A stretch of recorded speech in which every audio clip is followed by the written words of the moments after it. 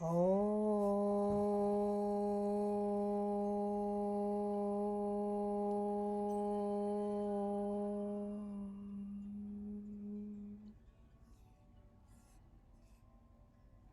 Sri Kalki Purana by Sri Krishna Dvaipayana Vyasadeva. Translated by Bhumipati Das, edited by Purna Pragna Das, presented by Lakshman Das and Shanmohini Devi Das. This is a publication of the Jai Nithai Press. I'm grateful to be able to read and narrate what has been shared for all of us to learn and meditate on. So as we progress, I invite you all to surrender to the divine grace of Lord Vishnu. As you breathe in and exhale out, you're gently moving inward into a trance-like state where you're able to meditatively gaze upon what has been written down by those who have translated this text. I invite you to also explore the meditative meaning and reflections behind the words, to invoke the grace of the deities, to be able to dream those who have been described in these texts in your inner vision.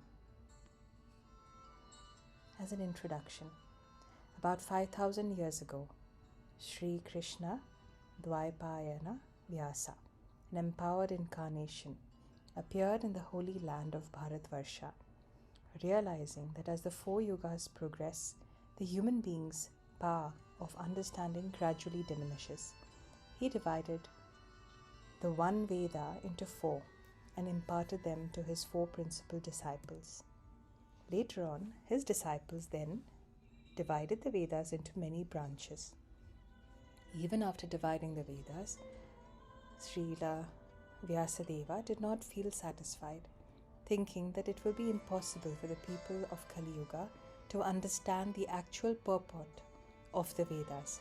He took the essence of that understanding and compiled a simple literature called the Purana Samhita in story form.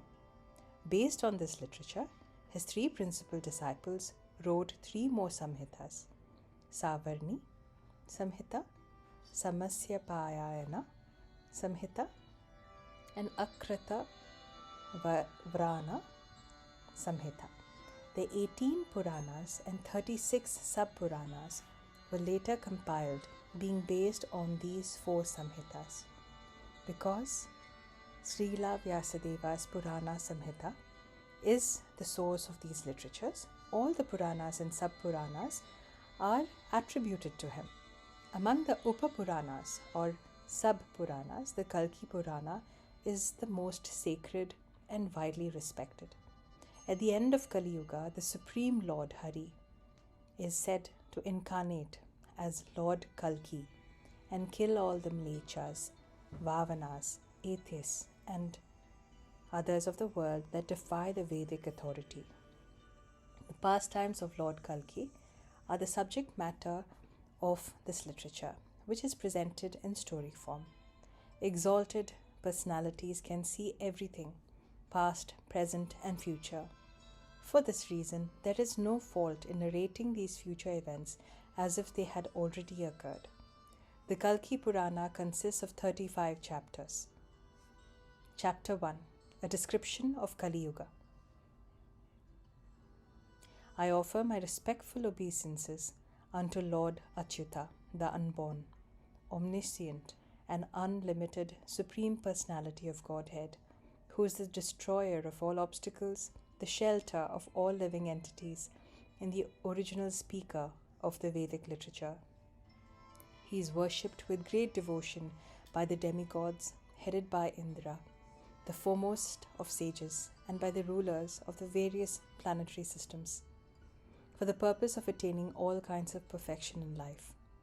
Before reciting this Kalki Purana, which is the very means of conquest, one should offer respectful obeisances unto the personality of Godhead, Narayana, unto Naranarayana Rishi, the supermost human being, unto Mother Saraswati, the goddess of learning, and unto Srila Vyasadeva, the author.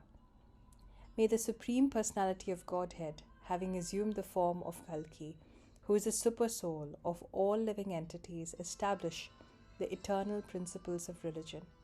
Having appeared in a family of Brahmanas, he will annihilate the sinful kings of Kali Yuga by the fire of the poison emanating from his ferocious, serpent-like hands, while riding on the back of an excellent horse of the Sindh province. In this way, he will protect the pious and re-establish Satya-yuga. After Sri Suta Goswami had offered his obeisances to the Supreme Lord in this manner, the sages at Naimi Saranya, headed by Shaunaka Rishi, said, O Suta Goswami, O son of Roma Harshana, O knower of religious principles, O seer of past, present and future, O learned authority of the Puranas, please continue narrating to us the pastimes of the Supreme Lord. Who is Kali?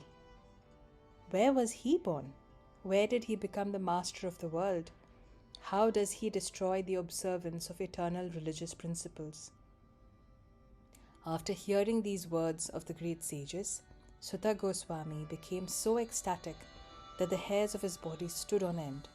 He then absorbed his mind in remembrance of Lord Hari and continued to speak to the sages. He said, Please listen attentively as I describe wonderful pastimes, the Leela of the Lord, that will be revealed at a future time. These transcendental pastimes were previously glorified by Lord Brahma, who was born from the universal lotus flower when he was requested to speak by the great sage Narada.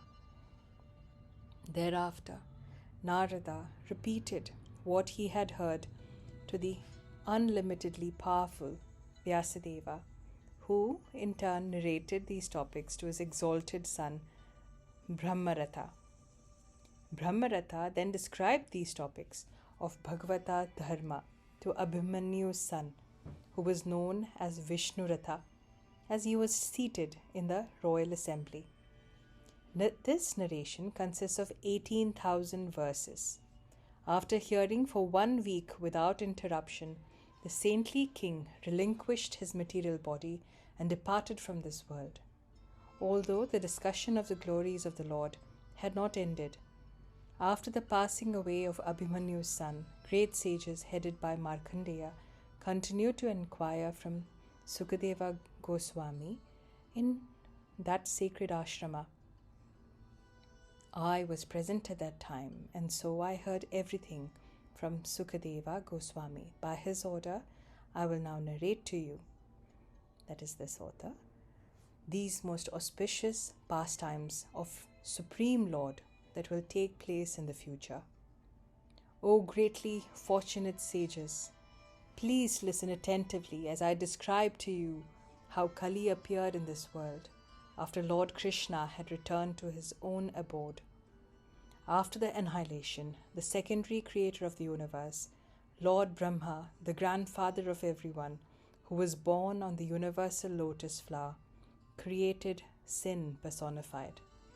Having a black complexion from his back, the name of sin personified was Adharma. By faithfully hearing about, chanting and remembering the descendants of Adharma, one quickly becomes freed from all sinful reactions. The wife of Adharma, irreligion, was named Mithya, falsehood. She was very beautiful and had eyes like those of a cat. They had a son named Damba, pride, who was always very angry and energetic. Damba had a sister named Maya. Within her womb, he begot a son named Lobha, greed, and a daughter named Nikriti, cunning. Lobha begot a son named Krodha, anger, And in the womb of Nikriti, Himsa, envy, was Krodha's sister. From the womb of Himsa, Krodha begot a son named Kali. Kali is always seen to be holding his genitals in his left hand. His complexion is very dark, like an ointment that has been mixed with oil. Kali's abdomen is like that of a crow. His face is frightening to behold, and his tongue is red and appears to be full of greed. His appearance is very fearful, and a bad smell emanates from his body. Kali is very fond of playing chess, drinking wine, enjoying the company of prostitutes, and associating with gold merchants. Kali's sister was Durukti, harsh speech.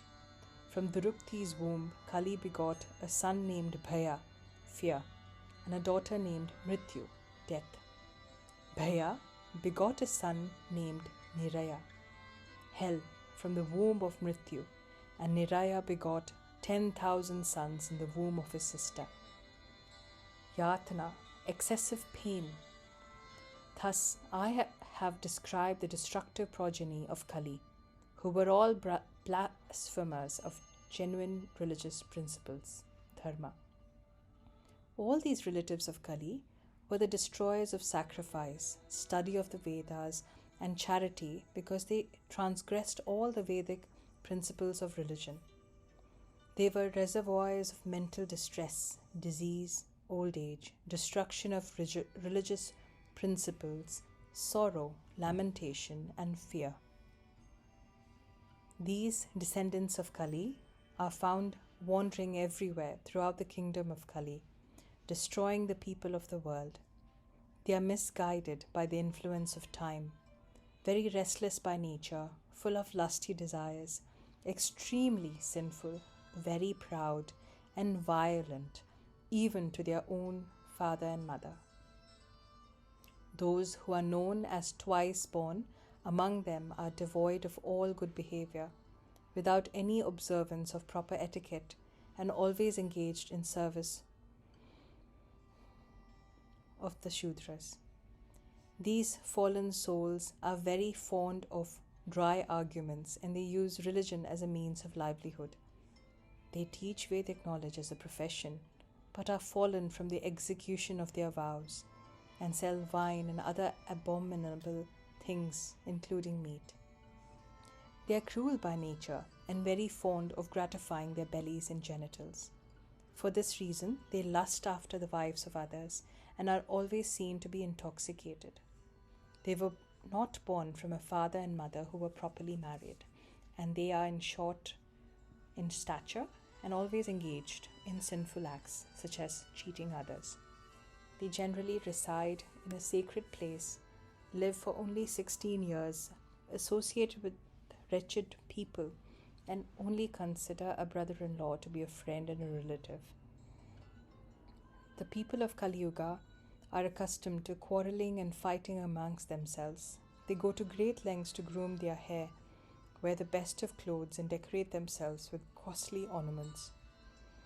In Kali Yuga, a person with a lot of money will naturally be respected as a great soul. If a twice-born person earns this livelihood by lending money on interest, he will be considered a pillar of society. By sannyasis of Kali Yuga, will be attached to home and property, and householders will become devoid of all power of discrimination. In Kali Yuga, people will blaspheme a spiritual master or other elderly people without hesitation. Indeed, people in general will simply become hypocrites, liars, and cheaters. In Kali Yuga,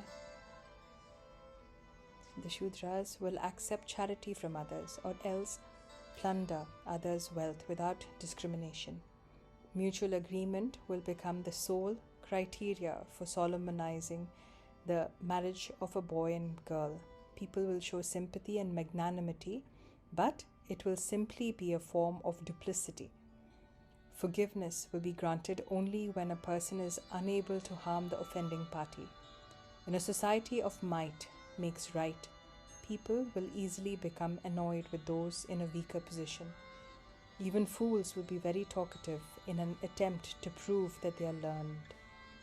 People will engage in religious ceremonies, but simply to acquire a reputation. If one has got wealth, he will be considered to be a saint. Just to bathe in a holy place, people will travel a great distance and undergo much trouble. Simply by putting on a sacred thread, one will be recognized as a Brahmana. Simply by carrying a staff, one will be recognized as a sannyasi. The earth will be restricted, the production of food grains. The currents of rivers will flow very rapidly, and even married women will behave little better than prostitutes, because they have practically no attachment for their husbands. Those who are twice born will be dependent on others so much so that they will not hesitate to engage as priests for the Shudras. People will abandon their husbands. Clouds will shower rain very irregularly, and the land will not yield sufficient crops.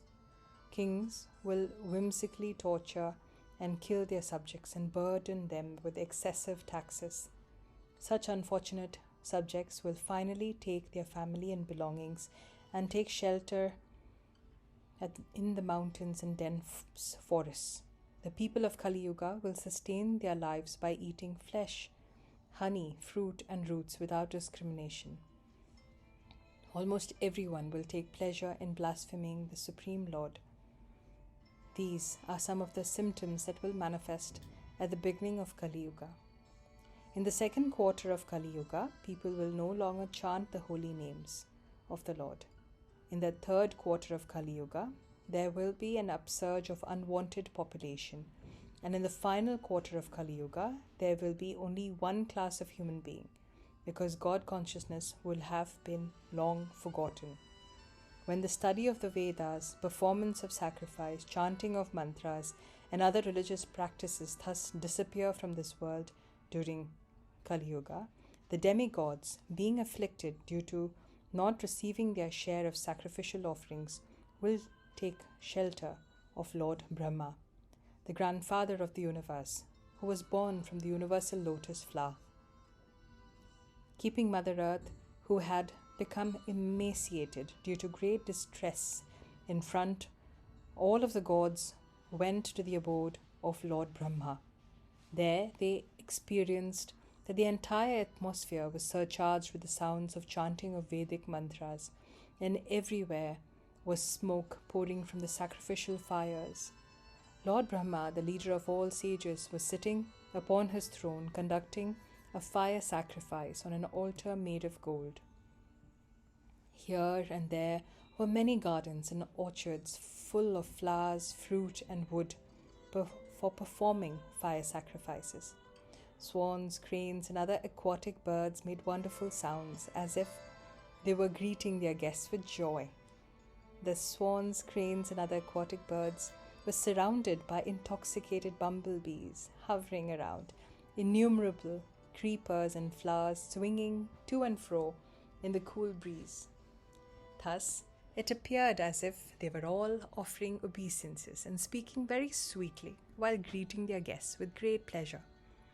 Thus, all the demigods, headed by Indra, arrived in the abode of Lord Brahma in a distressed state of mind. By the order of Prajapati, they entered the assembly hall of Lord Brahma, so that they could disclose to him the cause of their grief. The demigods first offered their respectful obeisances to Lord Brahma, whose lotus feet were being served by perfected beings such as Sanaka, Sanadana, and Sanatana, as he sat in meditation.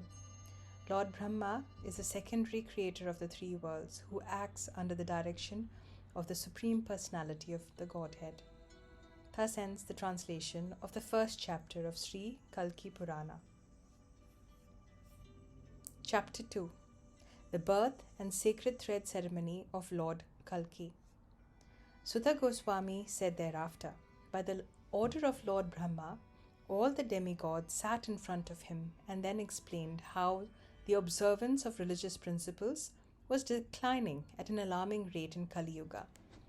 After hearing their words, saturated with anguish, Lord Brahma said, "Let us all approach Lord Vishnu. We should please him with our prayers so that he may act for our welfare." After saying this, Lord Brahma took all the demigods and went to the abode of Lord Hari, known as Goloka. There, he offered prayers to the Supreme Lord, informing him of the plight of the demigods. After hearing everything in detail, the lotus-eyed Lord Hari said, "O Brahma, rest assured that I will soon descend to the earth and appear in the village known as Shambhala. I will take birth in the house of a Brahmana named Vishnu Yasa from the womb of his wife Sumati. My mission will be to eliminate the wicked Kali. With the help of my 4 brothers, O demigods, your expansions should also take birth on the earth to assist me in my mission. My consort, the beloved lotus-eyed Kamala Devi, will also appear on the earth, having the name Padma. She will be born from the womb of Kumudi, the wife of Brihadratha, the king of Sinhala. O demigods, you should not delay. By your plenary potions, take birth on the earth. Later on, I will entrust the responsibility for ruling the earth to 2 powerful kings named Maru and Devapi. I will then again establish Satya-yuga and thus reinstate the principles of religion as they were before. Rest assured that I will return to Vaikuntha only after destroying the poisonous snake Kali." After Lord Hari assured the demigods in this way, Lord Brahma, surrounded by the other demigods, departed for his abode. From there, the demigods returned to their respective abodes. O greatly powerful Brahmana, thereafter, with the desire to make his appearance within this world in a human-like form by his own transcendental potency, the Supreme Lord Hari, the super soul within the heart of everyone, entered the village of Shambhala. Meanwhile, in due course of time, Vishnu Yasa's wife Sumati became pregnant, so that all auspicious symptoms began to appear in her body. Thereafter, all the presiding deities of the planets, stars, and constellations began serving the lotus feet of the child within her womb. On an auspicious day and at an auspicious time, Lord Hari, the master of the universe, took birth within this world. At this time, all the lakes, rivers, oceans, mountains, demigods, and sages, and indeed all moving and non-moving living entities, became filled with ecstasy. Every living being began to display symptoms of happiness upon the appearance of the Supreme Lord. The forefathers danced in ecstasy. The demigods sang the glories of Lord Hari. The Gandharvas played musical instruments and Apsaras danced with great jubilation. In this setting, Lord Hari incarnated within this world in his form as Kalki on the 12th day during the 4th night of the waxing moon in the month of Vaishakha. Upon seeing the beautiful baby, the hearts of Vishnu Yasa and Sumati became filled with great happiness. When Lord Kalki appeared, Mahashashti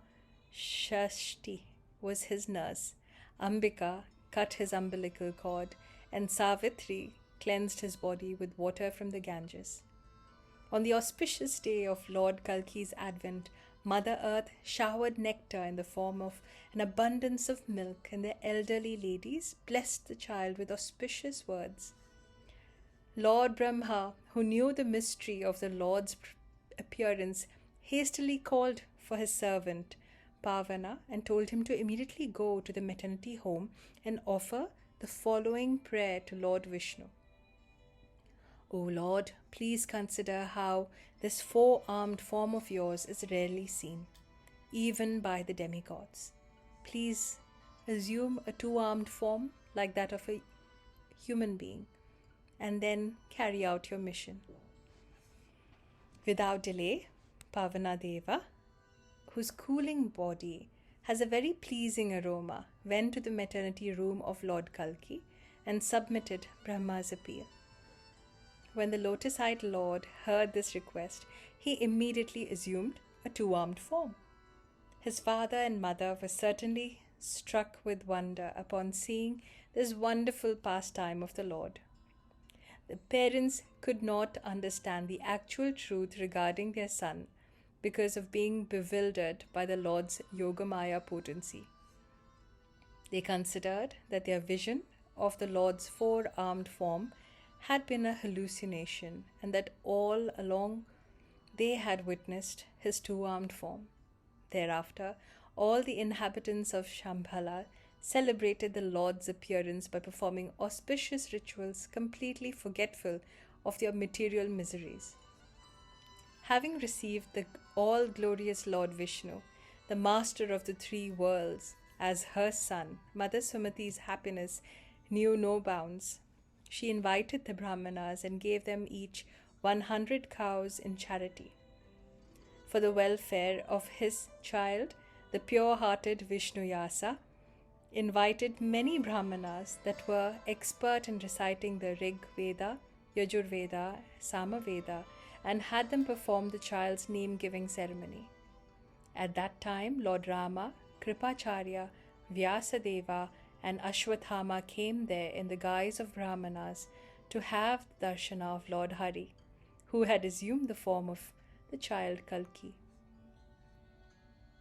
As Vishnu Yasa, the foremost of Brahmanas, gazed upon those four exalted Brahmanas, whose effulgence was equal to that of the sun god, his hair stood on end. He then worshipped these four exalted personalities, offering them sweet prayers. After being worshipped by Vishnu Yasa, these four, who were guised as Brahmanas, who could indeed assume any form at will, sat at ease in their respective places. While seated, they gazed at child Kalki as he was seated upon the lap of his father. The four exalted Brahmanas offered their obeisances unto Lord Vishnu, who had assumed the form of a human being.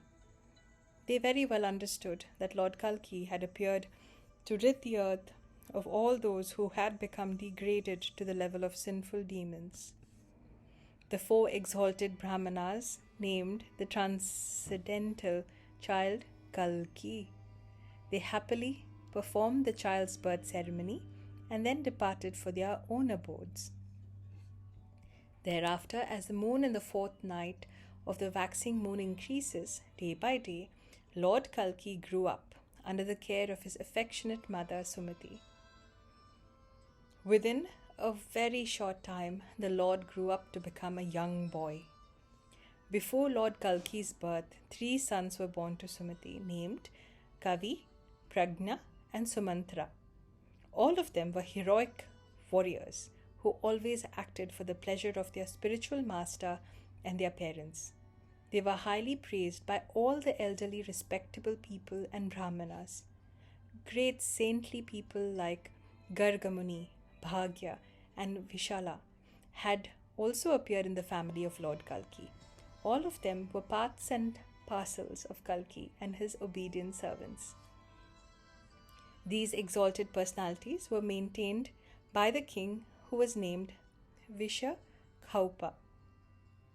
After having the darshana of Lord Kalki, all these Brahmanas felt jubilant and relieved of all material miseries. After some time, when Vishnu Yasa saw that his lotus-eyed child Kalki, who was a reservoir of transcendental qualities, was ready to begin his education, he called him and spoke with a gentle voice. "My dear child, I will now arrange for your sacred thread ceremony so that you can chant the Gayatri mantras and begin your study of the Vedas." Lord Kalki said, "My dear father, what are the Vedas? What are the Gayatri mantras? How is it that one can become a Brahmana simply by undergoing some ritual and putting on a thread? Please describe all this truthfully. Vishnu Vyasa said, My dear son, the words of the Supreme Lord constitute the Vedas, and the Savitri or Gayatri mantras are the mother of the Vedas. The sacred thread represents the three modes of material nature, which are controlled by the Supreme Brahman. When a Brahmana wears his sacred thread, he becomes highly respected within society. Brahmanas who have duly undergone the 10 samskaras and have studied the 4 Vedas thoroughly are qualified to protect the principles of the Vedas. Only Brahmanas can lead Lord Hari by their unshakable faith and devotion. They study the Vedas, perform fire sacrifices, give charity, undergo penance, and carefully control their senses. Therefore, on an auspicious day, I would like to invite all my relatives as well as qualified Brahmanas and perform your sacred thread ceremony. Lord Kalki said, My dear father, what are the 10 samskaras which by observing a Brahmana becomes highly regarded in society? Tell me how a Brahmana engages in the worship of the Lord. Vishnu Vyasa said, One who is born of Brahmana parents who had observed the Garbhadhana samskara worship the Supreme Lord according to the prescribed rules and regulations, chant the Gayatri mantra 3 times a day, undergo austerities, always speak truthfully, and are patient, will happily rise above the modes of material nature and thus be able to deliver other living entities from the ocean of material existence. Lord Kalki said, Where can that Brahmana be found who pleases Lord Vishnu by following the path of devotional service, who works for the welfare of all living entities within the 3 worlds, and who is capable of delivering all the people of the world?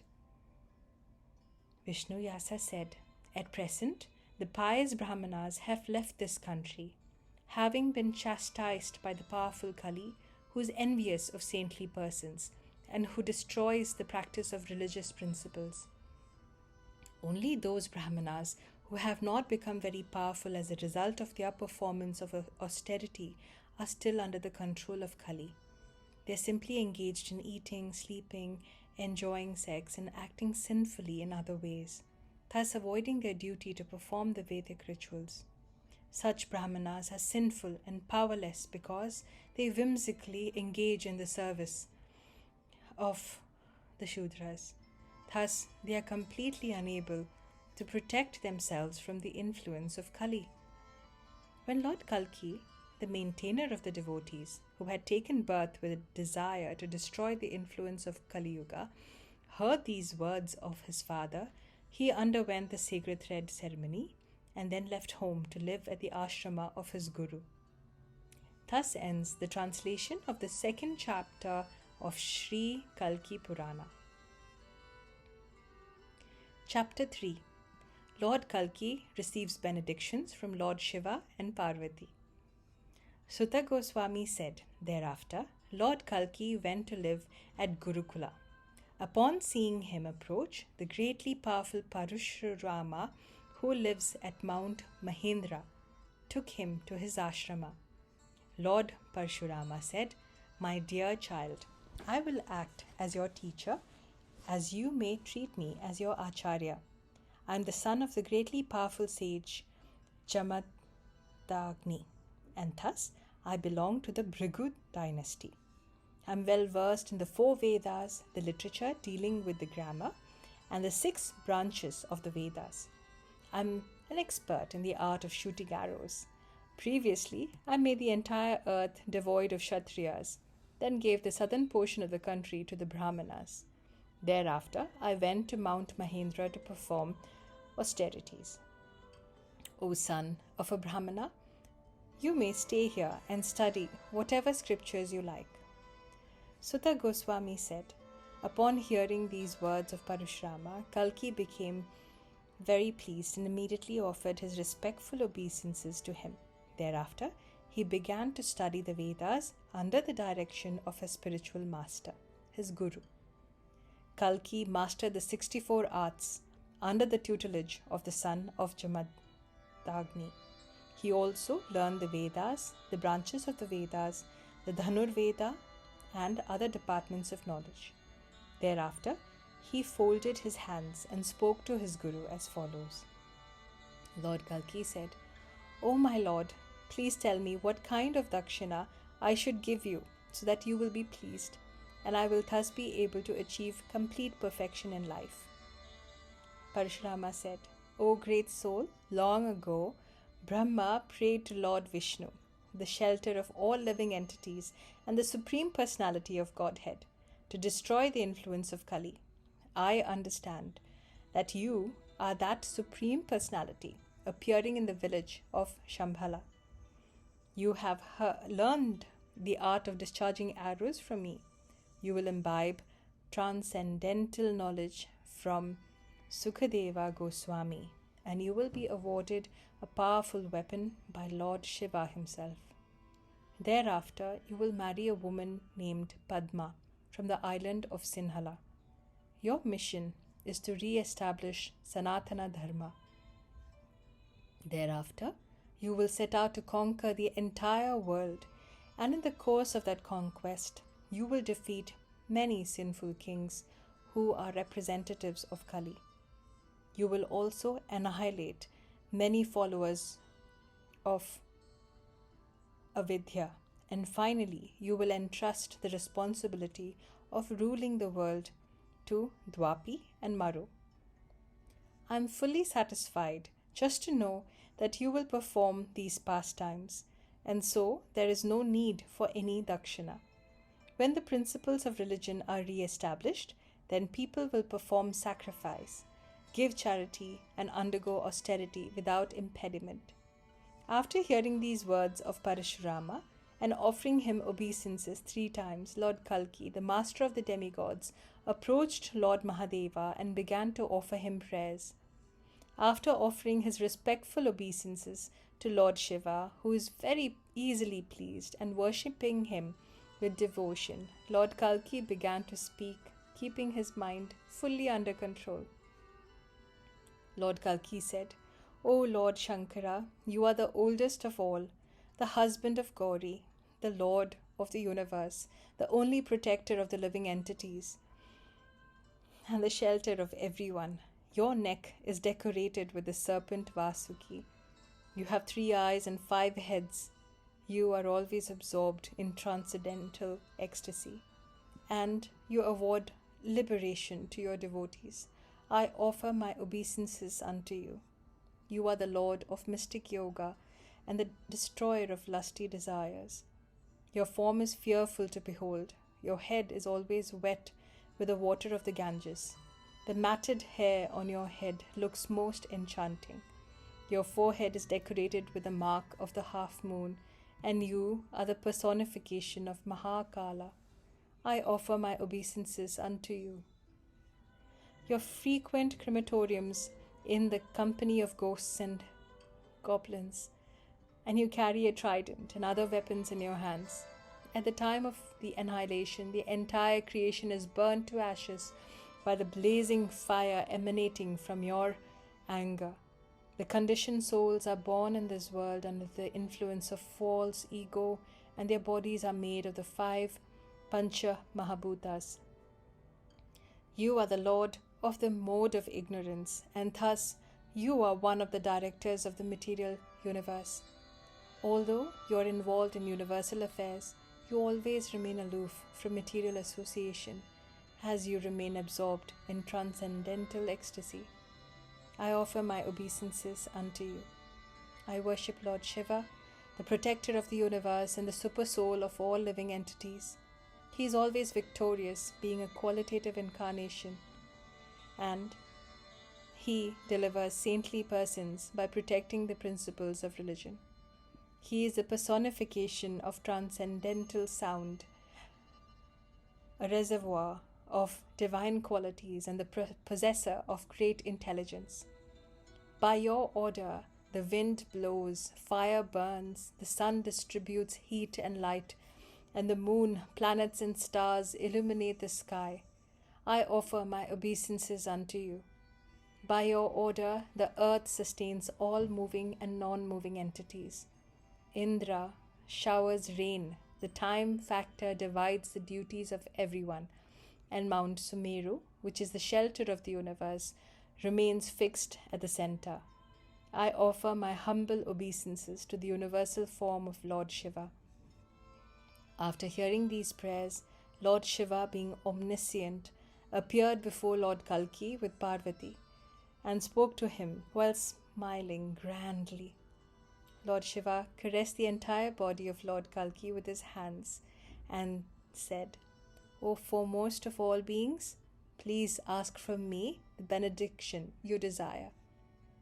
Anyone on this earth who faithfully hears the glorious prayers that you have offered me will achieve all kinds of perfection, both in this life and in the next. If a student recites these prayers, his education will become fruitful. If a pious person recites these prayers, he will attain pious merit. And if a sense enjoyer recites these prayers, he will enjoy all kinds of sense gratification. Anyone who recites or hears these prayers will have all his desires fulfilled. This horse was manifested from Garuda, and it can go anywhere at will and assume many different forms. Here also is a parrot that knows everything, past, present, and future. I would like to offer you both the horse and the parrot, and so please accept them. By the influence of this horse and parrot, the people of the world will know you as a learned scholar of all scriptures, who is a master of the art of releasing arrows, and thus the conqueror of all. I would also like to present you this sharp, strong sword, and so please accept it. The handle of this sword is bedecked with jewels, and it is extremely powerful. As such, this sword will help you to reduce the heavy burden of the earth. After hearing all this, Lord Kalki offered his obeisances and then departed for the village of Shambhala, riding on the back of the horse given by Lord Shiva. Upon arriving home, Lord Kalki offered his respectful obeisances to his father, mother, and brothers. He then narrated whatever had happened and told them about the orders of his guru, Parashurama. The unlimitedly powerful Lord Kalki, who described the benedictions he had received from Mahadeva. Thereafter, the Lord happily met the other Brahmanas of the village and also informed them of all that had transpired.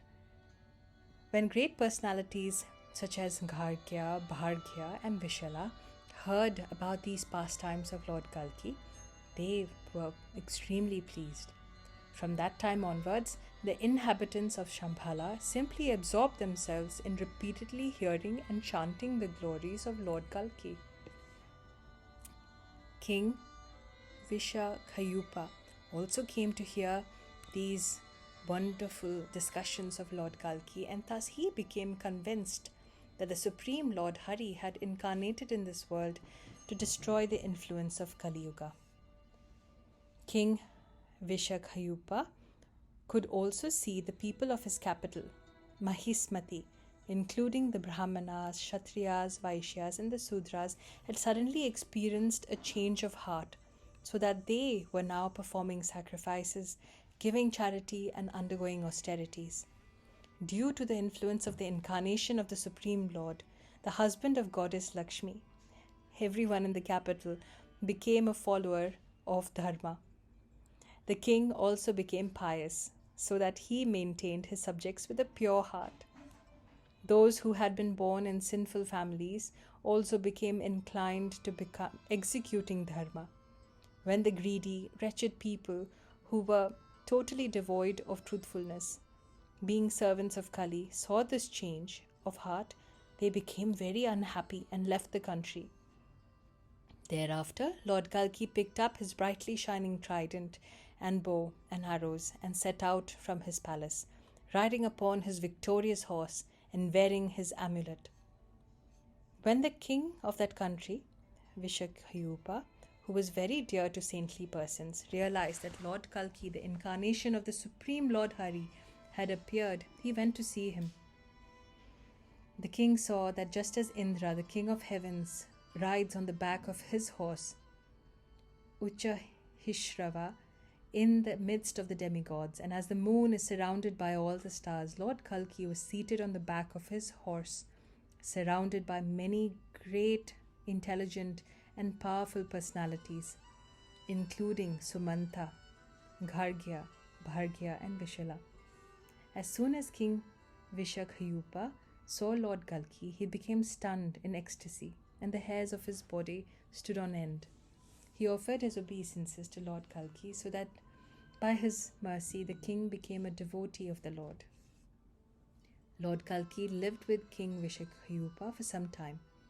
In the course of his stay, Lord Kalki briefly described to the king the principles of 4 varnas and 4 ashramas.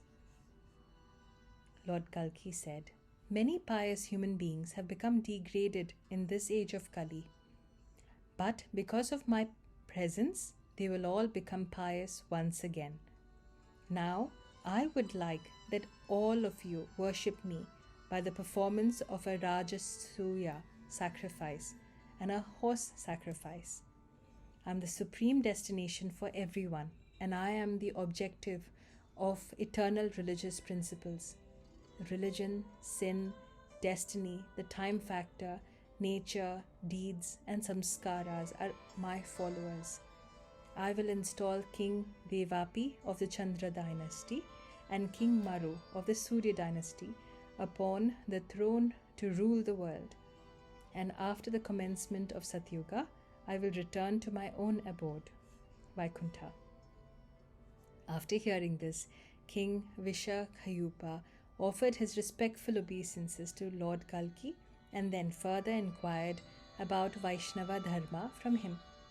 After hearing the king's inquiries, the Supreme Lord Kalki, who had incarnated to destroy the dynasty of Kali, began to speak very sweetly about the religious principles that are followed by saintly persons just for the pleasure of his servants.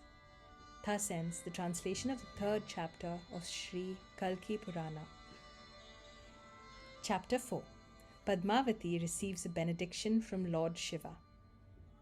Suta Goswami said, "O great sages, thereafter the Supreme Lord Kalki, who is a personification of Dharma, described to the king the duties of Brahmanas while sitting in the royal assembly, appearing just like a brilliant sun. Lord Kalki said, when the final dissolution of the universe will take place, everyone, even Lord Brahma, will be annihilated. At that time, the entire universe will become merged within me. In the beginning, only I existed, and thereafter, all living entities and elements emanated from me. After the final dissolution, the entire universe remained unmanifest, and there was no one except the Supersoul. Then, at the end of that long and dark night, I manifested my universal form in order to enact the pastime, the Leela, of material creation. That universal form of mine has thousands of heads, thousands of eyes, and thousands of legs. From the mouth of the universal form came the supremely powerful Brahma, who spoke the 4 Vedas. In accordance with my order, which is as good as the Vedas, and the omniscient Brahma began his work of creating the living entities, who are my separated parts and parcels, as well as the time factor and the planetary systems.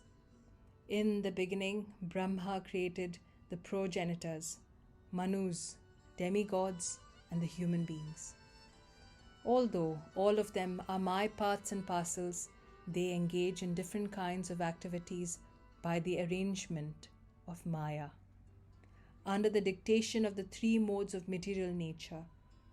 As a result, all moving and non-moving entities are materially designated. All moving and non-moving entities are my separated parts and parcels. although they appear to be products of Maya. At the end, everyone will merge into me. The Brahmanas and other members of the social order are just like parts of my body. The Brahmanas always worship me by the performance of devotional activities such as sacrifice, study of the Vedas, undergoing austerities, and giving charity. The twice-born devotees who preach the purport of the Vedas and who are themselves personifications of the Vedas please me to such an extent that none of the demigods or anyone else can. The Vedic knowledge has spread only by the word of those who are twice born. All of the living entities in this world who are my parts and parcels are being protected by the Vedas. Therefore, it is to be concluded that those who are twice born are the principal instruments for maintaining my body. That is why I offer my obeisances to the Brahmanas from my position in the middle mode of pure goodness. Those who are twice born are the shelter of everyone, and they serve me, considering me to be the basis of the entire universe.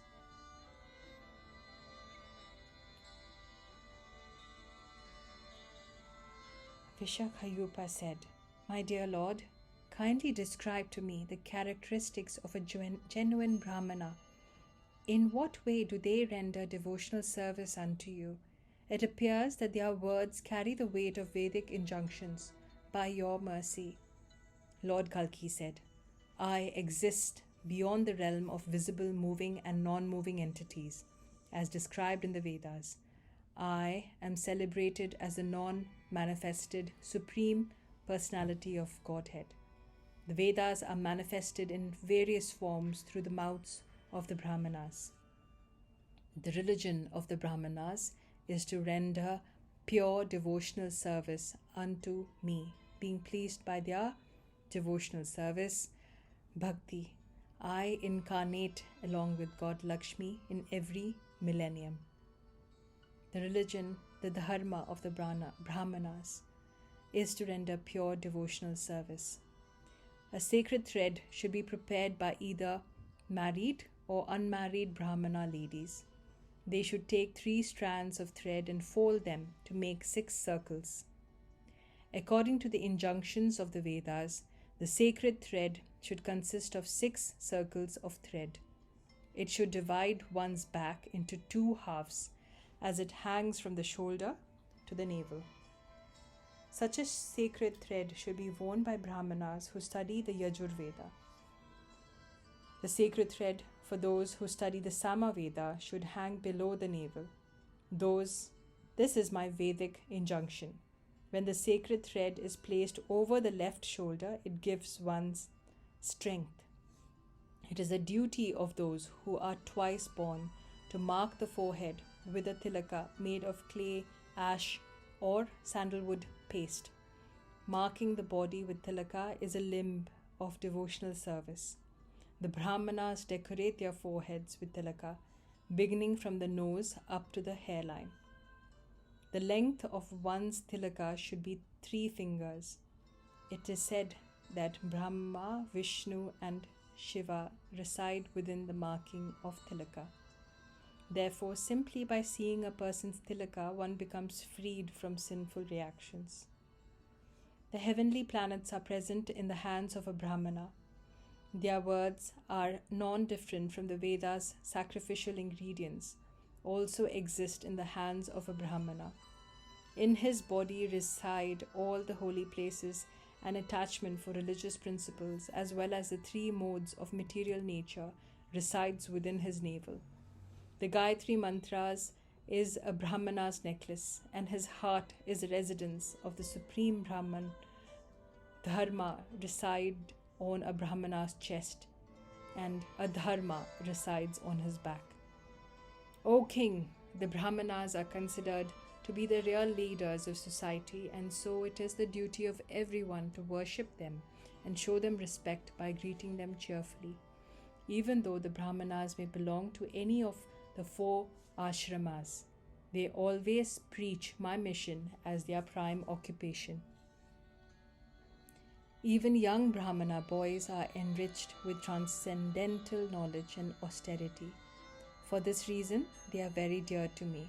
Indeed, I incarnate within the material world just to show the truth of their statements, which are always based upon the Vedas. By hearing these discussions of those who are twice born, good fortune will prevail as all of one's sinful reactions are vanquished.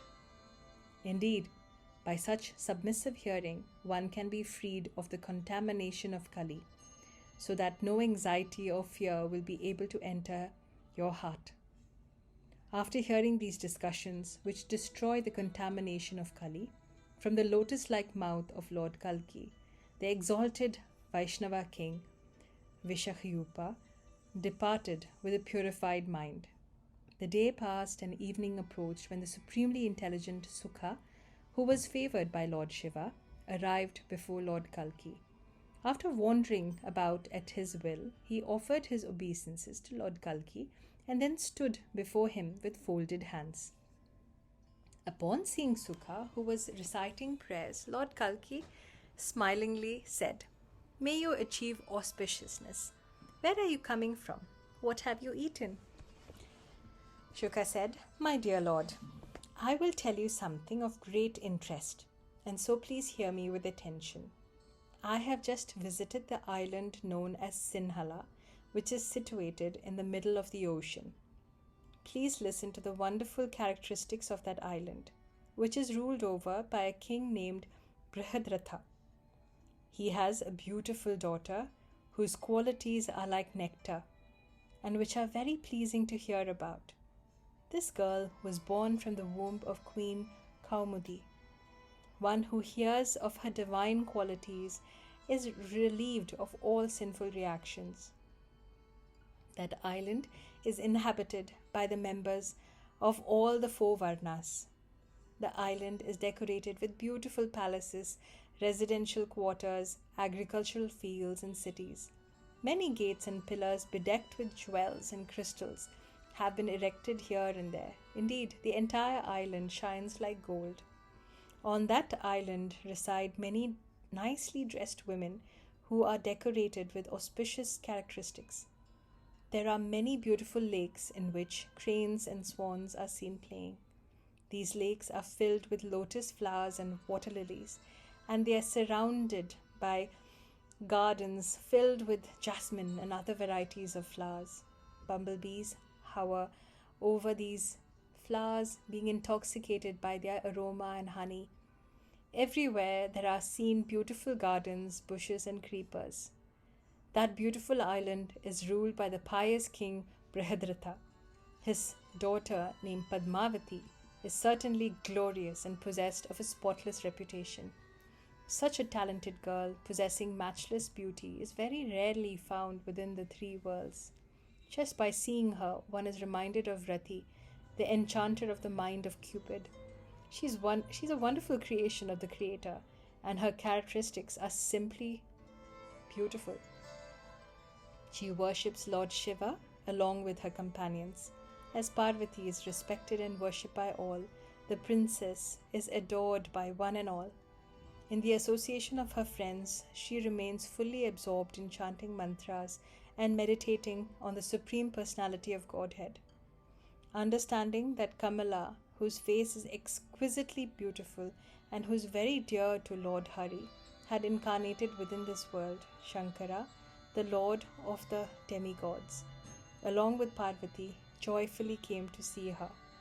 Upon seeing Lord Shiva and Parvati before her, eager to bestow upon her a benediction, Padmavati shyly stood with her head bent down, being unable to utter a sound. Lord Shiva said, "O fortunate one, you will receive Lord Narayana as your husband. He will joyfully accept your hand in marriage. Rest assured that there is no other prince on earth who is suitable match for you. Anyone who lustily gazes upon you will immediately be transformed into a woman, regardless of his age, whether they be demigods, demons, nagas, gandharvas, charanas, or anyone else. If they simply desire to enjoy a conjugal relationship with you, they will immediately transform into women. However, this curse is not applicable to Lord Hari, who is your only husband. It is only applicable to others. Now you may give up your penance and return home. Do not give any further trouble to your tender body, which is the object of the attainment of great happiness. O lover of Hari, O Kamala, please take care of your soft and gentle body. After awarding his benediction to Padmavati, Lord Shiva disappeared from view. Having received her desired benediction from Lord Shiva, Padmavati's happiness knew no bounds, so that her face blossomed brightly. She then offered her obeisances to Uma and Mahadeva and returned home. Thus ends the translation of the 4th chapter of Sri Kalki Purana. Chapter 5. Padmavati's Swayamvara. Sukha said, after a long time had passed, King Brihadartha realized that his daughter Padmavati had grown up. Fearing some misbehavior on her part, the king began to consider the matter very seriously. He addressed his queen, O fortunate one, I am considering handing over my daughter to a pious king who belongs to a noble family, and thus accept him as my son-in-law. However, the queen said, O king, the Lord of Parvati has already assured us that Padmavati's husband will undoubtedly be Lord Hari. Upon hearing this, King Brihadartha said, when will Lord Hari, who is present within the hearts of all living entities, accept our daughter as his wife? I do not feel that I am so fortunate to be able to hand over my daughter to Lord Vishnu. What piety have I accumulated so that I will be able to accept Lord Hari as my son-in-law? Thereafter, just like the Muni's daughter Vedavati or Lakshmi, who appeared from the ocean of milk as it was being churned, I would like to arrange a Swayamvara for my jewel-like daughter Padmavati. Let Lord Hari come and accept her in this way. Having made this resolution, the king invited all the other kings of the country, who were adorned with good qualities, of good character, learned, very wealthy, and in the prime of their youth. To ensure the Swayamvara's grand success, King Brihadartha made auspicious arrangements throughout his kingdom. He ordered religious rituals to be performed throughout the land, and he also made arrangements for the stay of the invited guests. Meanwhile, many kings, having the desire to accept Padmavati's hand in marriage, arrived in that island fully decorated with golden ornaments and accompanied by their armies. Some kings and princes arrived on chariots, some on elephants, and yet others riding on beautiful horses. A white umbrella was held over the heads of these powerful kings as they were fanned with white chamaras. Because of the brightly shining weapons in their hands, these princes appeared as beautiful as Indra, surrounded by all the demigods. Among the kings who arrived there were Ruchirasva, Sukarma, Madiraksha, Drahasuga, Krishnasara, Parada, Jimuta, Krutamardana, Kasha, Kusambhu, Vasuman, Kanaka, Krathana, Sanjaya, Gurumitra, Pramathi, Vijrambha, Srinjaya, Aksama. When the kings arrived at the Swayamvara, they were respectfully greeted, and thus they took their seats in a happy mood. A dancing and singing program then commenced for their pleasure. Because of the presence of these illustrious rulers of men, the arena looked very colorful and enchanting. The eyes and minds of everyone who saw these aristocratic and powerful kings became filled with joy. When everyone was comfortably seated, Brihadartha requested his associates to bring his uniquely beautiful daughter onto the stage. Padmavati's complexion was golden, and her face resembled the full moon. She possessed all godly qualities, and she was decorated with a garland of flowers. Her entire body was covered with jewels, pearls, and coral. When I saw Padmavati, I considered her to be the personification of Maya. She bewilders everyone. Then again, I wondered whether she was Rati Devi herself, the beloved consort of Cupid, appearing upon the earth. Although I have travelled throughout the heavenly planets as well as on this earth, and indeed throughout the entire three worlds, I have never seen a more beautiful girl than Padmavati. When Padmavati came out from the palace, hundreds of her companions and maidservants surrounded her on all sides. When the princesses left the palace, she was protected by her personal guards, who were equipped with various weapons. Professional singers walked before her as she arrived at the Swayamvara arena. An enchanting sound was created by her ankle bells, and her earrings swung back and forth as she slowly entered within the midst of the assembled kings and princesses. Gazing in all directions, a flower garland in her hand, Padmavati was then informed of her family background and distinguishing characteristics of all those who had come seeking her in marriage. Her hair swung to and fro as she glanced about the arena, and this increased the beauty of her cheeks. Her face appeared even more beautiful when she smiled, so that she resembled a fully blossomed lotus flower. The waist of the princess was very thin. She was dressed in red garments, and her voice was pleasing to the ear, like the singing of a cuckoo. When I saw all these manifestations of feminine attractiveness, I thought that the princess had decided to purchase the entire three worlds by paying the price of her exquisite beauty. As soon as the assembled kings saw the jewel-like Padmavati, they became greatly afflicted by the arrows of Cupid. Indeed, they were so struck with wonder that their weapons fell from their hands. However, as the kings gazed upon the princess with lusty desires, so did the princes. They suddenly transformed into women, much to their astonishment. Their bodily features, characteristics, and personalities became just like women. Their wrists, waists were thin. Their figures were beautiful. Indeed, their beautiful bodies bent slightly forward due to the weight of their bosoms. Their movements and smiles, as well as their dancing and singing skills, became that of a woman. Their faces appeared charming, just like blooming lotus flowers. Upon finding themselves to be beautiful women, the kings followed Padmavati as if they were her companions. At that time, I climbed up onto a banyan tree, deciding to watch the Swayamvara of Padmavati. I was already very upset after seeing all that had taken place. I waited just to hear if Padmavati would express her unhappiness because all the kings had turned into women. "O Lord Kalki, you are the master of the universe. Let me disclose to you the lamentations of your consort, Kamala." While she was meditating upon her worshipable Lord Shankara, all the kings who came there hoping to marry Padmavati were rejected by their respective carriers, the elephants and horses, and even their soldiers. When they followed the princess as her companions, she took off all her ornaments and began to write something on the ground with her right toe.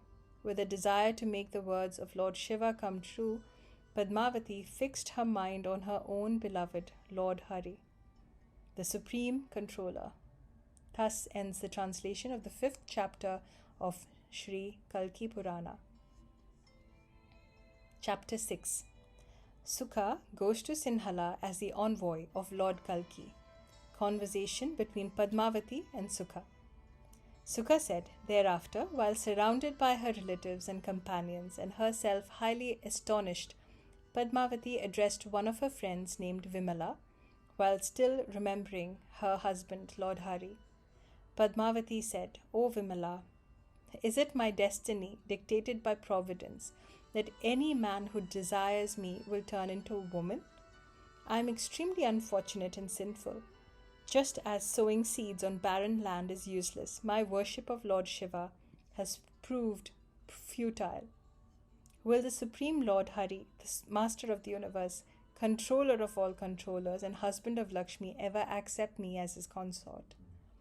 If the words of Lord Shiva prove false, and if Lord Hari does not accept me, I will certainly end my life by entering fire while remembering the lotus feet of the Lord. Alas, I am a lowly human being. How insignificant I am, and how great is Lord Hari, the master of the demigods.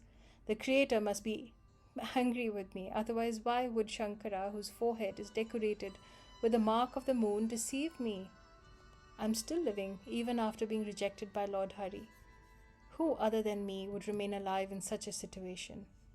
O Lord Kalki, when I heard these lamentations of Padmavati, whose character is spotless, I could not wait any longer, and so I approached you without delay. After hearing these words of Shuka, Lord Kalki felt elated. He said, "My dear Sukha, you must go at once and pacify my beloved Padmavati.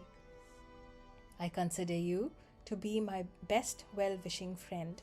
Please go to Padmavati as my messenger, and after describing myself and qualities to her, return to me.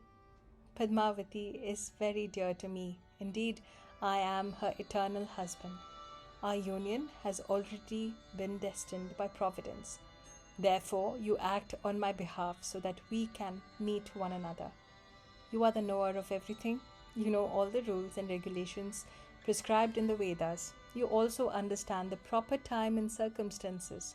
Therefore, pacify her with your nectarian words and then return to me with her assurance."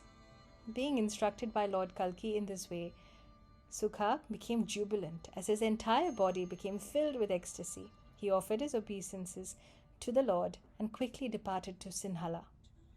Thus Sukha, the great parrot, crossed the ocean. Upon reaching his destination, he first bathed, drank some water, and ate many sweets, ripe fruit. After that, he entered the king's palace and sat at the top of the Naga Kesara tree, which was situated within the compound of the ladies' quarters. After some time, the magnanimous Sukha saw Padmavati approach, and so he addressed her in a human voice. "O beautiful lady, with a most charming face, your eyes appear to be very restless. By seeing you, I feel that you are Lakshmi, the goddess of fortune. Your face resembles a lotus flower. The aroma of your body is like that of the scent of the lotus, and your eyes are just like lotus petals. Your hands are reddish like lotus flowers, and you hold a lotus in your hand.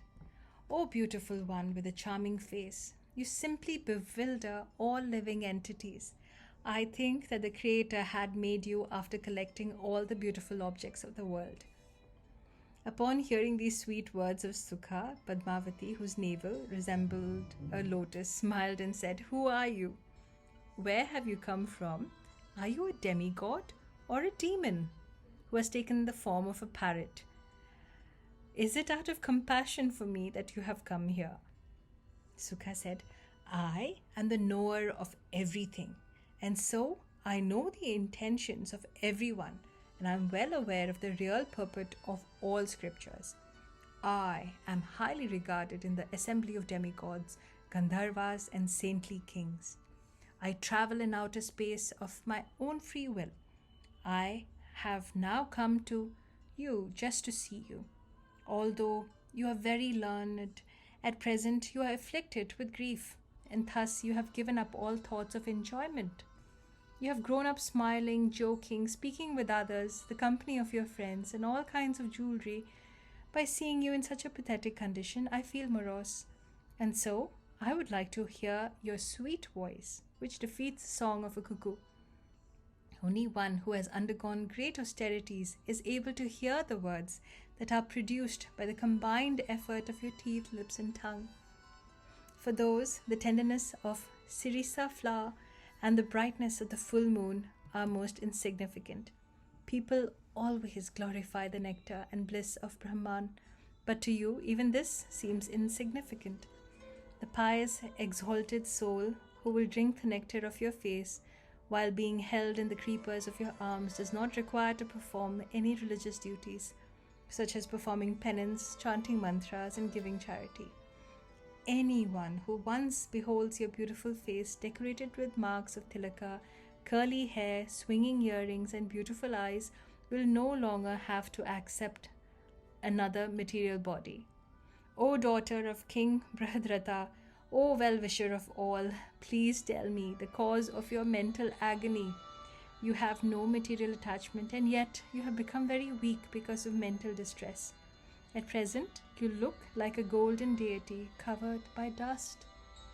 Padmavati said, if Lord Hari is against someone, then what is the use of beauty, opulence, and a prestigious lineage? My dear bird, if you do not know why I am suffering, then kindly hear with attention. I engaged in the worship of Lord Shiva as a child, and also when I became a mature woman. As a result of my worship, Lord Shiva, whose head is decorated with the sign of the moon, appeared before me along with Parvati and said, O Padmavati, ask me for a benediction. When he saw me standing before him, my head hung low due to shyness, and my body fully covered, he assured me, saying, the Supreme Lord Hari will become your husband. Whether he is a demigod, Gandharva, Asura, or any other creature, if a male looks upon you with lust in his heart, then he will immediately turn into a woman. Padmavati said to Sukha, let me tell you about the procedure for worshipping Lord Hari that Lord Shiva described to me after awarding me that benediction. These companions of mine that you see here, they are all great kings at the time of my Swayamvara, which was arranged by my father. These kings were very handsome, highly skilled, and unlimitedly powerful. After they assembled here with the desire to marry me, I entered the arena of my Swayamvara holding a necklace of jewels in my hands. Although these kings had been sitting at ease, as soon as they saw me, their hearts were pierced by the arrows of Cupid, and some even fainted, falling onto the ground.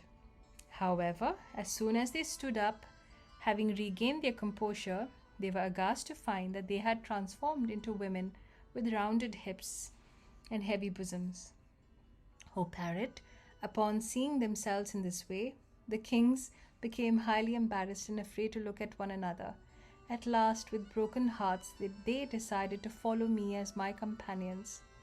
Since that time, all these kings have been living with me as my companions. They are very talented women and are living under the shelter of my affection. Along with me, they also engage in worshipping Lord Hari, rendering service unto him, meditating upon the Lord, and performing austerities for his pleasure. After hearing this wonderful story from the mouth of Padmavati, Sukha continued to speak with her in a very pleasing manner, and then brought up the subject of Lord Hari's worship. Thus ends the translation of the 6th chapter of Sri Kalki Purana. Chapter 7. The procedure for worshipping Lord Vishnu. Sukha said, O auspicious lady, you are certainly most glorious and pious, and thus you exhibit unalloyed devotion for Lord Shiva. Now, I would like to hear about the procedure for the worshipping of Lord Hari as instructed by Lord Shiva. It is my good fortune that I have met you here today. Please describe in detail the worship of Lord Hari, for by hearing such topics, I will be freed from having to endure life in the lower species. Worship of Lord Hari is a limb of pure devotional service, and it includes meditation upon the Lord and chanting of his mantras. Discussion of Lord Hari are always very pleasing to the ears and heart. Padmavati said, the procedure for worshipping Lord Hari that has or was described by Lord Shiva is most sacred. By performing such worship, or even hearing about it with faith, one is immediately freed from all sinful reactions, even those for killing a spiritual master, a cow, or a brahmana. O parrot, hear attentively as I describe the procedure for worshipping Lord Hari that was instructed by Lord Shiva. Early in the morning, one should bathe and perform his other daily duties. He should then wash his hands and feet, perform achamana, sit on a proper asana to begin his worship of the Lord. With a controlled mind, one should sit facing east and then perform the various nyasas and other required rituals. Thereafter, one should place all the articles of worship, such as arghya, in their proper places. Before beginning, one should think of himself as being qualitatively one with Lord Vishnu, while displaying the Keshava Kriti Nyasa. One should then invite Lord Hari to be seated on a lotus asana within his heart. One should then worship Lord Hari by offering him various articles including padhya, arghya, achamaniya, snaniya, and ornaments. Next, one should meditate on the Lord, beginning from his lotus feet, gradually raising one's attention to his face. The Lord should be meditated upon as being situated in one's lotus-like heart. One should be seen smiling as he fulfills all his desires of his devotees. Om Namo Narayana Swaha. Yogena Siddha Vibhudhaiha. One should then chant Om Namo Narayana Swaha and recite the following prayer. I take shelter of the lotus feet of Lord Hari, who is constantly meditated upon by learned mystic yogis. He is the shelter of Goddess Lakshmi, and the bee-like devotees drink the nectar of the tulsi buds at his lotus feet. His reddish nails have colored the water of the Ganges. I meditate on the lotus feet of Lord Hari, which are decorated with varieties of precious jewels, which resemble the feet of a swan, and which are decorated with tinkling ankle bells. His kadara hangs to his lotus feet, and it appears like a flag flapping in the wind. His lotus feet are adorned with 3 golden bangles. I meditate on Lord Hari's lotus feet, which are the color of the blue sapphire worn by Garuda. Just as the beak of Garuda is reddish, so the toenails of the Lord are tinged with a pinkish hue. The Lord's lotus feet thus increase the beauty of the lower portion of his body and are very pleasing to the eyes of his devotee. I meditate upon Lord Hari's knees, the beauty of which is enhanced because the end of his chadara, which is draped from his shoulder, resides there.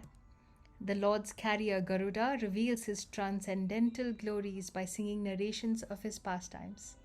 I meditate on Lord Hari's waist, which is decorated with the 3 modes of material nature in the form of colorful cloth, which is the shelter of Lord Brahma, Yamaraja, and Kamadeva, and which is the resting place of his marginal energy, the living entities. He is seated upon the back of his carrier Garuda. I meditate upon Lord Hari's thin abdomen, which is decorated with 3 lines. From his abdomen, a lotus flower sprouted that was the birthplace of Lord Brahma, and thus the origin of the universe. The Lord's abdomen is the place of generation of the oceans and is adorned with fine hair. Lord Hari's chest is decorated with kumkuma from Lakshmi's breasts, as well as a beautiful necklace and the effulgence of the Kaustubha gem. It is also adorned by the mark of 3 vatsa, sandalwood paste, and a beautiful flower garland. I meditate on the expansive chest of Lord Hari. I meditate on the Lord Hari's charming right arms, which are decorated with bangles and a source of great beauty, and are expert in killing sinful demons. The Lord's right arms shine brightly because they hold a club and a disc. I meditate on Lord Murari's left arm, which appears blackish like the trunk of an elephant. The Lord's left arms carry a lotus flower and conch shell and are decorated with jeweled ornaments. The reddish fingers of those long arms touch the Lord's knees. The enchanting hands of the Lord are very pleasing to Goddess Lakshmi. I meditate upon Lord Hari's beautiful throat, which is like the stem of his lotus-like face, which is decorated with 3 perfect lines, which is adorned with a flower garland, and which is like a stalk of delicious fruit in the form of mantras that award one liberation.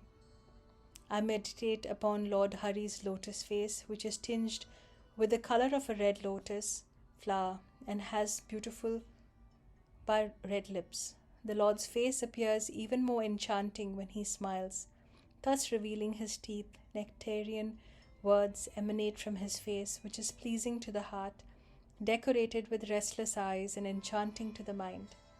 By the influence of Lord Hari's eyebrows, one is relieved of entering the abode of Yamaraja.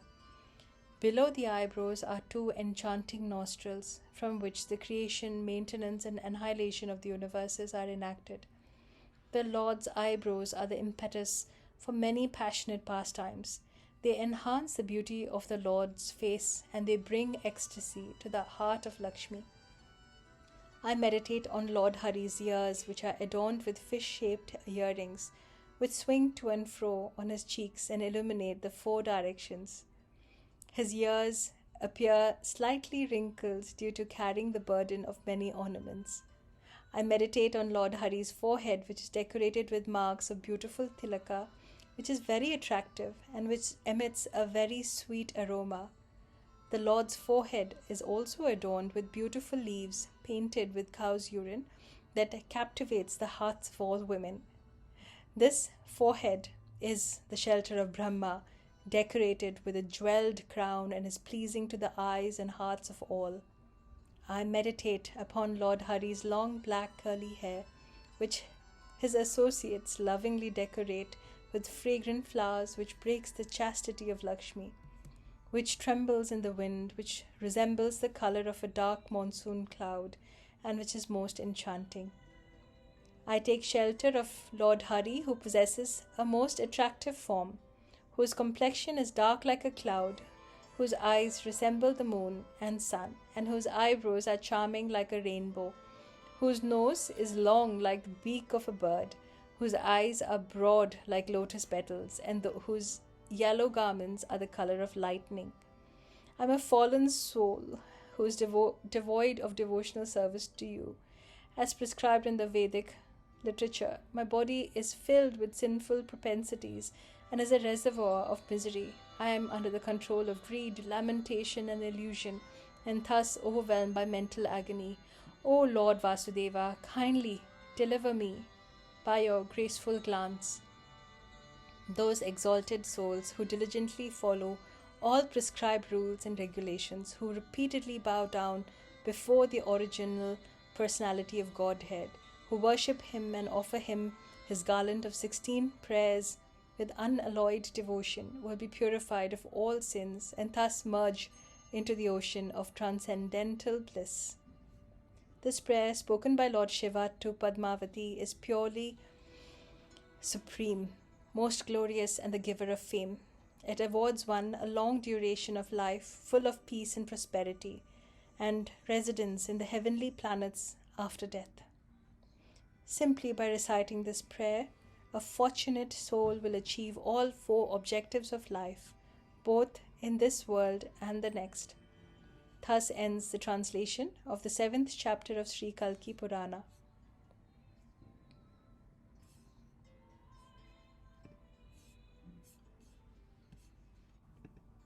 Chapter 8. Conversation between Padmavati and Sukha. Lord Kalki goes to Sinhala.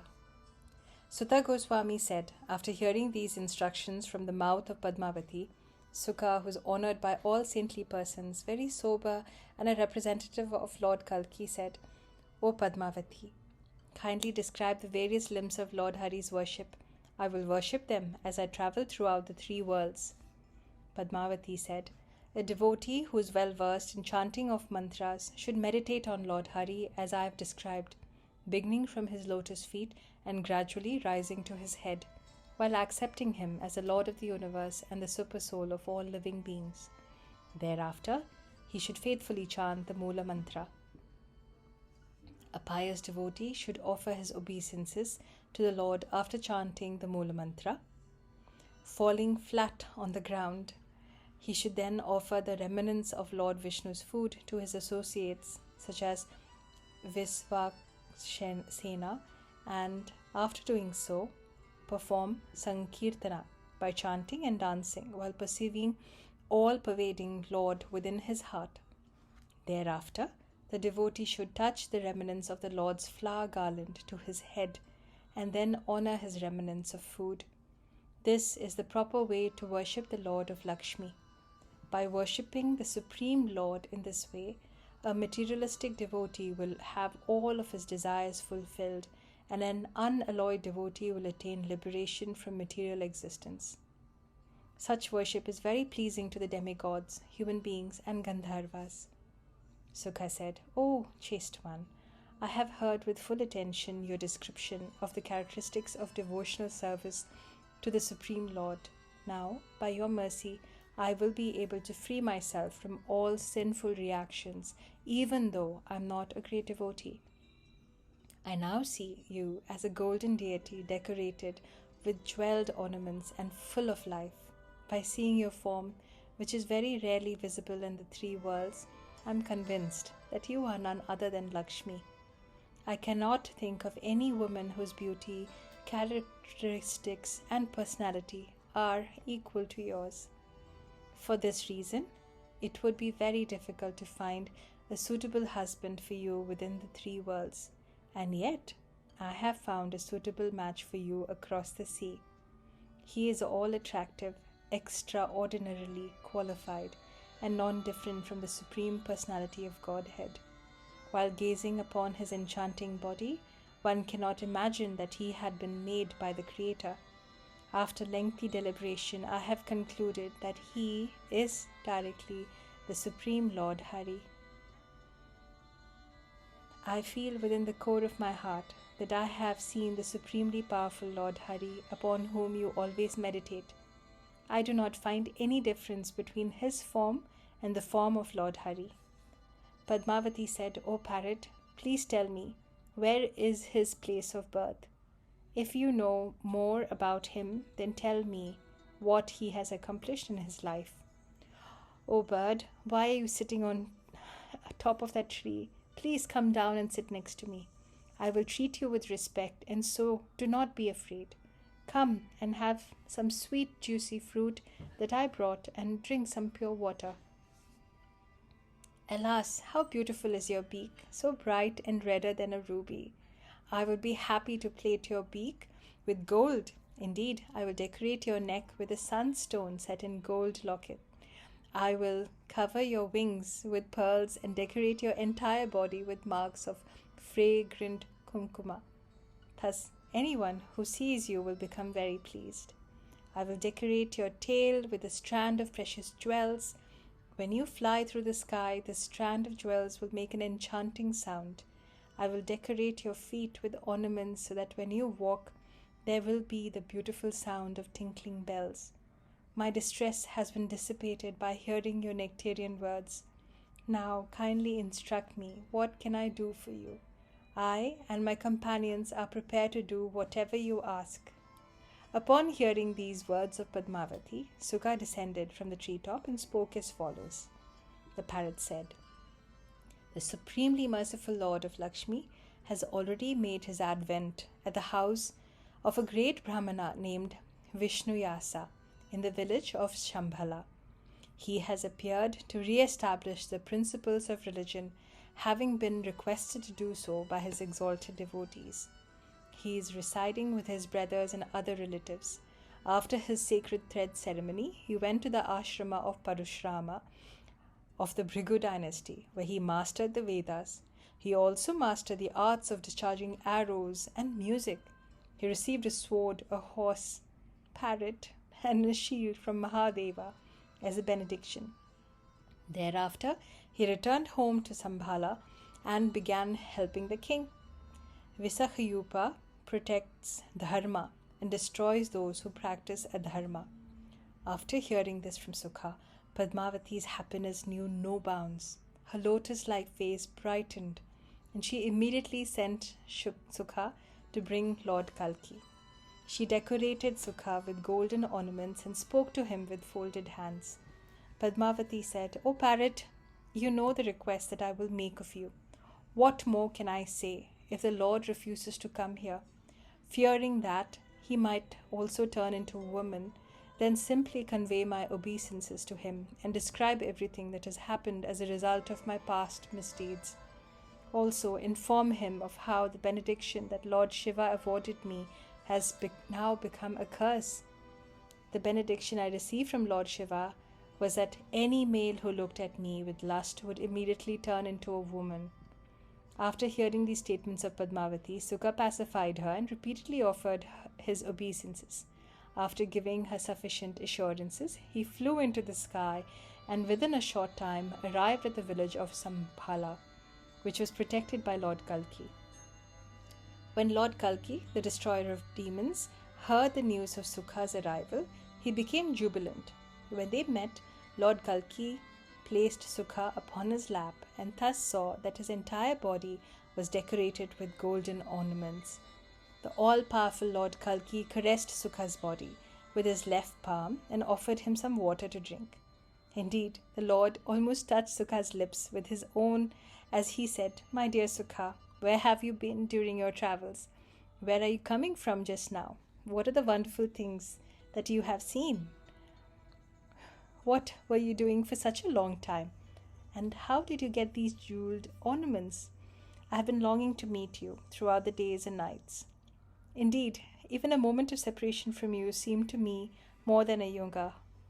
When the magnanimous Sukha heard these words of Lord Kalki, he repeatedly offered his obeisances and then began speaking, telling everything about his meeting with Padmavati. He described their conversation and told the story of how he had given him the jeweled ornaments. After hearing everything about Padmavati from Sukha, Lord Kalki became very attached to her. Without further delay, the Lord mounted the horse that was given to him by Shiva and happily departed for the Sinhala island. This island was situated far across the ocean and thus surrounded by waters on all sides. It was thickly populated. Many airplanes, Vimanas, were seen there, and it shone with the splendor of countless jewels and gold. The city was decorated with many palaces and massive gates. On the top of the gates and palaces were placed colorful flags that increased the beauty of the island. There were assembly houses, raised platforms, memorials, domed buildings, and concrete roads. Indeed, there was no end to the beauty of this magnificent city. Soon after Lord Kalki's arrival at Sinhala, he gazed upon the city, which was known as Karumati. This city was adorned with a nice lake filled with lotus flowers. The water of the lake was never still, due to the swans that were always swimming here and there. Swarms of humming bees came from the nearby forest to drink the honey from the lotus flowers. Many swans, cranes, and other aquatic birds were swimming in the lake, created a very pleasing sound. The cooling breezes skimming across the waves of the lake gave pleasure to the trees and plants growing on the shore. The forest surrounded the lake contained many varieties of trees, including Kadamba, Kudala, and Sala. While walking in the forest, Lord Kalki became jubilant by seeing its beauty. With great affection, he said, "My dear Sukha, I want to bathe at this place." Understanding the Lord's intention, Sukha humbly said, "My dear Lord, permit me to go and meet Padmavati." Thus Sukha came before Padmavati and informed her of Lord Kalki's arrival. Thus ends the translation of the 8th chapter of Sri Kalki Purana. Chapter 9. The Meeting of Lord Kalki and Padmavati. Suta Goswami and Lord Kalki dismounted and sat on a divine altar that was bedecked with emeralds, crystal, and other precious stones, which was situated by the pathway used by the people to bring water from the lake. The Lord saw swarms of humming bees hovering around the fully blossomed lotus flowers in the lake, fully intoxicated by their fragrance. The forest was cool because the shade provided by the Kadamba trees. After sitting down comfortably, Lord Kalki sent Sukha to see Padmavati.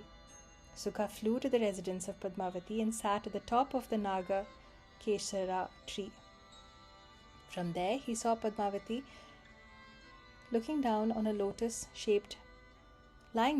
a lotus-shaped bed inside the palace, surrounded by her companions. Her face looked dry and pale due to her warm breathing, which was a sign of her intense separation from the Lord. She held a fully blossomed lotus flower smeared with sandal paste, slowly moving it from side to side. Although a gentle cooling breeze blew, carving fine drops of water, the pollen of lotus flowers and the aroma of various other flowers, which was certainly very pleasant, Padmavati did not take any pleasure in it at all, but instead criticized it. When Sukha saw Padmavati's pathetic condition, he attempted to pacify her with sweet words. Padmavati then said, "O Sukha, may you achieve auspiciousness. I hope that your journey has been fruitful." The bird said, "Yes, I feel that everything is going as planned." Padmavati said, "O parrot, since your departure, I have simply been waiting anxiously for your return." Sukha said, "I think that there is a remedy so that all of your misery will be vanquished." Padma said, "I must be very unfortunate because I'm not able to gain any relief from my suffering." The bird said, "O devotee of Lord Shiva, it will not be difficult to dispel your anguish." Padmavati said, "O Sukha, I'm so unfortunate. How will my desire ever be fulfilled?" Sukha said, "O gentle lady, your desire will be fulfilled very soon. I have brought the Lord of your heart, and he is waiting by the side of the lake." Upon realizing that her long-cherished desire would soon be fulfilled, Padmavati became filled with joy, and the hairs of her body stood on end. She touched her lips on the lips of the parrot and fixed her eyes on his eyes. Padmavati's 8 principal companions, Vimala, Malini, Lola, Kamala, Kamakandala, Vilasini, Charumati, and Kumuda, were preparing to go to the lake to enjoy playing in the water. Padma addressed her companions, "My dear friends, let us go to the lake and enjoy ourselves." After saying this, Padmavati hurriedly mounted a palanquin and left the palace along with her nicely dressed companions.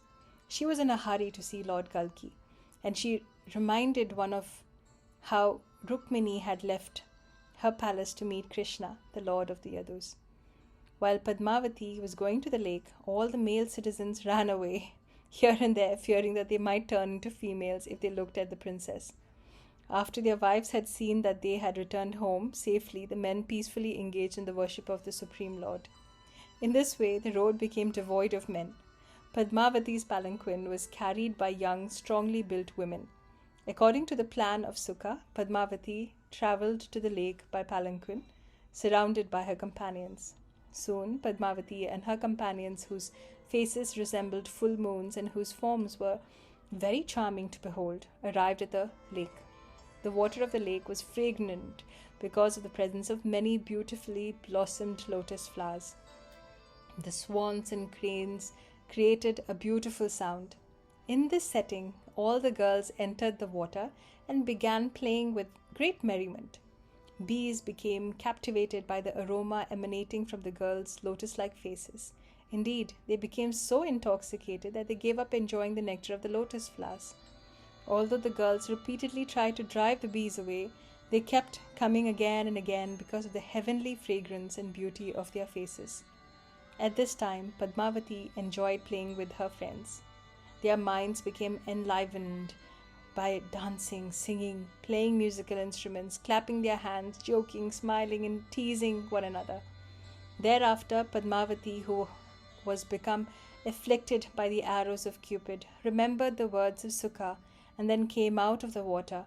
Followed by her friends, she changed her clothes, decorated herself with beautiful ornaments, and then went underneath a Kadamba tree that had been appointed as the place of rendezvous, where Padmavati saw her beloved Lord Kalki, peacefully sleeping on a raised platform that was decorated with jewels.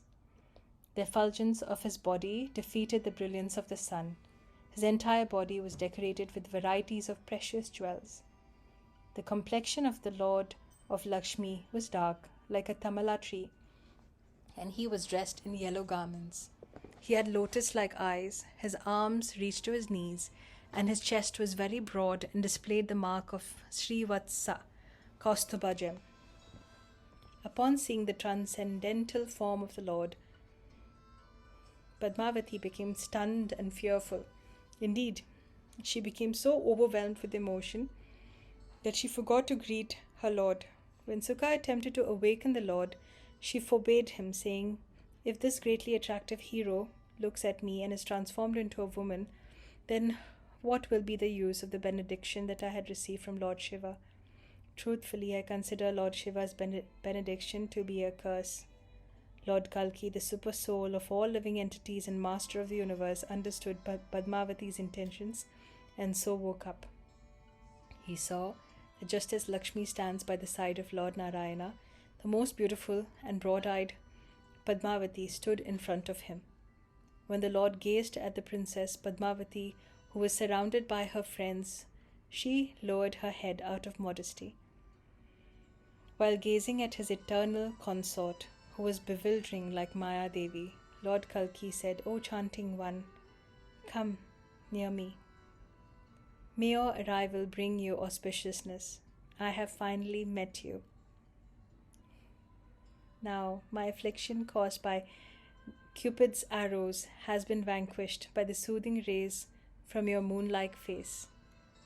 O restless-eyed one, although I am the creator of the universe, my heart has been bitten by the poisonous snake of passion. Indeed, I find no other remedy than the nectar of your beautiful face. True peace and happiness are achieved only by accumulating a great mountain of pious merit. To act piously is the only objective of those who are souls surrendered to the Lord.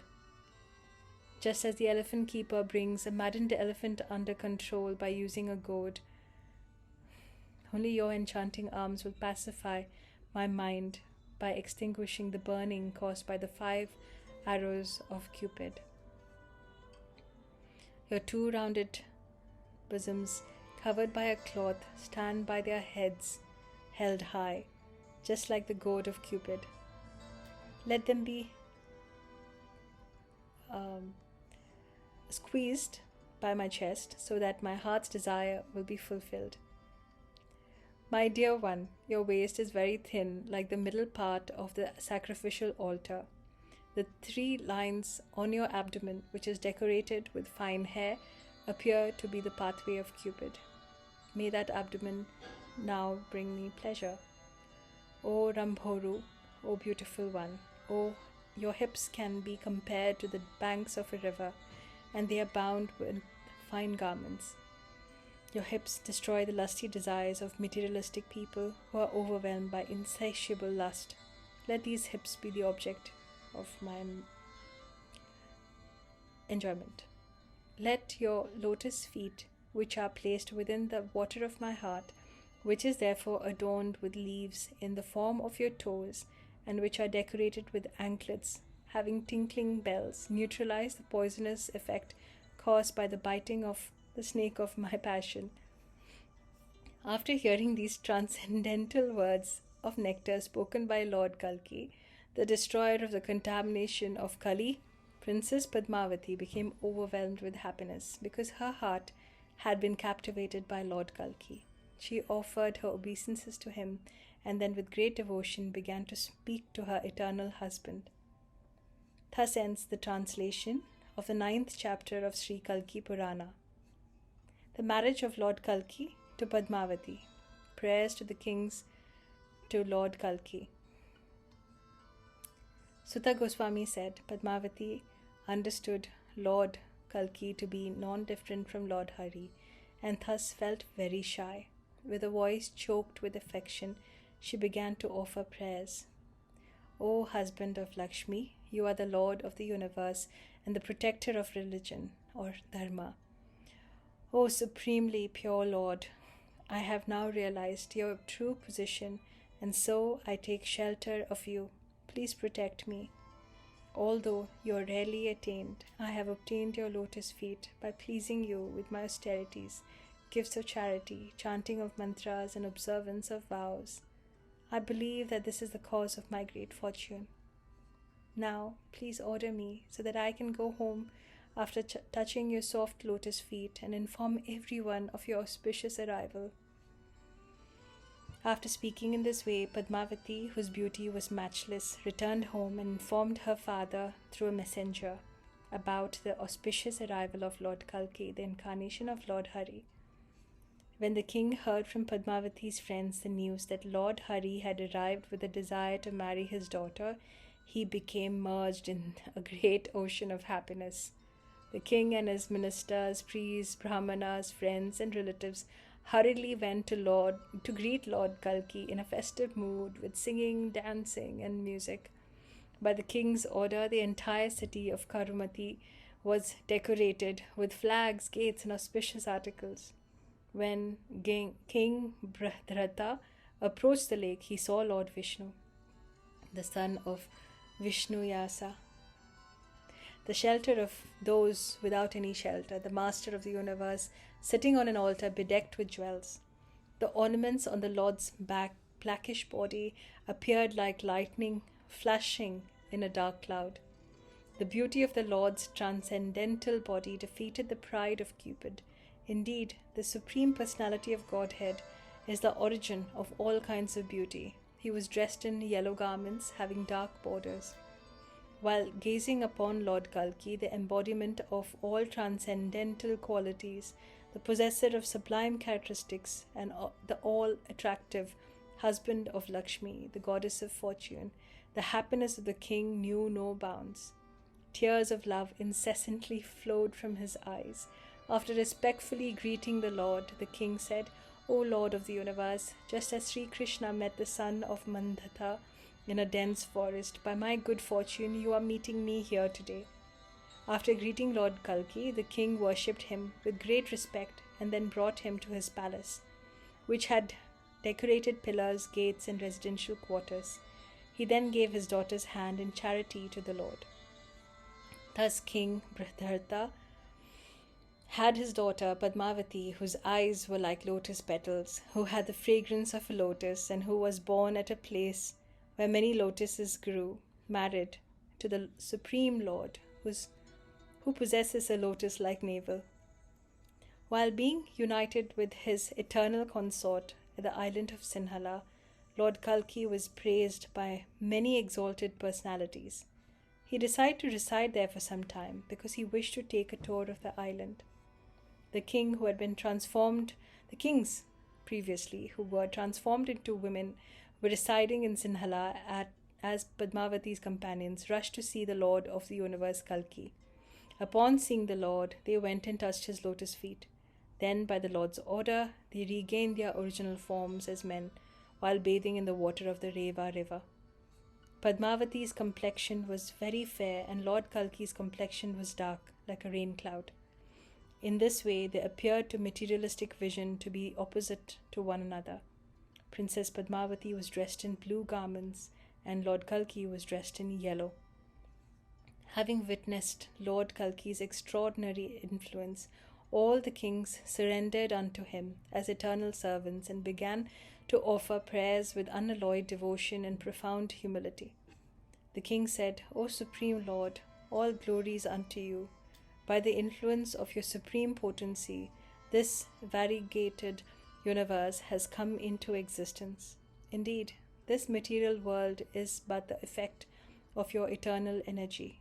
When all objects within the three worlds were destroyed by the water of devastation, and thus the Vedas were also lost, you appeared as the Matsya incarnation to protect the religious principles that were previously established by you.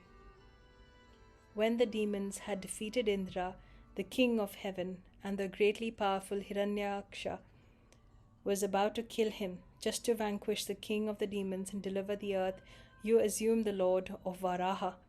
Now please protect us. Long ago, the demigods and demons agreed to cooperate to churn the ocean of milk for the purpose of producing nectar. They used Mount Mandara as the churning rod, but were unable to support its weight. At that time, you accepted the form of Lord Kurma and supported Mount Mandara on your back. O Lord, you assumed that form so that the demigods could drink the nectar of immortality. Now kindly be pleased upon these most fallen and wretched kings." When the greatly powerful Hiranyakashipu who had conquered the three worlds, began to torment the demigods so that they lived in constant fear just to protect them, you made up your mind to annihilate that king of the demons. Because of the benedictions of Brahma, the demon was incapable of being killed by any man, demigod, Gandharva, Kinara, Naga, or weapon. He could not be killed in the heaven planets or earth or in the lower planets, nor could he be killed during the day or night. Still you assumed your form as the half-man, half-lion incarnation of Lord Narasimhadeva, so as not to nullify the words of the Creator. As the demon attempted to bite you, you tore up his chest with your sharp nails and thus sent him to the abode of Yamaraja. You appeared as the younger brother of Indra, assuming the form of the dwarf Brahmana Vamana Deva, and then went to the sacrificial arena of King Bali to deceive him. You simply asked for 3 steps of land in charity. He agreed, but then failed to keep his promise because you assumed a gigantic form that covered the entire universe with just 2 steps. Finally, you sent the king of the demons to reside in the lower planets and to reciprocate his unalloyed surrender unto you. You remained with him as his doorkeeper. When the kings of the earth, such as Haya, became puffed up due to their great prowess and disregarded religious dharma, you incarnated as Parashurama of the Bhrigu dynasty to annihilate them. In your incarnation, you became enraged at the Kshatriyas for stealing your father's wish-fulfilling cow, so that you made the earth devoid of Kshatriyas 21 times. Later on, when the 3 worlds were being tormented by the demoniac son of sage Visraya of the Pulastya dynasty, the 10-headed Ravana, you incarnated as the son of King Dasharatha of the Surya dynasty to destroy him. You mastered the art of releasing arrows from the great sage Vishwamitra and went to the forest in exile for 14 years. During that time, Ravana kidnapped your wife Sita, who thus became morose, and then crossed the ocean by building a bridge with the help of your monkey soldiers and killed the Lord of Lanka, Ravana, along with his family. Thereafter you appeared as the moon-like descendant of the Yadu, Baladeva, the son of Vasudeva. You diminished the burden of the earth by annihilating many demons. At that time all the demigods and devotees worshipped your lotus feet.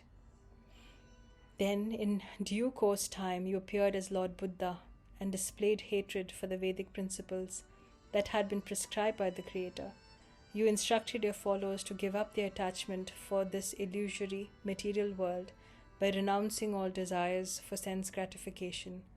Although you rejected the Vedas, you never disregarded worldly dharma. Recently, you appear as Lord Kalki in order to eliminate the dynasty of Kali by destroying those who are adharmis, thereby protecting the true path of religion. What more can we say about your causeless mercy? Whereas we are ordinary human beings who are afflicted by the arrows of Cupid as soon as we see beautiful women, and thus are always eager for sense gratification. You are the Supreme Personality of Godhead, whose glories are unknown even to the best of demigods, Brahma. It is extremely difficult for people like us to attain shelter at your lotus feet. However, you are an ocean of mercy, and we have taken shelter of you. Kindly give us hope by allowing us to receive your merciful glance. Thus ends the translation of the 10th chapter of Sri Kalki Purana. Chapter 11. The story of Ananta and how he was influenced by Maya. Suta Goswami said, after hearing the prayers of the kings, who were all his devotees, the Supreme Personality of Godhead, Kalki spoke to them about the duties of the 4 Varnas, Brahmana, Kshatriya, Vaisya, and Shudras. The Lord described the duties prescribed by the scriptures of all classes of men, whether they be attached householders or detached renunciates. By hearing the talks of Lord Kalki, the hearts of the kings became purified. They bowed down before him once more and then inquired about their actual identities. They said, "Why do humans have male and female bodies? What is the reason for this? Why do our bodies change from childhood to boyhood and then to old age? And why are we subject to happiness and distress? O Lord, please explain all this." Apart from these things, we would also like to hear about anything else that we do not even know how to inquire about. Lord Kalki then invoked the great sage Ananta. As soon as the Lord remembered the pure-hearted ascetic who observed very formidable vows, he immediately arrived there, thinking that he would be delivered by Lord Kalki's darshana. He said, "My dear Lord, please order me. What shall I do in your service?" Lord Kalki smiled and said, "You know everything about me and my pastimes. Destiny cannot be changed. Without an action, there cannot be a reaction." Upon hearing these enigmatic words of Lord Kalki, the sage felt great satisfaction. When the lotus-eyed Lord Kalki prepared to depart, the kings were astonished and spoke as follows. The king said, "What did this great sage tell you? What did you say to him in reply? What had you two discussed previously? We are very eager to hear about this." To the king's inquiry, Lord Kalki replied, "If you would like to know what had transpired between us, then just ask this peaceful and sober sage." Being advised by Lord Kalki in this way, the assembled kings offered their obeisances to the great sage Ananta and then inquired from him as follows. The king said, "O exalted sage, Lord Kalki is the protector of religious principles, and your conversation with him must have been very confidential. We have an ardent desire to hear what you had said, and so please oblige us." The great sage Ananta said, "Long ago there lived a sage named Vidruma in the city of Purika. He was well versed in Vedic literature, very highly qualified and helpful to others. I am his only son. My mother Soma was a very chaste wife. I was born when my parents were quite old and I was a eunuch. My parents were very sad to see that I was a eunuch, and everyone began to gossip and criticize me. Finally, my father became so distraught that he left home and went to a forest of Lord Shiva, where he prayed to the husband of Parvati after worshipping him with offerings of incense, a ghee lamp and sandalwood paste. Vidruma said, "I offer my obeisances to Mahadeva, who awards benedictions and is very peaceful, the only real shelter for everyone and the master of the universe. He is decorated with a necklace of Vasuki. He holds the Ganges in his matted hair, and he bestows transcendental happiness upon his devotees." Being prayed to like this, Mahadeva became very pleased with my father while riding upon the back on his bull carrier, Nandi. He appeared before my father, smiling, and said, "You can ask me for any benediction you desire." My father said, "I have begotten a son who is a eunuch, and so my heart is filled with distress." To this, the husband of Parvati, who was standing by his side, gave my father the benediction that I would become a handsome and virile man. After receiving this benediction, my father returned home and found that I had become an attractive male. As a result, the happiness of my parents knew no bounds. In due course of time, I grew up and became 12 years old. At that time, my elderly parents arranged for my marriage and then celebrated it with great pomp along with all their friends and relatives. I was married to the daughter of Yajnaratha. She was exquisitely beautiful. Being in the prime of her youth, I was very attracted to my household life, and I soon became a henpecked husband. Soon after my marriage, my father and mother left this world. I dutifully performed the required funeral rites and other rituals in the association of my well-wishers and some qualified brahmanas. According to my capacity, I fed many qualified brahmanas. Thereafter, being afflicted by intense separation from my parents, I devoted my time to the worship of the Supreme Lord. Soon, Lord Hari became pleased with me and appeared in my dreams. He said, All the perfections and attachments that you see in this world are simply displays of my illusory energy, Maya. Those who are bewildered with such illusory displays think, he is my father, she is my mother, and so on, and thus suffer terrible distress, fear, and anxiety, as well as old age and death. After hearing these words of wisdom spoken by Lord Hari, I was about to put up some kind of argument, but the Lord suddenly disappeared from my dream, and I woke up with a start. I was greatly astonished and immediately left my city, Purika.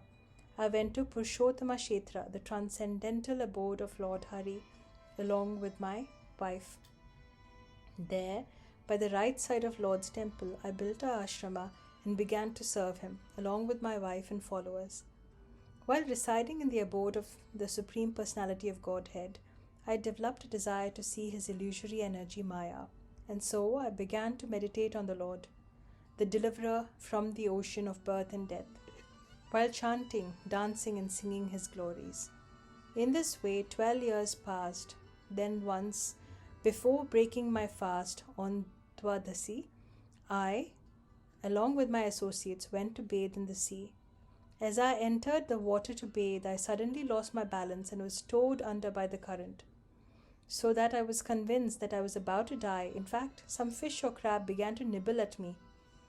Sometimes I was submerged within the water, and other times I floated on the surface. My heart was very restless and frightened. Gradually, by the pushing of the waves, I lost consciousness and my body became numb. Thereafter, being driven by the wind, I was washed onto the beach unconscious, somewhere in the south. At that time, an elderly Brahmana named Bradasharma saw me lying in the sand. He took compassion upon me, and so, after completing his worship of the Lord, he brought me to his house. This pious and wealthy Bradasharma resided with his wife and children, and he took care of me, treating me like a son. I could not understand anything about where I was and how I had come there, and so on. I felt very aggrieved, but continued to live at the elderly Brahmana's house, considering him as my father and his wife as my mother. Realizing that I had been initiated as a member of a twice-born society, Brother Sharma gave his daughter Charumati to me in marriage. The girl was very beautiful, with a complexion like molten gold, and she was a reservoir of good qualities and very cultured. Having received a glorious wife like that, I could not trust that my good fortune would last. Charumati always endeavored to please me. I lived with her in great happiness and eventually begot 5 sons. I became merged into an ocean of joy. The names of my 5 sons were Jaya, Vijaya, Kamala, Vimala, and Buddha. Just as the king of the demigods is worshipped in the heavenly planets by all the other demigods, I was respected by my children, friends, relatives, well-wishers, and others. Soon my fame spread everywhere. In due course of time, I decided that my eldest son, Buddha, should be married. There was a Brahmana named Dharmasara who agreed to give his daughter to my son in marriage. On an auspicious day, he invited qualified Brahmanas and performed all the necessary rituals. Many beautiful women, who were dressed very gorgeously and decorated with golden ornaments, danced joyfully. The whole atmosphere became filled with sweet sounds of musical instruments. For the welfare of my son, I went to the shore of the ocean and offered oblations to the forefathers, demigods, and great sages. After completing that ritual, as I prepared to depart, I suddenly spotted my previous friends and relatives who had resided with me at Purushottama Kshetra, worshipping the Lord at that place. I was very surprised to see them. I was especially astonished when I saw how they were faithfully engaged in rendering devotional service to Lord Hari by breaking the vow of Ekadashi on Dwadasi. To my surprise, I found myself to be the same handsome young man that had bathed in the sea on a Dwadasi long ago. When my friends of Purushottama Kshetra saw me, they were concerned and said, "Oh, Ananta, why do you look so anxious? You are a great Vaishnava. Have you seen something wonderful, either in the water or on the land? If you have seen something amazing, then tell us. Now you can break your Ekadashi vow." To this I replied, My dear friends, I have not seen or heard anything wonderful at all. I had become overwhelmed by lust and thus had lost my vitality. At that time, I desired to see Lord Hari's illusory energy. Then, by the influence of Maya, I forgot everything about myself and took up a new life that was full of lusty desires. Due to intense material affection and the influence of illusion, I was unable to understand my actual position. Actually, I could not understand how much I had forgotten my actual self. However, nobody else realized that I had become bewildered by the Lord's illusory energy, Maya. My mind was simply absorbed in thoughts of my children, wife, wealth, and the arrangements for the marriage of my children. As a result, I felt great distress and lamentation. I even forgot that I was Ananta. The events of my life at Purushottama Kshetra appeared to me like no more than a dream. When my proud wife saw me in that almost senseless condition, she lamented, "Alas, what has happened?" She then began to cry out loud. As I gazed upon my wife that I had lived with at Purushottama Kshetra, I immediately remembered everything about my children, wife, wealth, and so on. At this time, my mind became perplexed and morose. Suddenly, a swan-like personality came before me, and began to pacify me with proper reasoning. He was sober by nature, the knower of everything, fully satisfied and absorbed in the thought of the Supreme Personality of Godhead. His effulgence was like that of the sun. He was situated in the mode of unalloyed goodness, and he was peaceful and pure-hearted. Indeed, the very sight of him could destroy the sufferings of all living entities. My relatives faithfully worshipped that Paramahamsa and then inquired from him about my welfare. Thus ends the translation of the 11th chapter of Sri Kalki Purana.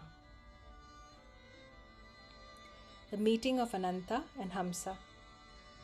Suta Goswami said, after the Paramahamsa had his meal and sat down comfortably, the Brahmanas of Purushottama Kshetra asked him how I could regain my previous health and mental stability. The Paramahamsa understood the Brahmana's concern, and so he looked at me and said, "My dear Ananta, what are you doing here? Where are your wife, Charumati, and your 5 sons headed by Buddha, as well as your house, wealth, and relatives? When did you come here, leaving them aside? Today is supposed to be the marriage of your eldest son, Buddha. You reside on the south shore of the ocean, and I saw you busily engaged in making arrangements for your son's wedding today. The people of that place respect you very much. You had invited me to attend your son's wedding today, but you left everything and came here. You seem to be confused about something." "My dear sir, I saw you there as an elderly man, 70 years old. How have you become a young man of 30? I never saw in that place this wife that is seated by your side. I don't know how I have come to see you here. Are you really Ananta, or are you someone else? Am I the same sannyasi who met you, or am I someone else? My meeting you here seems mysterious.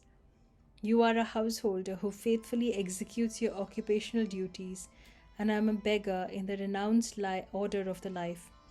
Therefore, my meeting you here seems incompatible, like a conversation between a child and a madman." Alas, all this was the pastime of the Supreme Controller's illusory energy, which bewilders everyone within the 3 worlds. It's very difficult to understand this by mere common sense, unless one understands the Supreme Lord as being one without a second. One cannot understand the activities of Maya. After speaking to me in this way, the Paramahamsa turned and addressed the great sage Markandeya, within the hearing of other great sages. "O fortunate one, let me describe to you some events that will take place in the future. Please listen attentively. It has been said that the Lord's illusory energy, Maya, remains within the water of devastation that is situated within the abdomen of the Supreme Lord. This Maya bewilders everyone. Just as a prostitute roams throughout the town, Maya spreads her influence throughout the 3 worlds. Maya's influence creates the ignorance that forces the conditioned souls to uselessly transmigrate from one body to another in this material world. Thus, Maya is the cause of all material miseries. At the time of dissolution, the three worlds merge into the water of devastation. All directions, the time factor, and everything else become unmanifest. Thereafter, the Supreme Personality of Godhead once again desires to create, and so immediately all the material ingredients become manifest. By his own will, the Supreme Lord first divides himself into two, Purusha and Prakriti. In due course of time, the Purusha manifests the Mahatattva from Prakriti. From the Mahatattva, false ego is produced, and from false ego, the three modes of material nature, Brahma, Vishnu, and Mahesha, are the predominating deities of the three modes of material nature. In these three personalities that engage in the act of creation, in the beginning, 5 subtle material elements are created from false ego, and from these 5 subtle elements, 5 gross material elements are produced. This creation is set in motion after the Supreme glances over the material nature, Maya.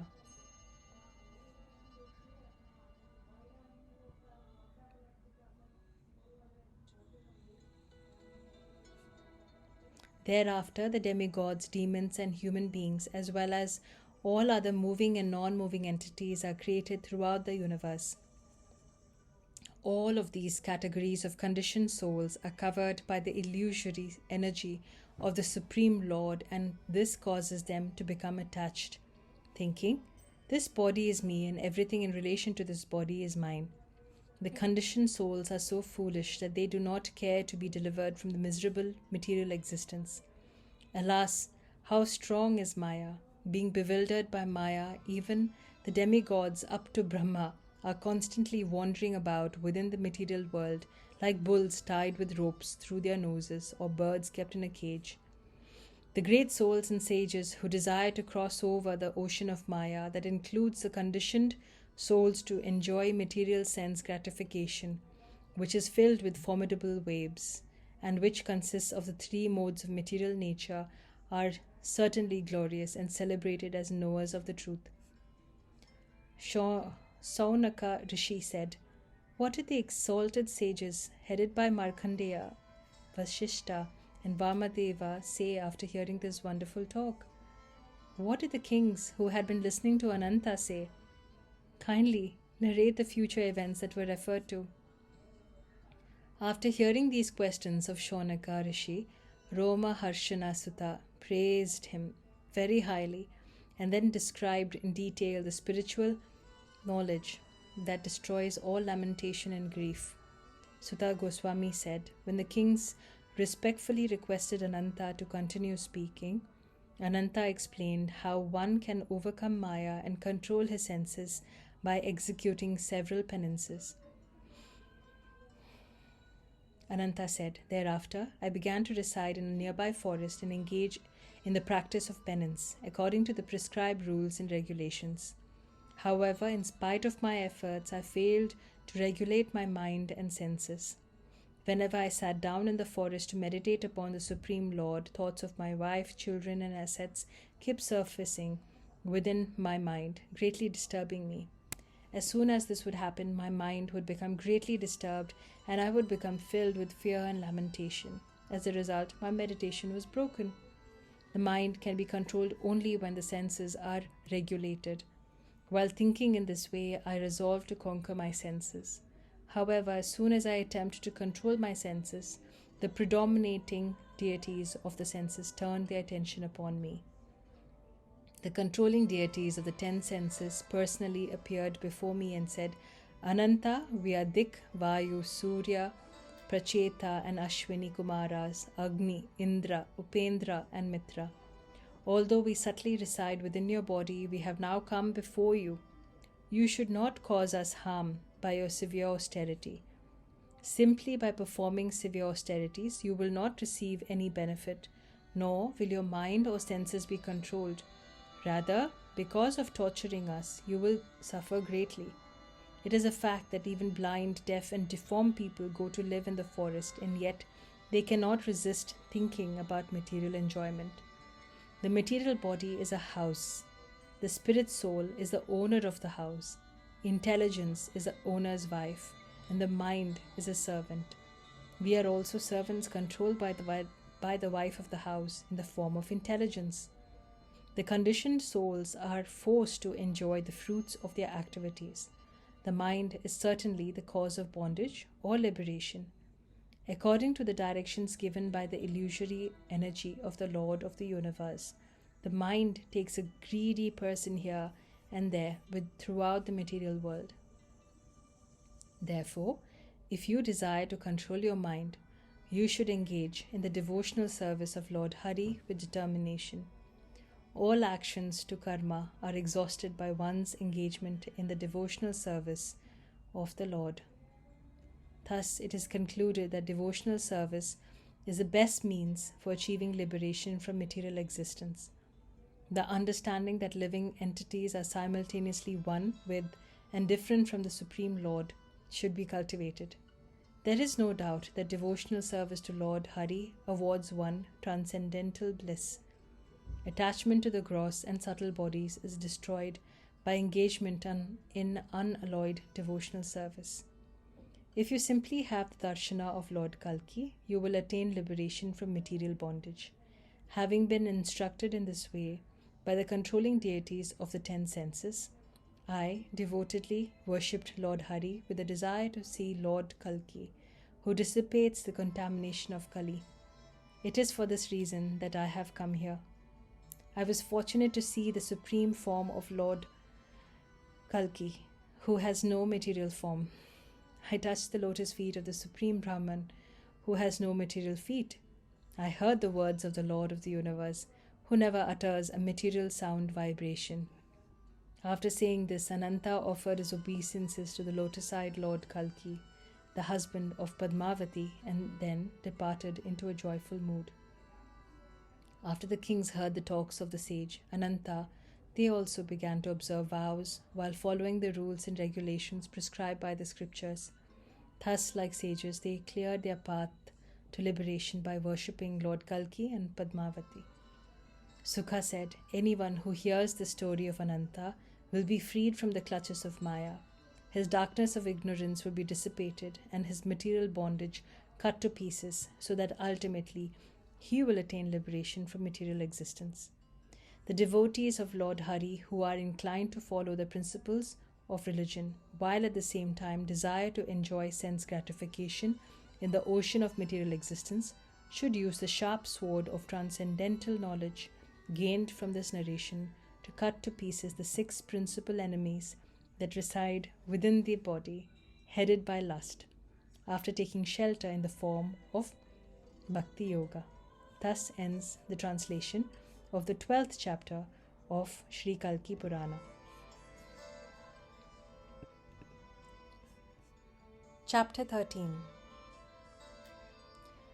Vishwakarma reconstructs the village of Shambhala on the order of Indra, the arrival of Lord Kalki. Suta Goswami said, after all the kings had departed, Lord Kalki decided to leave Sinhala island, taking his wife Padmavati and his army, and go to the village of Shambhala.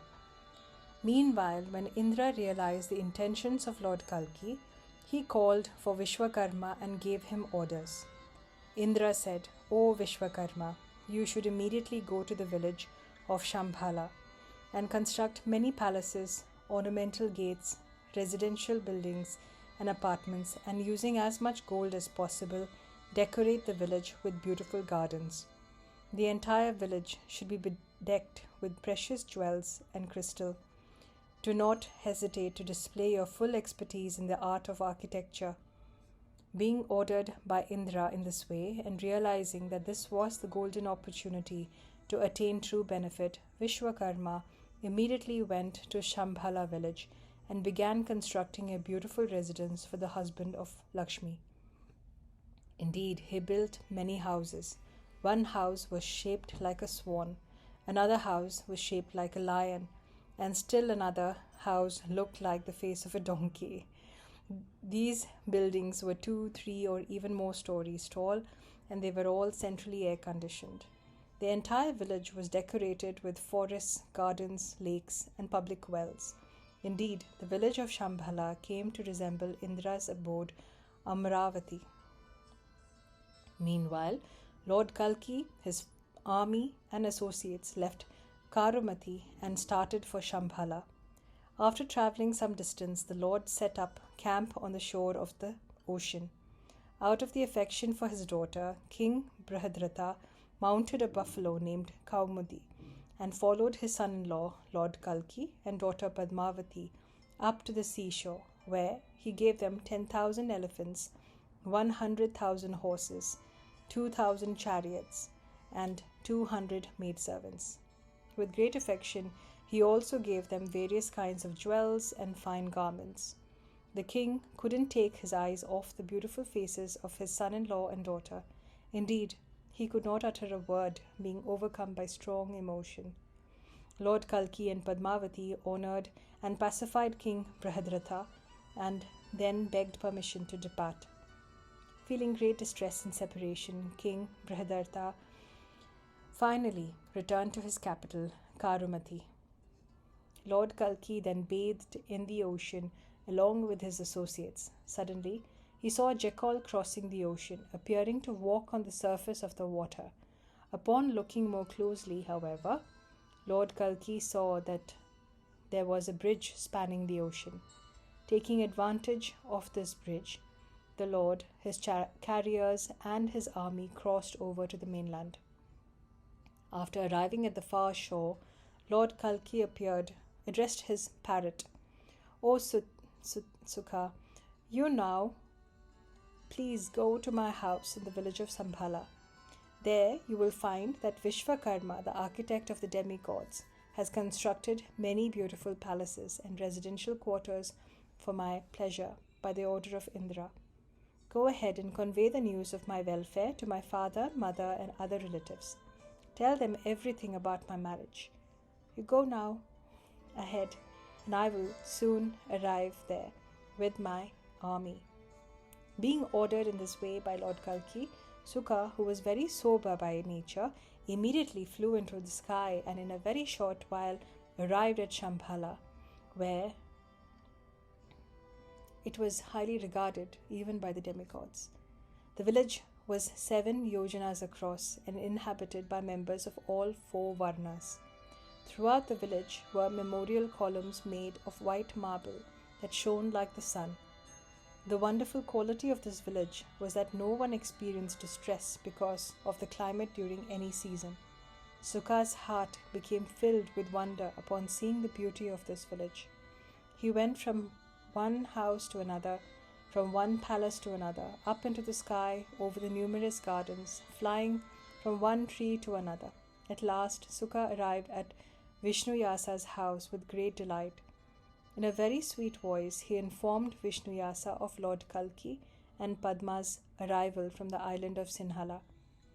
Vishnu Yasa then hurriedly went to see King Vishakhayupa in a happy mood and disclosed to him the news, which quickly spread to all the distinguished citizens. King Vishakhayupa ordered his servants to decorate the entire village with pitchers filled with water and decorated with designs drawn with sandal paste. Some Shambhala, which was pleasing to the hearts of even demigods, was now thus smeared with aguru and other fragrant substances, illuminated with many excellent lamps and decorated with garlands of fragrant flowers, fruit, twigs, rice paddy, and so on. Finally, the merciful Lord Kalki, who gives pleasure to the eyes of all young women and those who possess the most enchanting form, entered the village, surrounded by his formidable army. First, Lord Kalki and Padmavati offered obeisances to Vishnu Yasa and his wife. Just as Aditi becomes jubilant upon seeing her son, Indra, the king of the demigods, along with his wife Sachi, the chaste Sumati, became very satisfied to see her son and daughter-in-law. It appeared that the village of Shambhala was also a jubilant woman welcoming the return of her husband, Lord Kalki. Being decorated so beautifully, she appeared very charming. The interior of the village was her thighs, the palaces were her breasts, the peacocks were her nipples, the swans were her necklace of pearls, the fragrant smoke was her garments, the sound of the cuckoos were her words, and the gates were her enchanting smile. The village thus appeared like a very clever girl casting a sidelong glance. The unborn Lord Kalki, who was the shelter of everyone and the destroyer of all sins, appeared to forget his mission as he spent many years enjoying life with Padmavati. After some time, Lord Kalki's brother Kavi begot 2 sons in the womb of his wife Kamakala. Their names were Brahakriti and Brahatvahu. Pragna also begot 2 sons within the womb of his wife Sanati. They were Yagna and Vigna. These 2 boys were self-controlled and thus respected by everyone. Sumantu also begot 2 sons named Shasana and Vegavana in the womb of his wife Malini. These sons were the benefactors of human society. Lord Kalki also begot 2 sons in the womb of Padmavati. Their names were Jaya and Vijaya, and both possessed incomparable prowess.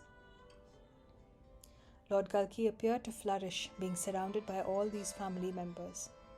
Once Lord Kalki's father, Vishnu Yasa, who was on the level of Lord Brahma, decided to perform a horse sacrifice. Understanding the intention of his father, Lord Kalki said, "My dear father, I will go out and defeat all the kings in battle and thus bring you sufficient wealth so that you can conduct the horse sacrifice properly." Lord Kalki, who was certainly capable of conquering all kings, offered his obeisances to his father and then set out with his army to first conquer Kikatapura. Most of the inhabitants of the city were atheists who never offered oblations to their forefathers nor worshipped the demigods. In fact, they never even considered what kind of life they would have after death. They accepted their bodies as the self because they had no information of the eternal soul. They did not designate themselves or their families in the terms of caste, and thus there was no conception of high or low birth. As far as earning wealth, marriage, or eating were concerned, they had no sense of discrimination. The people of that city were interested only in eating, drinking, and making merry. When the ruler of that city, who was named Jinnah, heard that Lord Kalki had come to fight, he quickly gathered an army consisting of 1 Aksauhini. Very soon the city became filled with numberless horses, chariots, elephants, chariot drivers decorated with golden ornaments, and infantry soldiers. All of the soldiers were fully equipped with weapons, and they carried their flag. The whole city thus seemed transformed into a beautiful battlefield. Thus ends the translation of the 13th chapter of Sri Kalki Purana. Chapter 14. Lord Kalki conquers the people who opposed him.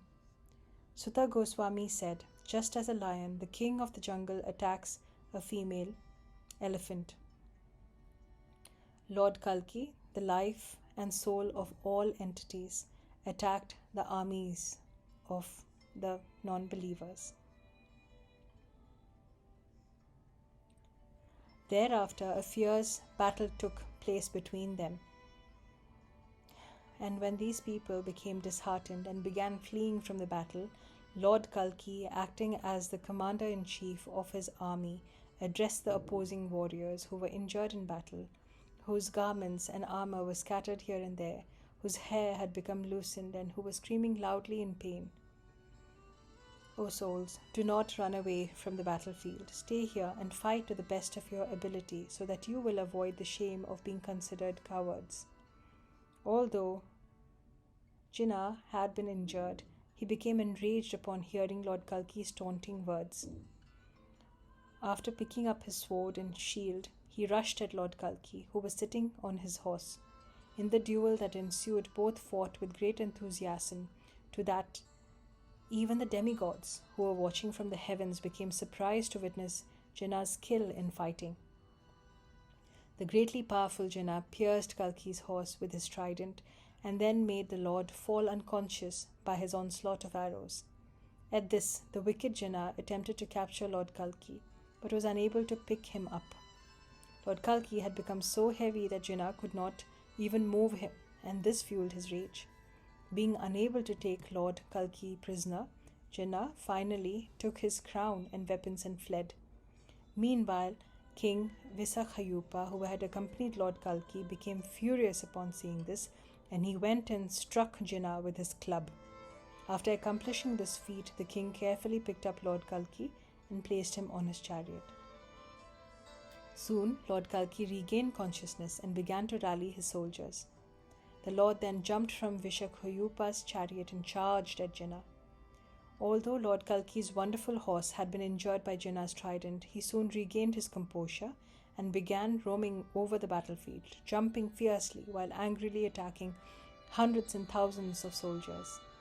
In this way, Lord Kalki's horse killed many sinful men. Indeed, the heavy breathing of Lord Kalki's horse caused many opposing soldiers to fly into the sky and then fall down at distant places. Some of them fell upon the horses and chariots as they descended onto the battlefield. Within a short time, Gargya and his associates killed 6,000 warriors. Bhargya killed 10 million enemy soldiers with the help of his army, and Vishala killed 25,000. Kavi and his 2 sons fought valiantly, killing 20,000 enemy soldiers. 1 million soldiers were killed at the hands of Pragna, and 500,000 were eliminated by Sumantra. Thereafter, Lord Kalki addressed Jinnah, "O sinful one, do not run away. Come before me and fight. Know me to be the personification of destiny, which awards everyone the result of their pious and sinful acts. Very soon your body will be pierced by my arrows, so that you will be forced to leave this world forever, without my companion. Thus you have very little time left to show your face to your relatives." After hearing the speech of Lord Kalki, Jinnah laughed sarcastically and replied, "Fate cannot be seen. I believe in direct perception because I follow the philosophy. We do not believe anything unless we can perceive it. We believe that destiny can be changed because this is the verdict of our scriptures. If you are actually the Supreme Personality of Godhead as you claim, then kill us. What can we gain by merely uttering boasting words? We will never accept you. Whatever you have claimed to be my destiny will actually be your own. Just remain before me and see." Just by saying this, Jinnah covered the entire body of Lord Kalki with his sharp arrows. As fog is dissipated by the rising of the sun, Jinnah's shower of arrows vanished by the influence of Lord Kalki's potency. Simply by Lord Kalki's presence, all of the enemy's weapons, including the Brahmastra, Agneastra, Vayavyastra and Pragnavyastra, were rendered ineffective. Just like seeds sown in the desert, donations given to unworthy persons, or devotional service to Lord Hari executed out of envy. In an instant, Lord Kalki jumped into the air and caught hold of Jinnah's hair as he sat upon his bull carrier. Both Lord Kalki and Jinnah fell to the ground like 2 Tamrachuda birds and began to wrestle. Jinnah then grabbed Lord Kalki by the hair with one hand, warded off his blows with the other. Thereafter, appearing just like Chanura and Lord Krishna, the two stood up and continued wrestling, grabbing each other's hair and arms. The two great heroes had no weapons in their hands. The two great heroes fought each other just like powerful bears. As a maddened elephant breaks a palm tree, the most expert of all fighters, Lord Kalki broke Jinnah's spine with a powerful kick so that the king of the Buddhists fell dead onto the ground. When the Buddhist soldiers saw their leader lying dead upon the ground, they began to wail in agony. "O Brahmanas, the killing of Jinnah immersed the soldiers of Lord Kalki into an ocean of great happiness. After witnessing the death of his brother, the greatly powerful Sudhodana picked up a club and charged at Lord Kalki, bent upon destroying him. In response, Lord Kalki, who very expertly killed all the heroic warriors that opposed him as they were seated on the backs of their elephants, released an incessant shower of arrows at Sudhodana while roaring like a lion. When the pious hero Kavi saw Sudhodana coming with a club in his hand, he got down from his elephant and obstructed his path while wielding his own club. A fierce battle then ensued between Kavi and Sudhodana, as an elephant fights with another inimical elephant with its tusks. The great hero Kavi, who was very expert in fighting with the club, confronted Sudhodana. Because they were intoxicated by fighting, they roared loudly while challenging one another with harsh words. Both tried their best to defend themselves from their opponent's blows. Finally, while roaring like a lion, Kavi struck Sudhodana with his club so forcefully that Sudhodana's club fell from his hand. Taking advantage of this opportunity, Kavi landed a very powerful blow to the chest of his enemy. Although the powerful Sudhodana fell to the ground, he quickly regained his composure and stood up after picking up his club. By maneuvering very quickly, he was able to smash his club upon Kavi's head. That blow was so forceful that although Kavi did not fall to the ground, he was dazed and thus stood motionless. Still, Sudhodana understood that Kavi was not an ordinary warrior, but was an immensely powerful and surrounded by thousands of chariots. Therefore, he decided to leave the battlefield and bring Maya Devi. His reason for summoning Maya Devi was that as soon as any demigod, demon, or human being within 3 worlds would see her, he would immediately become stunned like a statue. After regrouping, Sudhodana and his millions of Mlecha soldiers entered the battlefield, keeping Maya Devi in front. Maya Devi sat in a chariot whose flag was marked with the symbol of a lion, and she manifested various kinds of weapons. Crows and vultures surrounded her, screaming with shrill voices. The 6 enemies, headed by Lust, engaged in her personal service. Being confronted by the incredible powerful Maya Devi, who can assume any form at will, and who is constituted of 3 modes of material nature, the army of Lord Kalki gradually weakened. Indeed, all the great warriors in Lord Kalki's army who were well equipped with celestial weapons lost their prowess, so that they simply stood motionless, like statues. Lord Kalki saw that his brother and his other warriors had become afflicted by his inferior energy, Maya, and so he quickly approached her. Suddenly, much to everyone's astonishment, beautiful Maya Devi, who is an expansion of Lakshmi, merged into the body of Lord Kalki, like a beloved consort. Because of Maya Devi's sudden disappearance, the hearts of the opposing leaders became filled with anxiety. They lost all their strength and began to cry like lost children. They cried out, "Alas, where did our mother go?" Meanwhile, simply by Lord Kalki's compassionate glance, all of his warriors regained their composure so that they easily slaughtered the Mlechas with their sharp swords. Lord Kalki mounted his horse after putting on an armor. He equipped himself with a sharp sword bow and a quiver full of arrows. In this scene, Lord Kalki appeared very beautiful. Golden dots on the Lord's dark forehead appeared like twinkling stars in the cloudy sky. His diamond crown enhanced his beauty even further. Desiring to annihilate the enemy warriors, Lord Kalki, whose glances increased the pleasure of all young girls and who is the abode of transcendental mellows, glared at them in a very angry mood. The hearts of the devotees became joyful while gazing at the Lord's lotus-like face in this angry feature. However, the opponents who always blaspheme dharma became extremely frightened while looking at Lord Kalki, who is the reservoir of all pleasure and especially the giver of pleasure to the eyes of women. The hearts of the demigods became jubilant when they understood that they would once again receive their share of sacrificial offerings. Lord Kalki, who incarnates for the pleasure of his devotees, removes the distress of the pious, is a maintainer of all living entities, and appears in this world to fulfill the desires of all saintly persons, was determined to eliminate his enemies by utilizing the power of his vast army. Thus ends the translation of the 14th chapter of Sri Kalki Purana. Chapter 15. Lord Kalki is attacked by the Mlecha women. Instructions by the weapons personified. Suta Goswami said some of the Mlechas were killed when they were pierced by Lord Kalki's arrows, and some of them went to the abode of Yamaraja after being cut to pieces by his sword.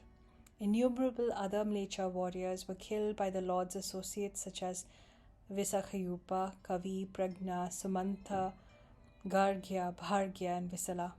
Many of the opponents, headed by Kapotaroma, Kakaksha, Kakakshna, and Sudhodana, joined the battle against Lord Kalki's army. Everyone who witnessed that great battle became astonished and frightened, although the Lord of the living entities felt blissful. Indeed, the entire battlefield became marred with blood. So much blood poured from the bodies of the slain elephants, horses, and chariot drivers that a river of blood was created.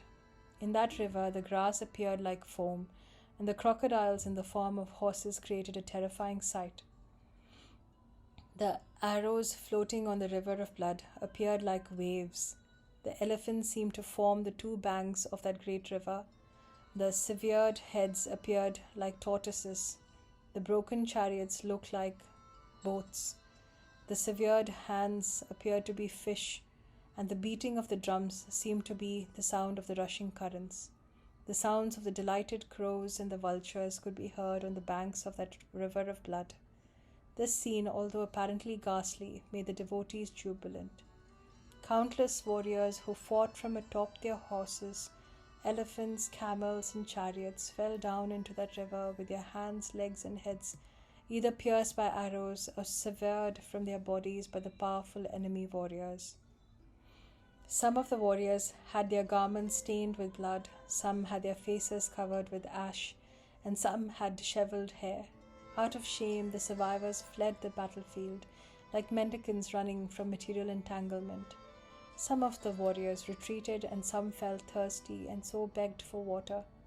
In this way, the Mlecha soldiers scattered after being attacked by Lord Kalki's army. The wives of the Mlecha warriors then arrived on chariots, elephants, horses, camels, birds, asses, and bulls to help their husbands fight.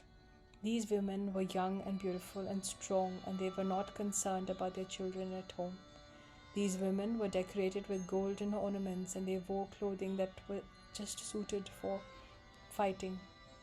They came to the battlefield with swords, tridents, and bows, and arrows in their hands. They had steel bangles on their wrists. Some of these women were promiscuous, some were chaste, and some were simply prostitutes.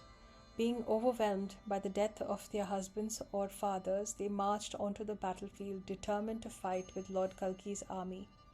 It is said that people try to protect even the insignificant possessions such as things made of clay or wood, and so how is it possible that they would quietly tolerate the death of their beloved husbands? The Mlecha women kept their husbands, who were bewildered by the incessant attack of arrows, behind them and advanced to fight with weapons in their hands. When the soldiers of Lord Kalki saw these women engaged in fighting, they became astonished and quickly approached the Lord to tell him of what was taking place. When the greatly heroic Lord Kalki heard about how his army was being attacked by a band of furious women, he was surprised. He mounted his chariot and went to the battlefield, accompanied by his brothers and their associates. Lord Kalki, the husband of Padmavati, came before the Mlecha women, who were well equipped with all kinds of weapons and arranged in a military phalanx while seated upon their carriers, and spoke as follows. Lord Kalki said, "My dear beautiful ladies, please listen to my words, which are meant for your benefit. It is not proper etiquette for a woman to fight with a man. Your moon-like faces are decorated with ornamental dots. By seeing your beautiful faces, everyone becomes happy. How can anyone discharge a weapon at such faces or smash them with this fist? On your moon-like faces, there are lotus-like eyes, which, bee like stars, are slowly moving. How could a man hit such a charming face? Your Shivalinga-shaped bosoms are beautifully adorned with snake-like necklaces. Their beauty certainly defeats the pride of Cupid. Who would like to smash these lovely bosoms? Your moon-like faces have been attacked by chakora birds in the form of your disheveled hair. Who would be capable of injuring such a spotless moon-like face? Who could be shameless enough to hit your thin and charming waists, which are bent due to the burden of your heavy bosoms, which are decorated with fine lines of hair? Who would be able to shoot arrows into your attractive thighs, which are very pleasing to the eye of all men, which are very attractive and which are broad and without flaw? After being flattered by Lord Kalki in this way, the Mlecha women said, "My dear sir, because our husbands have been killed by you, we also have been killed by you." After saying this, the women prepared to attack Lord Kalki, but they soon found that all their weapons remained unmovable in their hands. The next moment, all of the swords, tridents, bows, arrows, clubs, rods, and spears appeared before the women in their personified forms and spoke as follows. The personified weapons said, "My dear ladies, you should understand that this person is Lord Kalki, the incarnation of the Supreme Personality of Godhead. It is from him alone, the Supreme Soul, that we receive our power to kill living entities. He is one without a second and the supreme controller of all existence. Have full faith in our words. We move about only by his order, and it is by his mercy that we have received our names and forms. We play a part in world events only because of him. Being empowered by the Lord, the 5 gross material elements, which are the basis of the 5 objects of the senses, perform their duties. He is the Supersoul, residing within the hearts of all living entities and within every atom as well. According to his supreme will, the Mahat Tattva, or aggregate material ingredients, act as the original cause of the cosmic manifestation, including the time factor. It is the Lord's illusory energy, Maya, which manifests his material world and bewilders all the conditioned souls. The Supreme Lord is the ultimate cause of the creation and annihilation of everything. Anything considered auspicious exists in this world only because of him. The bodily conception of life, which causes people to think, he is my husband, she is my wife, he is my son, he is my friend, or he is my relative, is illusory and not at all factual, like a dream. This bodily conception of life is also made possible by him alone.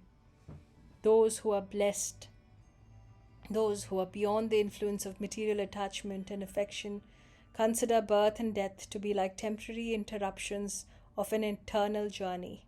The devotees of Lord Kalki are above the duality of attachment and hatred, and so they know very well that whatever is experienced in this world is not ultimate reality. How did the time factor come into existence? Under whose direction is death taking its toll? Who are the demigods? It is Lord Kalki alone who has assumed different forms with the help of his various energies. My dear ladies, we are not simply weapons, nor do we have the power to kill anyone independently. I am a weapon, I am a killer. Such conceptions are created by the illusory energy of the Supreme Lord, Maya. When Lord Hari accepted the form of Lord Narasimhadeva by the request of Prahlada, who was born in the family of Daityas, we were unable to strike him. Now also, we will not be able to injure Lord Kalki. After hearing these statements of the personified weapons, the ladies became thoughtful.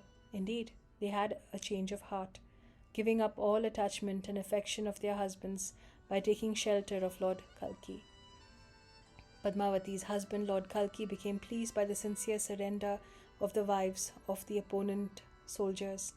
Thereafter the Lord spoke to them about devotional service, which relieves one of all sinful reactions. Lord Kalki described to them the science of self and how to execute Karma Yoga. He also explained how one could actually become the master of his own destiny. These women learned how to control their senses by putting into practice the transcendental knowledge received by Lord Kalki, and thus attain the supreme destination that is achieved by perfect yogis in devotion. In this way, Lord Kalki, the performer of very wonderful pastimes, defeated his opponents and mlechas after a fierce battle. By his causeless mercy, the slain mlechas and opponents returned to the effulgent abode, to the Supreme Lord, and their wives also attained liberation. One who faithfully hears or recites this narration of how Lord Kalki defeated his opponents and mlechas will be freed from all kinds of lamentation. He will achieve a life of auspiciousness and manifest devotional service unto Lord Hari. He will no longer have to suffer the pangs of repeated birth and death. Simply by hearing this narration, one is awarded wealth, freedom from delusion, and relief from the miseries of material existence. Thus ends the translation of the 15th chapter of Sri Kalki Purana.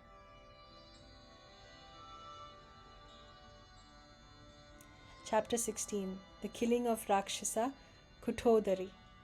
Suta Goswami said, after killing the opponents and mlechas of Kikatapura, Lord Kalki took their wealth and returned to his capital along with his vast army.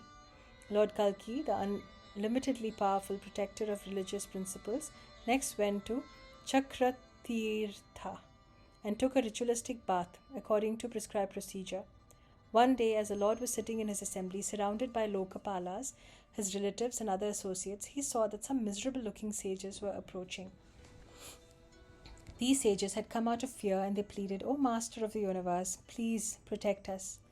These sages were the Balakilyas. They were very short in stature, they were crowned with matted hair, and they wore torn cloth.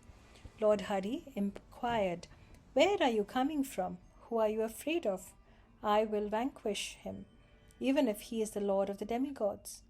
When the sages heard the Lord give him this assurance, their happiness knew no bounds. Thereafter the sages narrated the story of Nikumba's daughter. The sages said, "My dear Lord, please hear our prayer. Kumbhakarna's son, Nikumba, has a daughter named Kuthodari. She is so tall that she reaches halfway to the sky. Her husband's name is Kalakanja. This demoniac couple has a son named Vikanja. Just now, Kuthodari is lying down, feeding her son, Vikanja. Her head rests on the Himalaya mountains and her legs reach to the Nisada mountain. We have been pushed here by the force of a strong breath, and so we consider it to be the arrangement of providence that we have met you. Now kindly save us from the wrath of the Rakshasi." After hearing this from the sages, Lord Kalki immediately left for the Himalayas, accompanied by his army. The Lord passed the first night in a valley, and as he was about to proceed the next morning, he spotted a river of milk. The river was broad and white like a conch shell or moon rays, and it flowed very swiftly, so that everyone became astonished to see it. Even though Lord Kalki knew very well about that river, he nevertheless questioned the sages who were accompanying him. "What is the name of this river? Why is it filled with milk and not water?" The sages replied, "My dear Lord, we will disclose to you the truth of this river. The rivers have been created from the milk that flows from Kuthodari. After 7 hours, another similar river will be created. After some time, this river of milk will freeze to become a sheet of white ice." Upon hearing this from the sages, Lord Kalki and his soldiers exclaimed, "Alas, how wonderful this is, a river that has been created from the milk of a Rakshasi." This Rakshasi affectionately feeds the milk from one of her bosoms to her son Viganya. The size of the Rakshasi's body is beyond anyone's imagination. Alas, who can estimate the strength of the Rakshasi? As they were discussing the Rakshasi in this way, Lord Kalki and his soldiers approached her, who hunts her prey at night. With the assistance of the great sages, Lord Kalki ascended the mountains until he finally spotted the Rakshasi with a very dark complexion sitting on the peak of a mountain, feeding her son. She breathed so heavily that even wild elephants were thrown far away into the forest. Lord Kalki and his soldiers were astonished to see lion sleeping peacefully inside the cavities of her ears. Deer were sleeping in the pores of her body, along with their calves, having mistaken them to be mountain caves. They were freed from all the fear of hunters, and so the deer clung to the Rakshasi's body like lice on a person's hair. Upon seeing the Rakshasi, who resembled a dark mountain lying on a mountain peak, the lotus-petal-eyed Lord Kalki gave assurance to his soldiers, who had become very frightened and had lost the will to fight, and were preparing to throw down their weapons. Lord Kalki said, "The infantry soldiers should construct a fort on this mountain, and while remaining within, they should keep it surrounded by fire at all times. The rest of you warriors should mount your horses, elephants, and chariots and accompany me as I accomplish my mission. My strategy is that I will take only few soldiers and challenge the Rakshasi while showering our arrows, swords, and axes." After saying this, Lord Kalki left his vast army and approached the Rakshasi while showering torrents of arrows upon her. At this, the Rakshasi began to scream with rage. Her screams were so loud that everyone's senses were stunned. What to speak of the ordinary soldiers? Even the generals fell unconscious onto the ground. Kuthodari, the ferocious Rakshasi, then opened her mouth wide and swallowed all the chariots, elephants, and horses after pulling them toward her by her powerful inhalation. When a bear breathes heavily, many insects and ants are drawn into its mouth.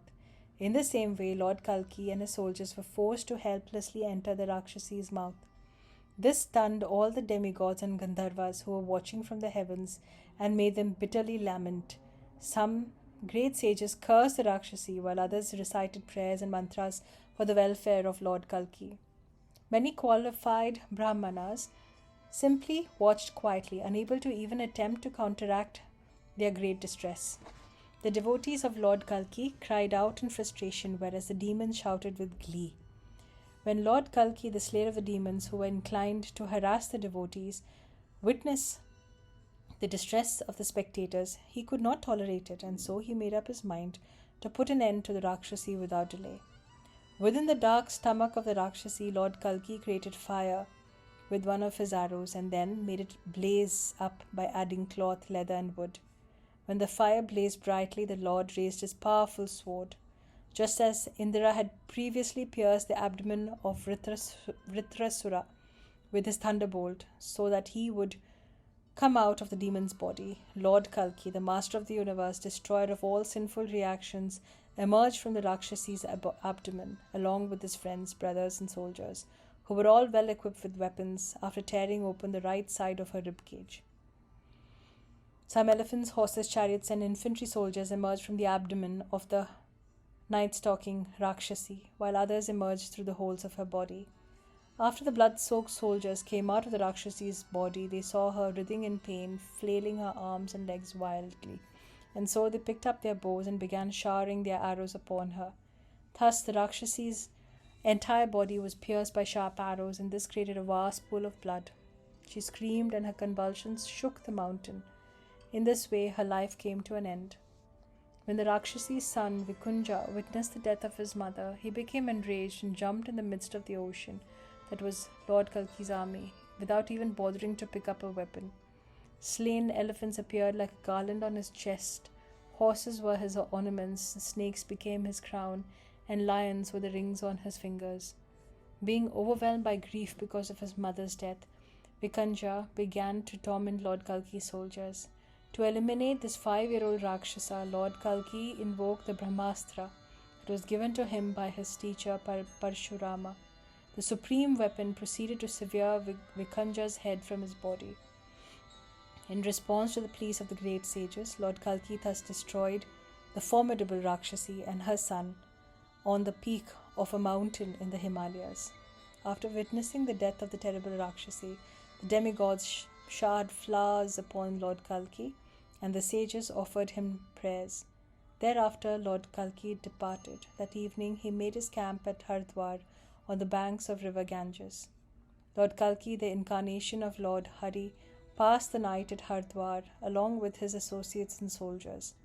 Early the next morning, the great sages approached Lord Kalki on the pretext of bathing on the Ganges, being very eager for his darshana. As Lord Kalki and his associates were enjoying the beautiful sight of the sacred river Ganges at Hardwar, the great sages approached him and offered their obeisances. After doing so, the sages endeavored to please the Lord by offering him selected prayers with great devotion. Thus ends the translation of the 16th chapter of Sri Kalki Purana. Chapter 17. The Descendants of the Surya Dynasty and Lord Ramachandra's Pastimes. Suta Goswami said, after the great sages were comfortably seated, Lord Kalki, the protector of religious principles, worshipped them and then spoke as follows. Lord Kalki said, "You are as brilliant as the sun, inclined to reside in holy places of pilgrimage, and engaged in work for the welfare of the world. Who are you? You must have come here as a result of my good fortune. We are certainly most fortunate because today your soothing glances are cast upon me." In response, the great sages Vamadeva, Atri, Vashishta, Galava, Parasara, Narada, Ashwathama, Parashurama, Kripacharya, Trita, Durvasa, Devala, Kanva, Veda Pramithi, and Angira, as well as many others, along with King Maru and King Dwapi of the Chandra and Surya dynasties, all of whom were enriched by their severe penances, replied altogether. The sages spoke to Lord Kalki, just the demigods had previously spoken to the Lord Hari on the shore of the milk ocean. The sages said, "All glories to you, Lord of the universe. You reside within the hearts of all living entities. O Supreme Soul, you are the creator, maintainer, and destroyer of the universe. Please be merciful to us. O husband of Padmavati, you are the eternal time factor, and all activities within the universe are thus impelled by you alone. Even demigods like Brahma glorify your lotus feet. Please be satisfied by us." After hearing these prayers, the Lord of the universe, Kalki, said, "O sages, who are these two kings? They appear to be very powerful as they are enriched by the performance of severe penance. Why have they come here after offering prayers to the Ganges?" Lord Kalki then turned to the two kings and said, "Why are you engaged in glorifying the river Ganga? Who are you? What are your names?" After hearing the words of Lord Kalki, King Maru, who was the more qualified of the two, folded his hands and very humbly narrated the history of his dynasty. King Maru said, "You are the super soul residing in everyone's heart. You know the intentions of all living entities. O Lord, in accordance with your order, I will describe everything you have inquired about. O Lord, Brahma was born from your navel. From Brahma, Marichi was born. From Marichi, Manu was born. And from Manu, Satya-vikrama was born. And from him, Ikshavaku. From Ikshavaku, Yuvanasva was born. From him, Mandhata was born. And from Mandhata, Purukusat was born. From Purukusat, Anaranya was born. And from him, Trasadasyu was born. From Trasadasyu, Haryayasva was born. From Haryayasva, Trayaruna was born. And from him, Trishanku was born. From Trishanku, Harishchandra was born. From Harishchandra, Harita was born. From Harita, Bharuka was born. And from him, Vrika was born. From Vrika, Asmanya was born. From Asmanya, Anusmana was born. From Ansumana, Dilipa was born. And from him, Bhagirata was born. From Bhagirata, brought the Ganges to this world. She is also known as Bhagirati. Because the Ganges originated from your lotus feet, everyone glorifies, offers obeisances to, and worships her. From King Bhagirata, Nabha was born. From Nabha, Sindhu Dvipa was born. From Sindhu Dvipa, Ayuthayu was born. And from him, Rituparna was born. From Rituparna, Sudasa was born. From Sudasa, Saudasa was born. From Saudasa, Asmaka was born. From him, Mulaka was born. From Mulaka, King Dasharatha was born. From Dasharatha, Edavida was born. From Idavida, Vishwasaha was born. And from him, Katvanga was born. From Katvanga, Dirghavahu was born. From Dirghavahu, Raghu was born. From Raghu, Aja was born. And from Aja, Dasharatha was born. This Dasharatha was the father Lord Ramchandra, the incarnation of Lord Hari, the master of the universe. Lord Kalki became very pleased while hearing about the glorious dynasty of Lord Ramchandra. He then requested King Maru to narrate Lord Ramchandra's glories. King Maru said, "My dear Lord, no one can properly describe the pastimes of the Lord of Janaki. What to speak of others? Even Lord Ananta, with 1,000 mouths, is unable to do so. Still, by your order, I will describe to do the best of my ability the transcendental characteristics and pastimes of Lord Ramchandra, the hearing of which nullifies all sinful reactions and destroys all miseries. Long ago, at the request of the demigods, headed by Brahma, Lord Ramachandra, the husband of Sita, who brought an end to the dynasty of Ravana, appeared as the son of Maharaja Dasharatha of the Surya dynasty, the Suryavanshi. Lord Rama distinguished himself in his youth by killing many demons headed by Taraka in the sacrificial arena of the sage Vishwamitra. It is only by the mercy of the supremely powerful Lord Ramachandra that one does not turn to his material world. He is the master of the art of discharging weapons, and his transcendental form is most charming to behold. He appeared in this world along with his brother Lakshmana. The Lord, his brother, and Vishwamitra went to the assembly of King Janaka. In that assembly, Rama and Lakshmana sat behind the great sage Vishwamitra, just as Chandra sits behind Brahma in his assembly. When King Janaka saw the greatly effulgent Ramachandra, the original personality of Godhead and the supreme absolute truth, he was convinced that he was a suitable husband for his daughter. Although the king had arranged for certain conditions to be met by the person who would accept his daughter's hand in marriage, he regretted this and so approached Lord Ramchandra. After being worshipped by King Janaka and receiving the sidelong glance of Sita, Rama, the son of Dasharatha, effortlessly picked up the bow of Lord Shiva and broke it in half. A tremendous sound filled 4 directions. All the assembled kings and sages were astonished to see Rama's extraordinary prowess. Thereafter, the pious king Janaka greeted Rama and his 3 brothers according to the prescribed procedure, and then handed over his 4 nicely dressed and decorated daughters to them. Thereafter, when Lord Ramachandra was returning to Ayodhya after his marriage, he met Parashurama, who was filled with great rage. Finally, when Ramachandra returned to his palace at Ayodhya, King Dasharatha consulted his ministers and decided to install him as heir apparent to the throne. However, one of Dasharatha's queen, Kaikeyi, having been influenced by a wicked maidservant, approached the king and forbade him to install Rama as the future king. As a result, Ramachandra, along with his wife Sita and brother Lakshmana, went to the forest in exile by the order of his father. The morose citizens followed them as far as they were permitted. After walking some distance, Lord Ramchandra arrived at the kingdom of Guhaka. There, the Lord gave up his royal dress and put on clothing made of tree bark and kept his hair matted. In the forest, Lord Rama, along with his wife and brother, lived like a sage. Everyone who chanced to meet him in the forest worshipped him with great devotion. Eventually, the Lord built a cottage at Panchavati and continued to reside there.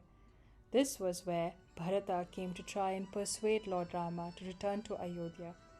Lord Rama refused and continued to live in the forest for a period of 14 years, despite knowing that his father had passed away in his absence.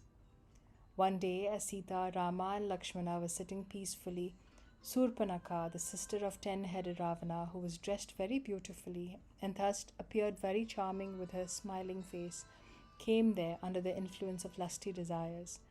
Lord Rama made a gesture to Lakshmana, who then took his sharp sword and disfigured the Rakshasi by cutting off her nose. Thereafter, Lord Ramchandra killed Surpanaka's brothers Khara and Dusana, who commanded an army of 14,000 Rakshasa soldiers for the pleasure of Ravana. Finally, in order to please his wife, Sita, Rama killed the Rakshasa Maricha, who had assumed the form of a golden deer. Finding Sita alone in her cottage, the king of Rakshasas, Ravana, kidnapped her by means of deception. When Lord Rama returned home and could not find his beloved Sita, he lamented, crying out, "O Sita," and fell unconscious. Lord Ramchandra searched for Sita everywhere, even in the hermitages of great sages and mountain caves, and throughout the forests. Finally, the Lord found the king of birds, Jatayu, as he was about to give up his life, and learned from him how Sita had been kidnapped by Ravana. The Lord performed the last rites of Jatayu, who was just like his father. Lord Ramchandra, the master of releasing arrows, became terribly afflicted by the feelings of separation from Sita. In that condition, he went with Lakshmana to Rishabha Hill, where he met Hanumana, the son of Pavana, who was a friend of Sugriva and an expert at fighting. Thereafter, at the request of Sugriva and Hanuman, Lord Rama killed Vali with an arrow known as Saptapatala Bheda, and thus cemented his friendship with Sugriva. By his mercy, Sugriva became the king of the monkeys. Then, as indicated by Jatayu, Hanuman, the son of Pavana, while searching for Sita, crossed the ocean and went to Lanka, where he found her in a grove of Ashoka trees.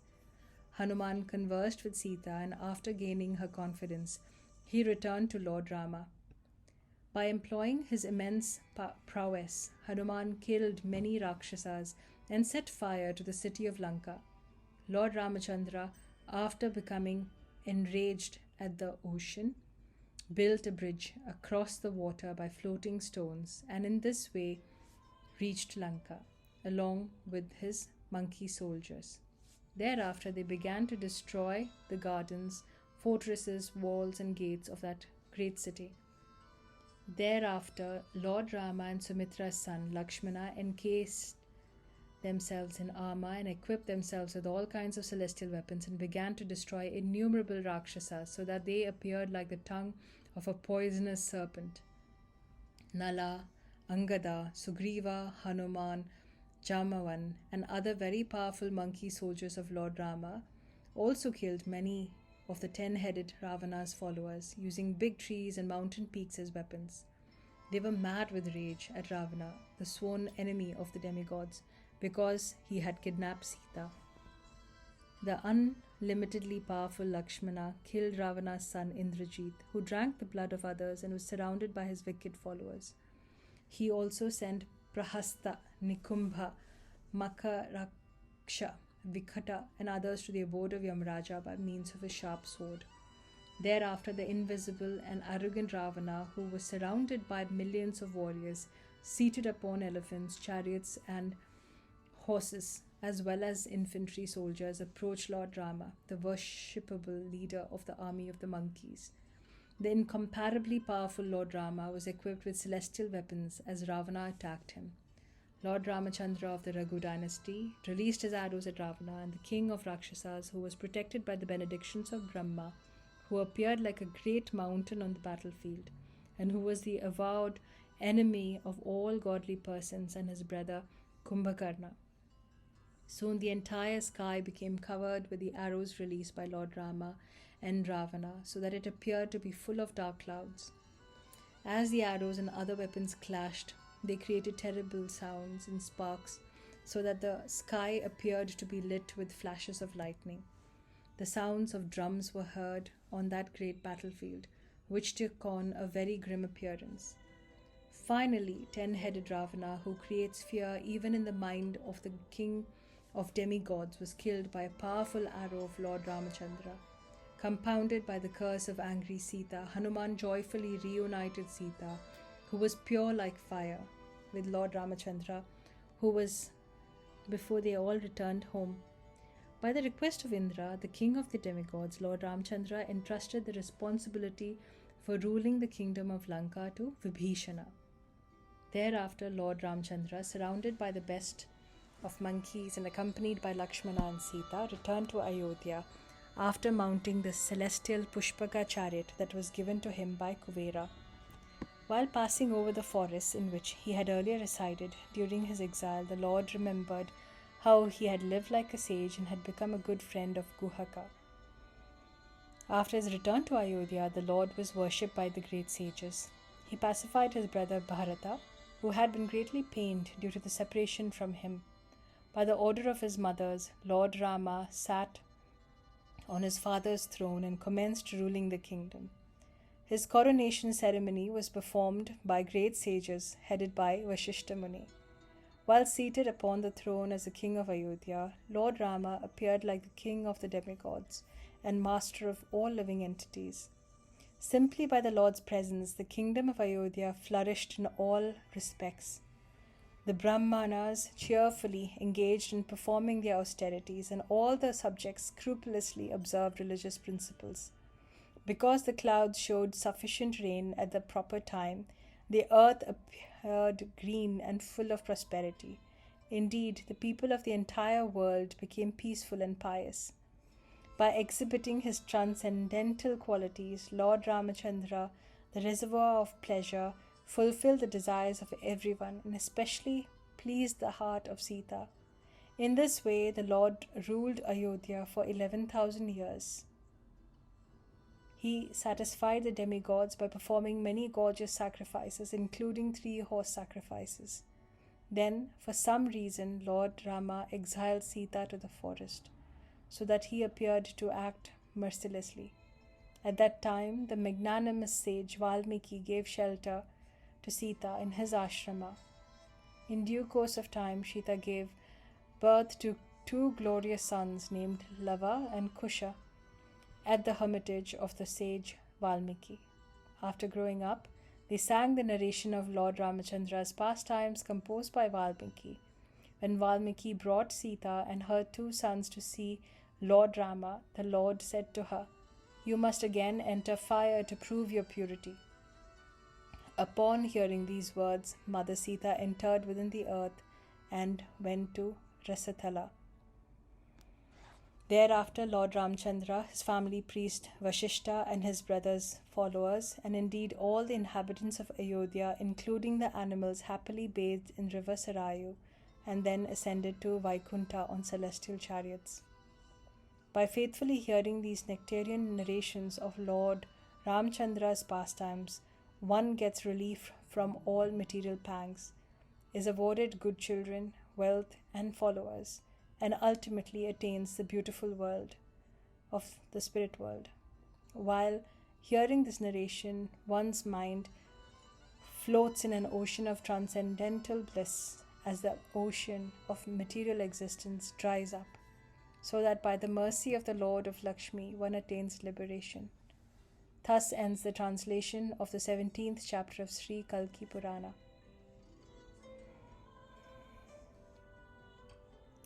Chapter 18. The descendants of Lord Ramchandra, King Maru and King Devapi. From Lord Rama was born Kusha. Kusha's son was Atithi.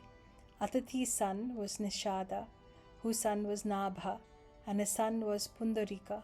Pundarika's son was Shema Dhanva, whose son was Devanika. Devanika's son was Hina, and his son was Paripatra. Paripatra's son was Balahaka. Balahaka's son was Arka. Arka's son was Rajanabha. His son was Khagana. Khagana's son was Vidhrata, whose son was Hiranyanabha, and Hiranyanabha's son was Pushpa. Pushpa's son was Dhruva. Dhruva's son was Syandhana.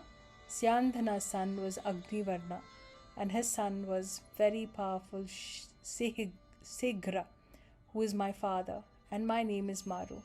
but some people call me Buddha or Sumitra. I have been residing at the village of Kalapa, practicing penance. Recently, I heard of your incarnation from Satyavati's son, Vyasadeva, and so I have come here to see you. About 100,000 years of Kali Yuga have passed.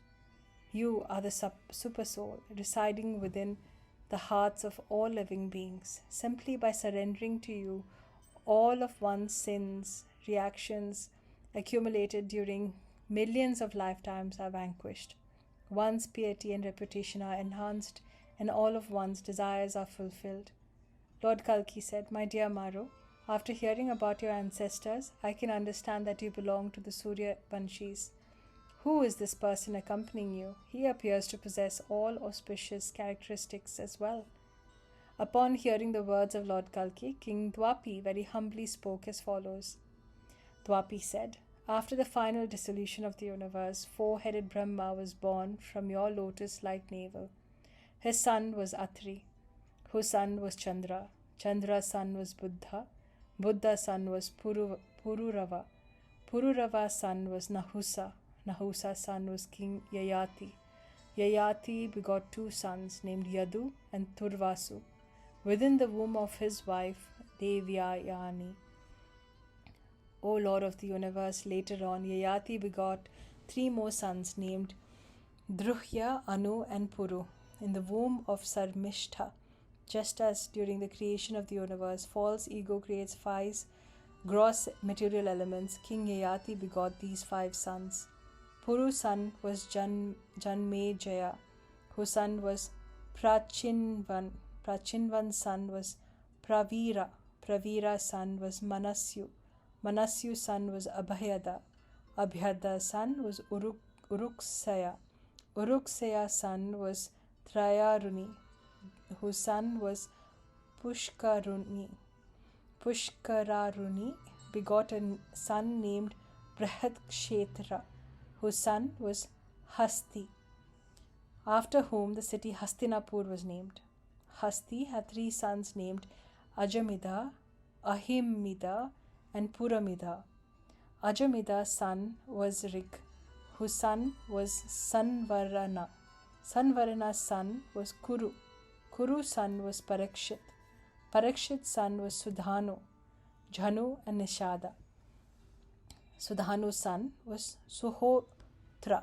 Suhotra's son was Chayavana, and Chayavana's son was Brihadratha, whose son was Kusagra. Kusagra's son was Rishabha. Rishabha's son was Satyajit. Satyajit's son was Pushpavan, and his son was Nahusa. Brihadratha also had begotten the wicked Jarasandha within the womb of another wife. Jarasandha's son was Sahadeva. Sahadeva's son was Simapi. Simapi's son was Suratasrava. Suratasrava's son was Surata, and his son was Vidurata. The son of Vidurata was Sarvabhauma. Sarvabhauma's son was Jayasena.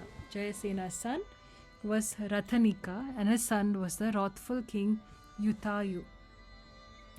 The son of Yutayu was Devatati. Devatati's son was Raksha. Raksha's son was Dalipa, and his son was Pratipaka. My lord, I am the son of Pratipaka. My name is Devapi. I handed over my kingdom to Sanatanu, and went to reside at the village of Kalapa, where I perform austerities with undivided attention. After hearing about your appearance within this world, I came here to see you. Maru and I, along with other sages, will certainly attain the exalted destination attained by self-realized souls by the mercy of your lotus feet. Thus, we will never again fall into the jaws of death. Upon hearing this, lotus-eyed Lord Kalki smiled and then spoke in an assuring manner. Lord Kalki said, "What you have said is correct. Both of you are very pious kings. Now, by my order, you should go to your traditional abodes and prepare to rule your kingdoms. My dear King Maru, very soon I will destroy all the sinful natures who simply torment the citizens. After doing so, I will come to your capital city, Ayodhya, where I will perform your coronation ceremony. My dear King Devapi, after I decimate the wicked Pulkashas, I will come to your capital city, Hastinapur, and perform your coronation ceremony. I will continue to give you all protection while residing at Mathura.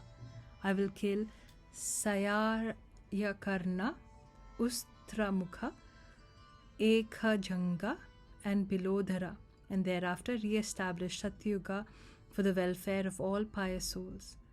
Both of you are very expert in understanding all kinds of scriptures and employing all types of weapons. You should now give up your garb of ascetics and, to destroy the enemies of the earth, put on your royal garments and armor and travel with me as my associates. My dear Maru, King Vishakhayupa has a beautiful and highly qualified daughter that he will give you in marriage. You will become the king of the land, and for the benefit of all your subjects, act according to my instructions. My dear Devapi, you will marry Shanta, the daughter of Ruchirasva. After hearing these words, King Maru, King Devapi, and all assembled sages joyfully accepted Lord Kalki as the incarnation of the Supreme Personality of Godhead, Lord Hari. As Lord Kalki was thus conversing with the kings and sages, two celestial chariots that were brilliant like the sun and decorated with countless jewels, which were constructed by Vishwakarma and filled with celestial weapons, and which fulfilled all of one's desires, descended from the sky. With great enthusiasm, everyone exclaimed, "What are we seeing?" Lord Kalki said, "It is understood that both of you are powerful kings who embody the potency of Surya, Chandra, Yama, and Kuvera, and have descended to protect the earth. Up until now, you remained incognito, but by my order, take these two chariots, which are given to you by Indra, the king of heaven." As Lord Kalki, the husband of Padmavati and maintainer of the universe, was speaking, the demigods began to shower flowers from the sky, while the assembled sages offered him selected prayers. Cool and pleasing breezes began to blow, making the atmosphere very soothing. These breezes had crossed the waves of the river Ganga, which rests on the head of Mahadeva, and thus caresses Parvati's soft limbs, giving her pleasure. Thereafter, an effulgent lotus-eyed mendicant who looked like a sage, Sanaka, arrived there. These exalted personality was always in a joyful mood. His complexion was the color of molten gold, and he appeared to be the shelter of religious principles, dharma. He was beautifully dressed. Matted hair crowned his head, and he carried a staff. He was extraordinary. Simply by contact with the breezes that touched his body, one became purified. Thus ends the translation of the 18th chapter of Sri Kalki Purana.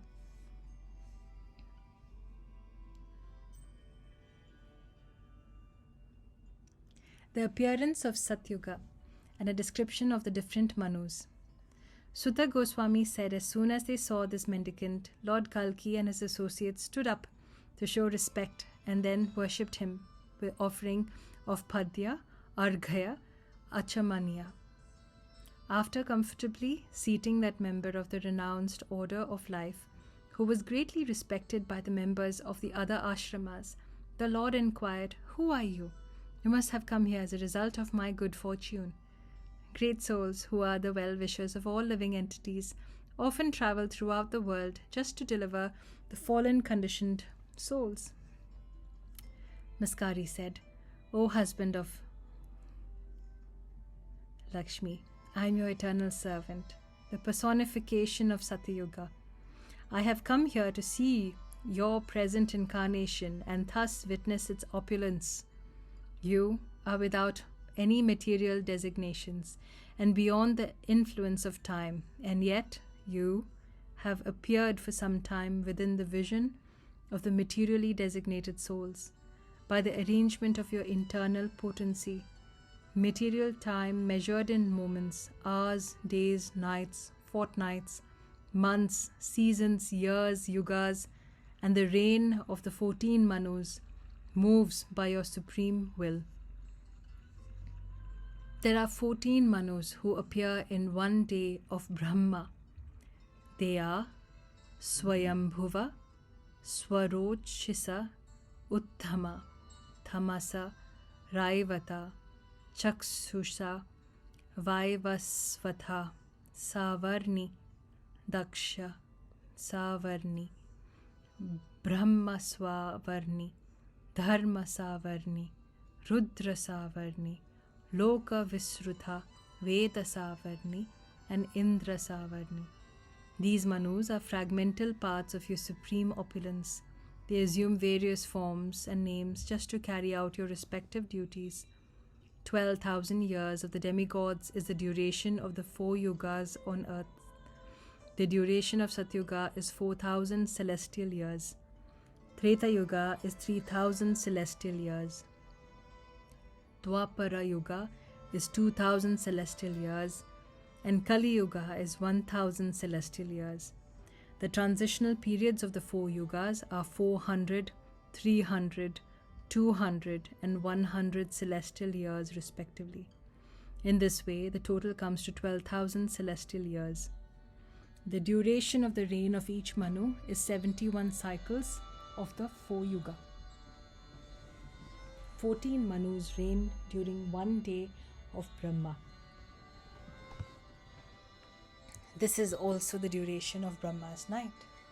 In this way, Brahma passes his days, nights, fortnights, months, seasons, and years until the duration of his allotted time is over.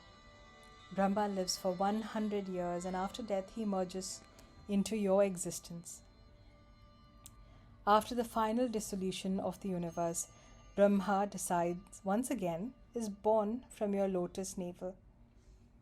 I am the personified Satya-yuga. During my lifetime, pure religious principles are observed and protected. I have received the name Satya because the people of this age are pious and truthful. Lord Kalki was surrounded by his associates, and after hearing these words of Satya-yuga, he felt delighted. The Lord is, in consideration of the arrival of Satya-yuga, ordered his devotees as follows. With a desire to root out Kali, pick up your weapons and prepare yourselves to march. Make an estimate of the strength of our army, how many chariot warriors, how many elephant warriors, how many horse soldiers, and how many foot soldiers do we have? Thus ends the translation of the 19th chapter of Sri Kalki Purana. Lord Kalki goes out to conquer Kali and his allies. Chapter 20. Suta Goswami said, thereafter, according to the desire of Lord Kalki, the mighty armed King Maru and King Dwapi attended to their marriages and then returned to the Lord. Both were famous as heroic warriors and the foremost among wielders of the bow.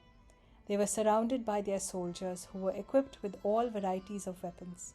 Due to the presence of their vast armies, and the earth trembled. King Vishakhayupa commanded an army consisting of 100,000 elephants, 10 million horses, and 1,000 chariots. He was also accompanied by 200,000 infantry soldiers equipped with sharp weapons. Their chadaras and turbans flapped in the breeze. Apart from these soldiers, the king had amassed 50,000 reddish horses, 10,000 maddened elephants, a countless number of chariots, and 900,000 foot soldiers. Lord Kalki, the conqueror of conquerors and the Lord of the universe, had an army of 10 Aksauhinis. Surrounded by his nephew and other relatives and well-wishers, he appeared like Indra, the king of heaven, surrounded by all the demigods, just as Lord Kalki was about to cheerfully depart on his conquest of the entire world. Dharma, who had obstructed by the Lord Kali, arrived there in the garb of a Brahmana, just to have the darshana of Lord Kali and to inform him of their activities. Rita, Prasada, Abhaya, Sukha, Priti, Yoga, Anahankara, Smriti, Kshema, Pratisraya, Naranarayana, the plenary portions of Lord Hari, as well as Dharma's wife and children, Shraddha, Maitri, Daya, Shanti, Tushti, Pushti, Kriya, Unnati, Buddhi, Medha, Titiksha, and Lajja, who were all maintainers of genuine Dharma, along with their friends and relatives accompanied Dharma. Upon seeing the Brahmana approach, Lord Kalki humbly greeted him and worshipped him according to the prescribed procedure. Thereafter, Lord inquired, "My dear sir, who are you? From which kingdom have you come, along with your wife and children, appearing like a lustreless planet? Tell me everything in detail." As the devotees of Lord Vishnu may lose their strength and enthusiasm when tortured by the atheists, your wife and sons appear similarly disheartened. After hearing these words of Lord Kalki, the husband of Kamala, Dharma, who appeared to be without shelter and thus morose, began to narrate his story. Before speaking, Dharma, along with his wife, sons, and followers, worshipped the reservoir of pleasure, Lord Kalki. After doing so, he offered his obeisances and then stood before the Lord with folded arms and spoke as follows. Dharma said, "My dear Lord Kalki, please hear my story. I was born from your chest, just as a Brahma was born from your navel. My name is Dharma, and my duty is to fulfill the desires of all living entities. I am the foremost of demigods. I receive a share of sacrifice performance. I fulfill the desires of saintly persons by awarding them the result of their religious practices. By your order, I work for the welfare of all pious souls. At present, various clans of Mlechas like the Shakas, Kambojas, and the Sabharas reside under the control of Kali. Kali is very powerful, and he has defeated me by his superior influence. O shelter of the world, at present all the saintly persons of the world are being harassed by Kali and are thus burning in the fire of material existence. It is for this reason that I have come to take shelter of your lotus feet." After hearing these piteous words of Dharma, Lord Kalki, the remover of distress, gave assurances to everyone, saying, "O Dharma, just see how Satya-yuga personified has also come here. This is King Maru of the Surya Vanshis. You know very well that at the request of Grandfather Brahma, I have assumed this form of Kalki-avatar. You will be happy to learn that I have already defeated the non-believers residing at Kitaka Desha. My mission is to destroy all the miscreants who are envious of you and the other Vaishnavas. You can now wander fearlessly over the earth because I am just about to set out on a tour to conquer all the kings of the world." Because Satya-yuga is about to commence, and because I am personally present on this earth, there is no reason for you to be afraid. Why should you come under the influence of illusion? Just live happily, along with sacrifice, charity, penance, and vows. O Dharma, every pious person within the universe loves you. You and your sons and followers should go out and conquer all directions by subduing your enemies. Very soon I will follow you." By hearing Lord Kalki's pleasing speech, Dharma experienced great satisfaction. Becoming convinced of his ability to subdue his enemies by the Lord's mercy, Dharma made up his mind to set out. When Dharma departed to conquer the world, his wives and children stayed at Siddhashrama. To assist Dharma in his fight against Kali, saintly persons became his military garment and armor. The Vedas and Brahman became his chariot. The supplementary Vedic literature became his arrows, and his determination, the 7 notes of the musical scale, became the 7 horses driving his chariot. The Brahmanas became his chariot driver, and Agni became his seat. In this way, Dharma set out to conquer Kali, along with a formidable army. Lord Kalki, who departed along with his associates, including personified sacrifice, charity, penance, self-control, and the prescribed rules and regulations with the intentions of defeating the clans of Nechas such as the Khasas, Kambojas, Savaras, and Vaivaras. The Lord went to the favorite residences of Kali, which were the playgrounds of ghosts, foxes, and jackals. These places were permeated with the foul odor of decaying beef, and they were infested with crows and owls. Kali's domain can be found wherever there is gambling and intoxication, as well as where women constantly quarrel. Kali's favorite places of residence are always causes of fear and danger. The men in these places are controlled by women. When Kali received the news of Lord Kalki's impending arrival, he quickly gathered his sons and grandsons and left his kingdom, the city of Visashana, after mounting his chariot, which bore the symbol of an owl. When Dharma saw Kali fleeing by the order of Lord Kalki, he confronted him, along with the sages. Rita battled Damba, Prasada fought with Lobha, Abhaya challenged Rosa, and Sukha attacked Bhaya. Niraya vigorously fought with Priti, showering various weapons. Yoga contended with Adhi. The powerful Kshema fought with Vyadhi. Prasraya fought with Glani, and Smriti attacked Jara. The fighting soon became very intense as the demigods appeared overhead as spectators. King Maru entered the rank of the powerful Khasas and Kambojas, while King Devapi fought with the Kolas and the Varvaras. King Vishakhayapu fought valiantly against the Pulindas and Chandalas, employing celestial weapons. Surrounded by his army and invoking many celestial weapons, Lord Kalki fought with Koka and Vikoka, who were excessively proud due to receiving a benediction from Brahma. These two brothers were the foremost among the demons, who were always intoxicated, and they were very good fighters. They were like two halves of one body, exceedingly powerful and a cause of great fear from the demigods. Their bodies were as hard as thunderbolts and thus impervious to weapons. They had been engaged in conquering all directions. When they fought together, they were so formidable that they could defeat even death personified. Surrounded by powerful soldiers, they fought with clubs in their hands.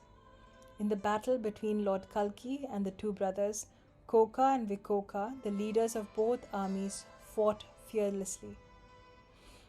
The battlefield resounded with the terrific sounds made by the elephants and horses, the gnawing of teeth, the challenging words of the combatants, the twanging of the bows, as well as the claps and punches. The frightening sounds of war cries spread all directions. It seemed that no one was capable to escape the jaws of death. The demigods became so astonished while gazing at the ghastly scene that they practically fell from their celestial chariots. Due to the onslaught of innumerable weapons, including iron rods, swords, Shakti weapons, tridents, spears, clubs, and arrows, the entire battlefield became littered with severed arms, legs, and trunks. Thus ends the translation of the 20th chapter of Sri Kalki Purana. Chapter 21. The followers of Kali are defeated, the killing of Koka and Vikoka. Suta Goswami said, as the fighting raged, Dharma and Satya-yuga, personified, very angrily confronted Kali. Being injured and afflicted by showers of arrows, Kali got down from his donkey carrier and returned to his capital. Kali's chariot, which was adorned with a flag having the symbol of an owl, was shattered. His entire body was soaked with blood. The smell of a decaying mouse emanated from his body, and his face appeared fraught with fear. In this condition, he entered his residence. Meanwhile, Damba, who was a disgrace to his family and a man of hollow character, began being seriously wounded by the onslaught of sharp arrows, lost all enthusiasm to fight and returned home. Loba was soundly defeated by Prasada, who smashed his adversary's head with his club. Loba's chariot, the flag of which bore the emblem of a dog, was pulverized, and so he ran away from the battlefield while vomiting blood. Abhaya defeated Krodha after a hectic fight. Krodha's eyes became blood red, and his foul-smelling chariot, the flag of which bore the emblem of a mouse, was smashed to pieces, so that he had no option but to return to his city, Vishasana. Sukha slapped Bhaya so forcefully that he immediately gave up his life. Niraya also fell down dead onto the battlefield after being pummeled by Prati. Satya-yuga personified fought so heroically while showering his arrows with Adhi and Vyadhi, dismounted their carriers and fearfully ran to safety. After the enemy had been routed, Dharma and Satya-yuga personified entered Kali's capital, Vishasana, and set the whole city ablaze by releasing fiery arrows. Indeed, Kali was also burnt in the conflagration, but he managed to survive. Because his sons and wives were killed in the fire, Kali felt he had no alternative but to renounce his kingdom. He left the city alone and travelled to another country, while continually shedding tears out of distress. Meanwhile, many Mlechas, including the Shakas and Kambojas, were vanquished by the celestial weapons of King Maru and King Dwapi. Vanquished the Savaras, Kolas, Varvaras with very little effort. The greatly powerful King Vishakhayupa invoked celestial weapons to defeat the Pulindas and Pulkashas. The pure devotee King Vishakhayupa continued to slay his enemies with a sharp sword and torrents of arrows. Within a short while, most of the enemy soldiers lay dead upon the battlefield.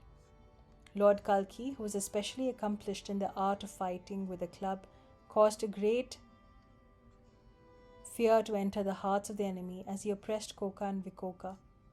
Koka and Vikoka's father was Vrakasura and Shakuni was their grandfather. Just as Lord Hari had previously fought with the demons, Madhu and Kaithaba, Lord Kalki now fought with these two brothers. The two brothers then managed to land a terrible blow of the club upon the body of Lord Kalki, so that he appeared injured. Indeed, the Lord's club fell from his hand, and upon seeing this, the spectators became astonished. The Lord, the conqueror of the three worlds and master of the universe, remained unperturbed. However, and in a fit of rage, he retaliated by severing Vikoka's head with his lance. Although Vikoka appeared to be dead and gone, when his brother simply gazed upon him, he was at once revived. Upon seeing this, the demigods and also Lord Kalki, the destroyer of his enemies, were amazed. In retaliation for Koka's bringing his brother back to life, Lord Kalki immediately severed his head. Once again, however, simply by Vikoka's glance, Koka's head was replaced, and he continued fighting as if nothing had happened. The two powerful and deceitful demon brothers felt renewed enthusiasm as they continued to attack Lord Kalki, appearing like fate and death personified. With swords and shields in their hands, Koka and Vikoka struck the Lord again and again. Lord Kalki became further enraged, and at last he simultaneously cut off both their heads. And yet, much to his surprise, both heads miraculously rejoined their trunks as everyone looked on in astonishment. Lord Kalki anxiously contemplated the matter for a moment, and then the two brothers resumed their attack. At this time, Lord Kalki's horse began to very forcefully kick the two brothers. This made the two invincible demons mad with rage, so that their eyes became red. Turning their attention away from the Lord, they pierced his horse with their sharp arrows. The infuriated horse then bit Koka and Vikoka's arms, breaking their bones and causing their bangles and amulets to fall off to the ground. In retaliation, the two demons caught the horse by its tail, just as a boy sometimes grabs the tail of a calf. The enraged horse then kicked both the demons in the chest with its hind legs, and blows felt just like thunderbolts. Although the two heroes fell unconscious onto the ground, they quickly regained their senses and stood up, challenging Lord Kalki to continue fighting. Meanwhile, Lord Brahma, who had been watching the battle from the sky, approached Lord Kalki and spoke with folded hands. "My dear Lord, you will not be able to kill these two demons with weapons. You will have to kill them simultaneously with the use of your bare hands. As long as one of them remains alive, he can instantly bring back the life of his brother." After hearing the words of Brahma, who was born from the universal lotus flower, Lord Kalki abandoned his horse and weapons. Being inflamed with rage, the Lord suddenly landed two powerful punches that were just like thunderbolts, simultaneously smashing the two brothers' heads. In this way, the two demons, who were a great cause of fear even for the demigods, and so, what to speak of others, fell onto the ground like two great mountains, their heads smashed. Being overjoyed, the Gandharvas began to sing, the Apsaras danced in ecstasy, and the sages offered prayers, while the demigods, Siddhas, and Charanas showered flowers from the sky upon Lord Kalki. Lord Kalki felt great satisfaction after finally attaining victory over Koka and Vikoka.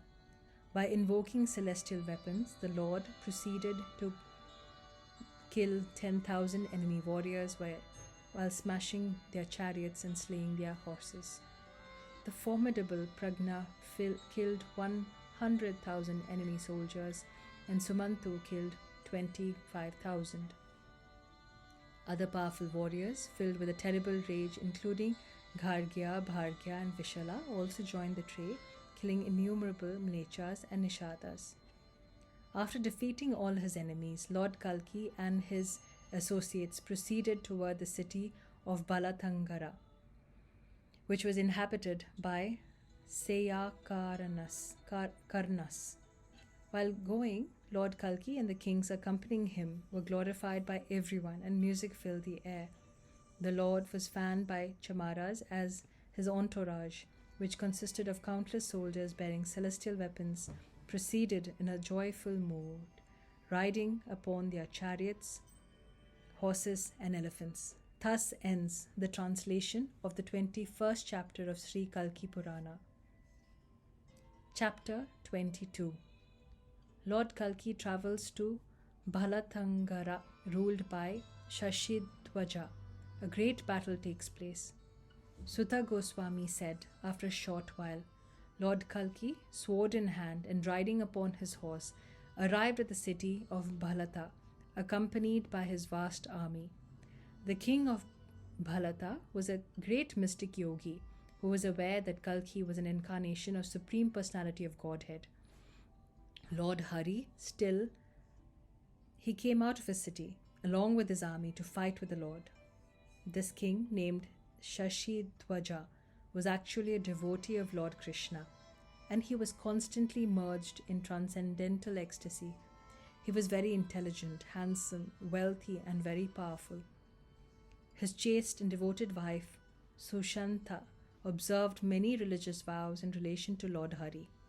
When she saw that her husband was about to fight with Lord Kalki, she said, "My dear husband, Kalki is the supreme lord and supersoul of all living entities. How can you dare strike and injure his body?"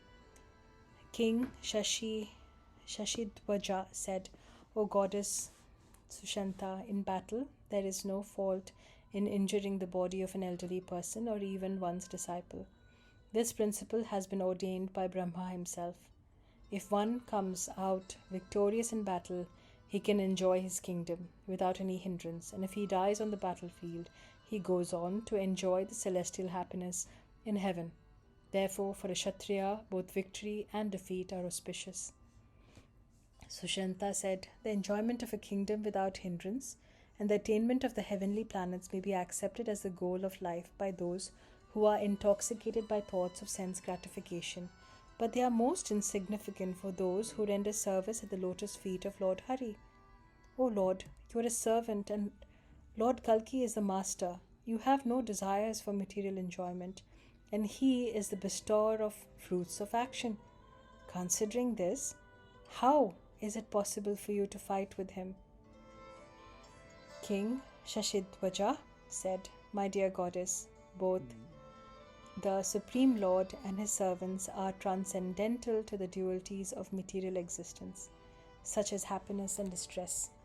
Material designations are mistakenly attributed to the Lord and his devotees because they appear in bodies resembling those of the material world. Therefore, fighting is simply another of our pastimes. Because the Supreme Lord appears in a human-like form, he displays anger, ambition, and other human qualities. Therefore, why should he not display the desire for enjoyment? The Supreme Personality of Godhead is eternal and full of knowledge and bliss. When he incarnates within this world, he remains as he is, even though he assumes a body similar to that of a human being. He and his servants' birth, activities, and disappearance are transcendental, although to materialists they appear mundane. The object of service, the servant, and the service are creations of the Lord's internal potency. A devotee's realization that the living entities are simultaneously one with the different from the Supreme Lord awards him the three objectives of life.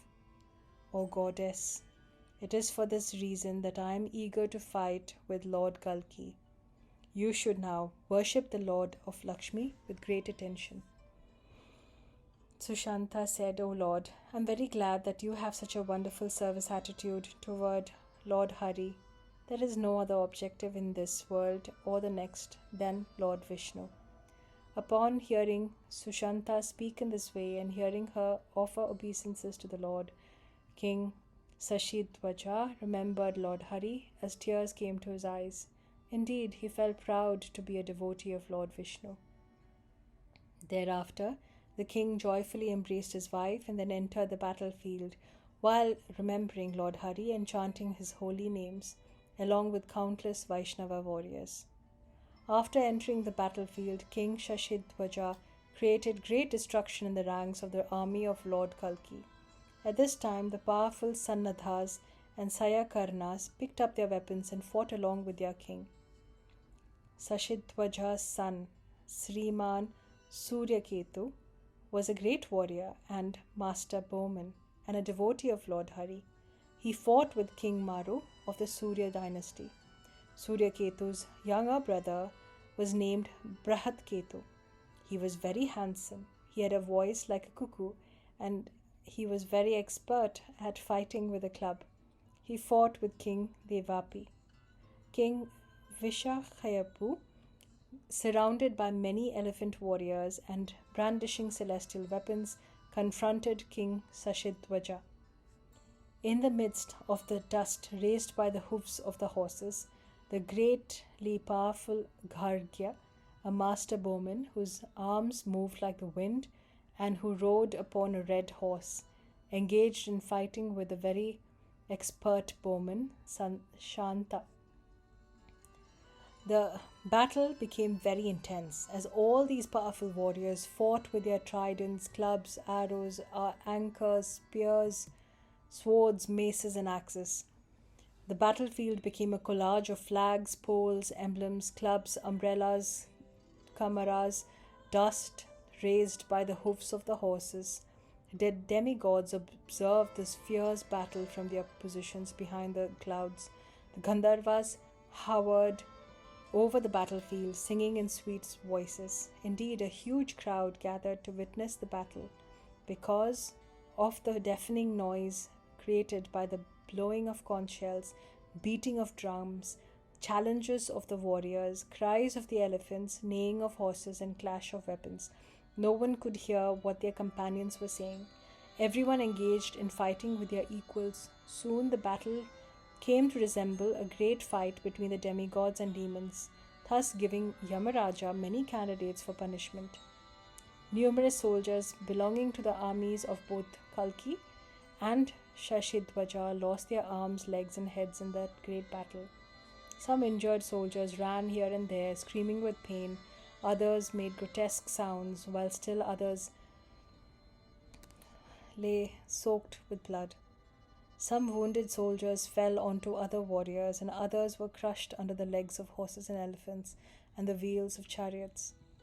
In that great battle, may tens of millions of great warriors lost their lives, so that the battlefield became a river of blood. Although certainly a ghastly sight, ghosts, hobgoblins, jackals, demons, and foxes were very happy to see that river. The crowns floating in that river of blood appeared like swans. The slain elephants looked like its banks. The chariots were boats, the severed hands and legs were fish, and the innumerable swords looked like so much golden sand on the shore. In this way, the entire battlefield wore the appearance of a mighty river. The strongly built Surya-Ketu, who looked like a second Yamraja, covered King Maru with showers of arrows. In retaliation, Maru released 10 wonderful arrows that injured Surya-Ketu. Being pierced by Maru's arrows, Surya-Ketu became enraged and countered by killing the king's horses, one by one. He then broke King Maru's chariot to pieces, smashing it with his club. Due to being struck by one of the blows, King Maru lost his balance and fell to the ground unconscious. King Maru's loyal charioteer quickly came and placed him on another chariot. Meanwhile, the powerful Brihat-Ketu dazed Devapi with his incessant stream of arrows. As thick fog covers the sun, Devapi, who had been greatly afflicted by Brihat-Ketu's arrows, picked up his bow and countered his adversary's arrows with his own. King Devapi then employed his wonderful golden arrows to break Brihat-Ketu's tridents and other weapons into pieces. Brihat-Ketu, who had also become inflamed with rage, picked up his bow and showered more arrows upon his adversary. Brihat-Ketu then released golden arrows having iron tips and vultures' feathers, piercing Devapi all over his body. Devapi countered with his sharp bows and managed to break Brihat-Ketu's celebrated bow. Finding no other means, Brihat-Ketu unsheathed his sword and charged at Devapi in a final attempt to kill him. The great warrior Brihat-Ketu was able to kill Devapi's horses and chariot driver as the fierce battle continued. Devapi then threw down his bow, and gave his enemy a powerful blow with his fist. Brihat-Ketu was stunned, and so Devapi grabbed him and began squeezing his neck as it was held between his arm and chest. As a result of this, the 24-year-old Brihat-Ketu fell down unconscious onto the field as if dead. Upon seeing his brother as if bereft of life, Surya-Ketu brought his fist down onto Devapi's head. As a result of the terrible blow, which appeared like the striking of a thunderbolt, Devapi also fell down unconscious. At this, Surya-Ketu mercilessly attacked Devapi's soldiers, causing them to scatter. As about that time, King Sashidhwaja happened to see Lord Kalki roaming the battlefield. The Lord's eyes were like lotus petals, his complexion was very dark, and his effulgence was as bright as the sun. He appeared to be the shelter of the universe. He was dressed in yellow garments, and his arms extended to his knees. On his head was placed a transcendental crown. Lord Kalki's body appeared even more brilliant due to the reflections of his jeweled ornaments. The Lord presented a very pleasing sight for everyone. Indeed, his darshana destroyed the contamination within everyone's heart. All the kings headed by Visakha surrounded the Lord, and Dharma and Satya-yuga personified were seen worshipping him. Thus ends the translation of the 22nd chapter of Sri Kalki Purana. Chapter 23. King Sashidhwaja brings the unconscious Lord Kalki to his palace. Suta Goswami said, as King Sashidhwaja gazed upon the enchanting form of Lord Kalki, the incarnation of Lord Hari, and thus the only real object of meditation, who was seated on his celestial horse, holding a sword, he spoke as follows. Lord Kalki, the master of the universe, is decorated with transcendental ornaments and equipped with a bow and arrow, so that it appears as if he is about to destroy all the suffering and sins of this material world. His mind surcharged with feelings of ecstasy, King Shashidhwaja said, O lotus-eyed Lord, please come and strike my chest. O Supersoul, situated within the hearts of all living entities, out of fear of my arrows, please hide within my heart, which is filled with darkness. Although you are without material qualities, you possess unlimited transcendental qualities. Although you are one without a second, you are prepared to attack your enemies. Although you are without material desires, you have accepted the support of an army for achieving victory. I would like to fight with the Supersoul of all living entities, while everyone else stands aside as spectators. You are the Almighty Lord. I will strike you hard, and while doing so, if I forget that you are the Supreme Lord, then I hope to achieve that inferior destination which is attained by those who discriminate between Lord Shiva and Lord Hari. Upon hearing these words of King Shashidhwaja, the slayer of his enemies, who possessed all kinds of weapons, Lord Kalki displayed some symptoms of anger, although by nature he is always peaceful, and thus began to release his arrows. However, King Shashidhwaja did not take this onslaught of arrows very seriously. As a mountain remains undisturbed by the cloud that showers rain upon it, King Shashidhwaja remained steady as he counteracted the Lord's arrows with his own. King Shashidhwaja's attack appeared to injure Lord Kalki, and this made the fire of his rage burn brightly. Thereafter, a fierce battle ensued, wherein both combatants discharged celestial weapons.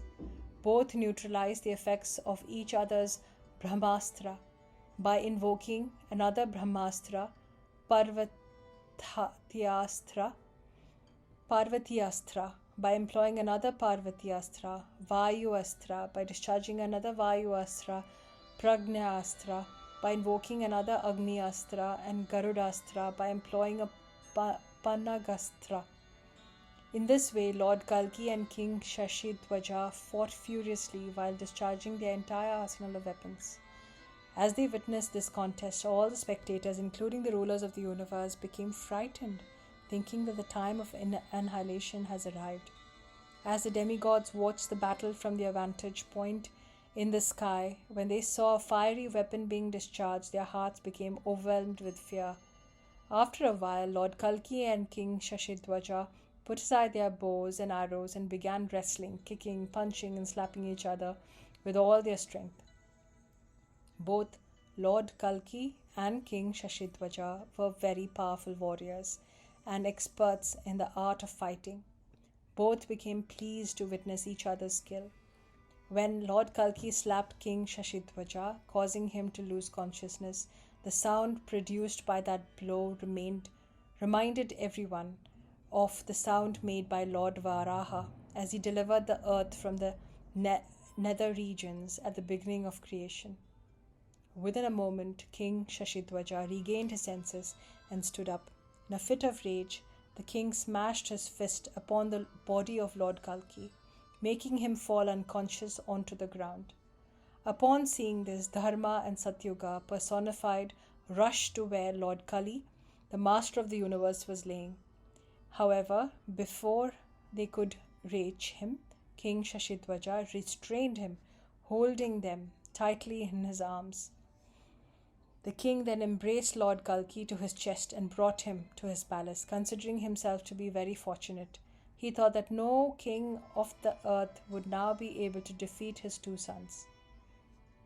Thus King Shashidhwaja returned home in a jubilant mood after defeating Lord Kalki, the lord of the demigods, carrying him on his chest, and Dharma and Satya-yuga personified in his armpits. Upon returning home, the king saw his wife Sushanta sitting in the temple of Lord Hari. Any other female devotee surrounded, many other devotees surrounded the queen, glorifying Lord Hari. The king looked at Sushanta's lotus-like face and said, "He who has taken birth in the village of Shambhala by the request of the demigods is this personality I am holding to my chest.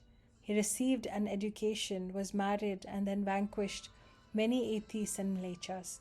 O goddess, Lord Kalki, the Lord of the heart, has now come to our house on the pretext of being unconscious. Dharma and Satya-yuga are also our guests, so you can worship them." Sushanta offered her obeisances to Lord Kalki, Dharma, Satya-yuga, and her husband. Then, along with her companions, she began to dance while singing the glories of Lord Hari without inhibition. Thus ends the translation of the 23rd chapter of Sri Kalki Purana.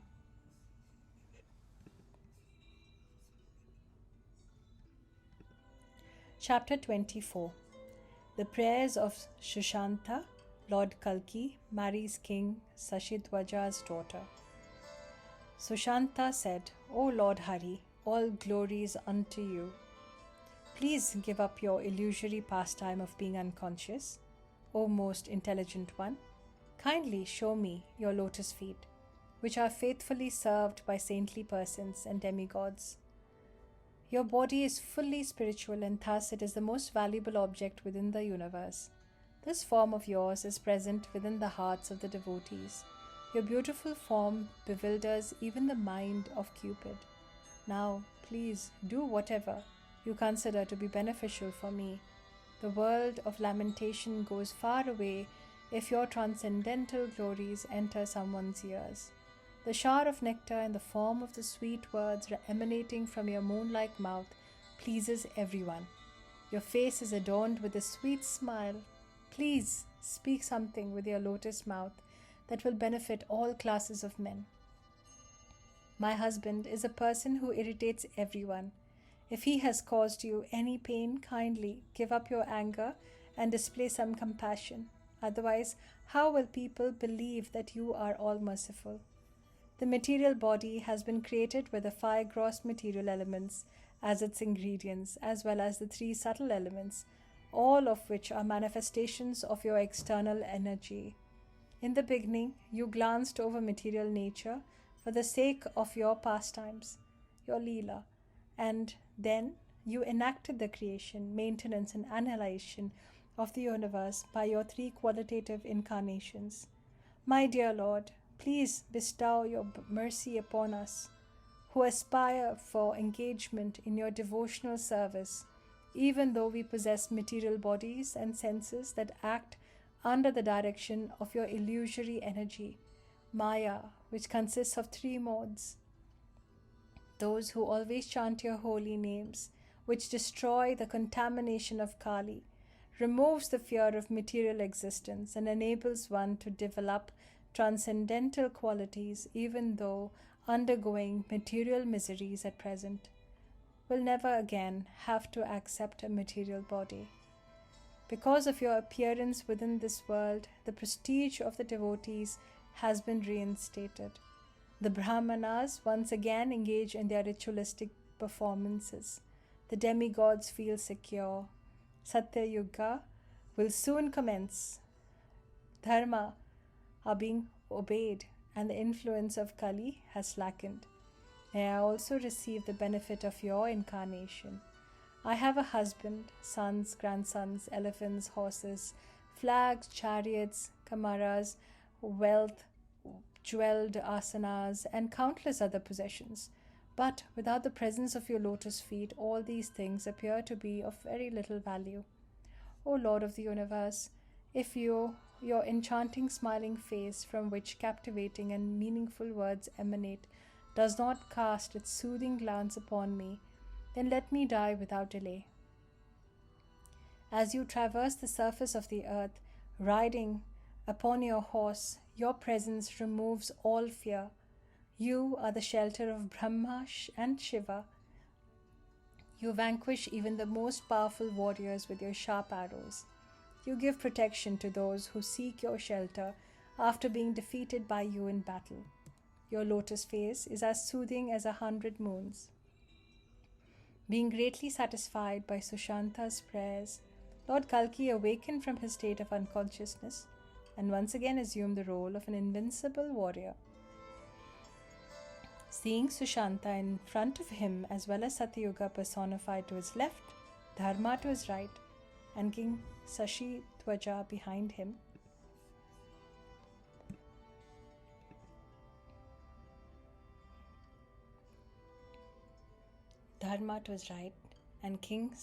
Sashi-Dhwaja behind him, Lord Kalki spoke as if embarrassed. "O lotus-eyed one, who are you? Why are you serving me? Why is the greatest hero, Sashi-Dhwaja, standing behind me? O Dharma, O Satya-yuga, instead of remaining on the battlefield, why have I been brought to the palace of the enemy? I am the enemy of these women. Why are they serving me in great happiness? I fell unconscious. Why did the great hero, Sashi-Dhwaja, not kill me?" Sushanta said, "Who is there in Patala Loka, Swarga Loka, and Bhuloka? Whether he is a human being, serpent, demon, or demigod, what would not serve Lord Kalki, the incarnation of Lord Hari? All the people of the world are your servants. It is the duty of everyone to adopt a friendly attitude toward you, my dear Lord. Simply by seeing you, one's animosity is vanquished. Who would dare to exhibit his enviousness by fighting with you hand to hand? Had my husband not fought with you in the mood of an enemy, would he have not been able to bring you to his house? My husband is your eternal servant, and I am your eternal maidservant. O mighty armed Lord, you have come here simply to benefit us." Dharma said, "O vanquisher of Kali, I am very impressed to see how this couple renders devotional service unto you. They chant your holy names, and they take great pleasure in glorifying you." Satya-yuga said, "My dear Lord, I consider myself to be very fortunate to have witnessed the activities of these great devotees. By the influence of your devoted servants, your worship spreads throughout the universe." King Sashi-Dhwaja said, "My dear Lord, I had pierced your body with many arrows while fighting with you. Therefore, I am a great offender, and so please punish me. You are our life and soul, and yet, under the influence of uncontrollable lust and anger, I treated you as an enemy." After hearing the king speak with such humility, Lord Kalki said, "The simple fact of the matter is that you defeated me in the battle." Thereafter, King Sashi-Dhwaja summoned his sons from the battlefield and, as desired by his wife, handed over his daughter Rama to Lord Kalki in marriage. At that time, the kings Maru, Devapi, Vishwakhayupa, Sayakarna, and Rudhiraswa arrived at Bhalatta at the invitation of Sashi-Dhwaja. Thus, the city became very crowded with the soldiers of these ruling men. The marriage ceremony of Lord Kalki and Rama was performed with great pomp, with many elephants, horses, chariots, soldiers present, so that a great tumult was created. Everyone arrived on their various vehicles and carriers in a mood of joyful anticipation, eager to witness the wedding. The festive mood was enhanced by the auspiciousness and delightful sounds of drums, conch shells, and mardangas, as well as the singing, dancing, and clapping of the ladies. All the kings were provided with an incredible variety of sumptuous food and drink. The Brahmanas, Kshatriyas, Vaishyas, Sudras, and outcasts were all very nicely fed and given charity when they came to see Lord Kalki. All the while, the lotus-eyed Lord remained seated in the assembly. Just as the moon looks very beautiful in the midst of innumerable stars, so did Lord Kalki, the King of Kings, appear glorious in the midst of that assembly. King Sashi-Dhwaja slowly approached the lotus-eyed Lord Kalki, the husband of Rama, and sat beside him in a mood of awe and reverence, although he considered him to be his son-in-law. Thus ends the translation of the 24th chapter of Sri Kalki Purana. Chapter 25. The devotion of Sashi-Dhwaja and his previous history. Suta Goswami said, the kings then began to speak to the exalted king Shashidvaja and his wife Sushanta in that assembly which included Dharma and Satya-yuga personified. The kings said, you are now the in-laws of Lord Kalki, who is known different from the personality of Godhead, Narayana. We are very impressed by the devotional attitude of both of you, and so are the assembled sages, Brahmanas and others. We would like to know how you became so advanced in the path of devotional service to Lord Supreme. My dear King, did someone give you instructions regarding the devotional service of the Lord, or is it your own spontaneous devotion? We simply would like to know how you became such an advanced devotee of the Lord. We know that by hearing this narration, the inhabitants of the three worlds will be purified, because such talks uproot the root cause of material existence. King Shashidvaja said, O kings, please listen attentively as I narrate to you the story of my previous life and how I came to be a king who is devoted to the Lord. Thousands of years ago, I was born as a meat-eating vulture. My wife, Sushanta, was a female vulture living in a nest at the top of a tree in the forest. She would travel from forest to forest and tree to tree according to her desire. We sustained our lives by eating the rotting, stinking flesh of dead bodies. One day, a cruel hunter saw us and so desired to capture us. For this purpose, he brought his tame vulture. At that time, we were famished, and so, when we saw the tame vulture, we approached it in the hopes of getting some flesh in charity. However, the result was that we fell into the trap of the hunter. As soon as he saw us ensnared within his net, the hunter joyfully came running and grabbed me by the neck. We tried our best to defend ourselves with our beaks.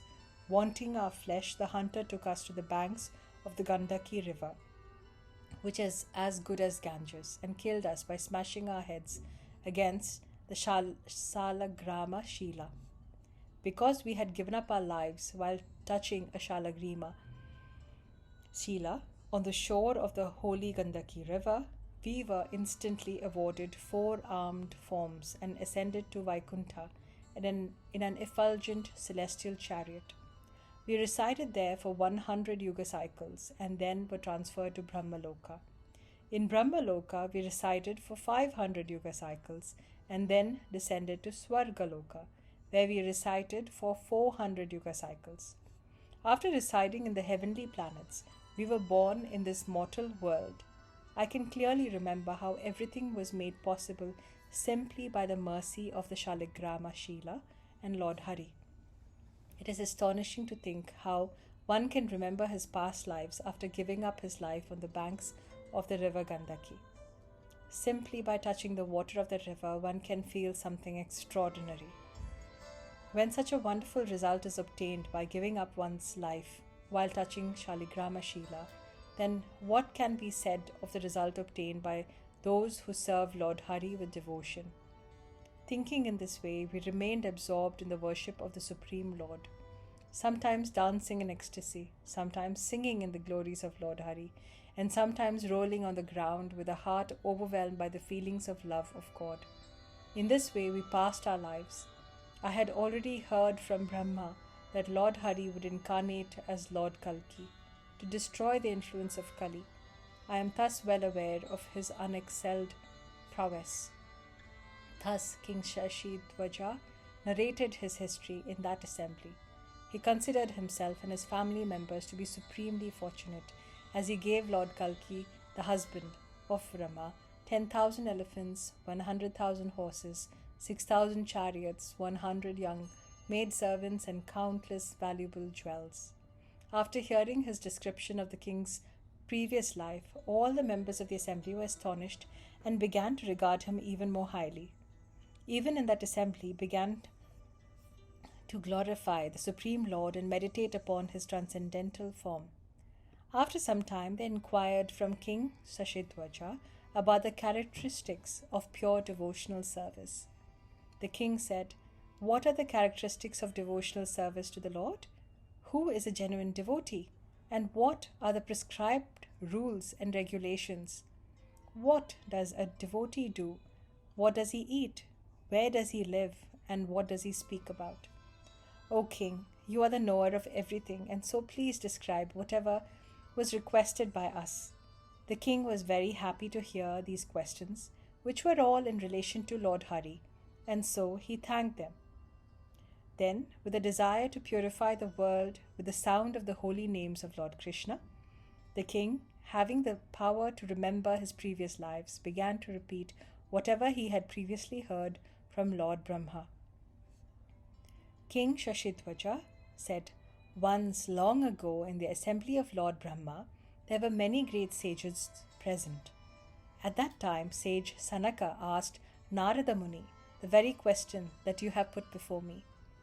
I was also present in that assembly of great sages, and by their mercy I heard everything that was spoken by them.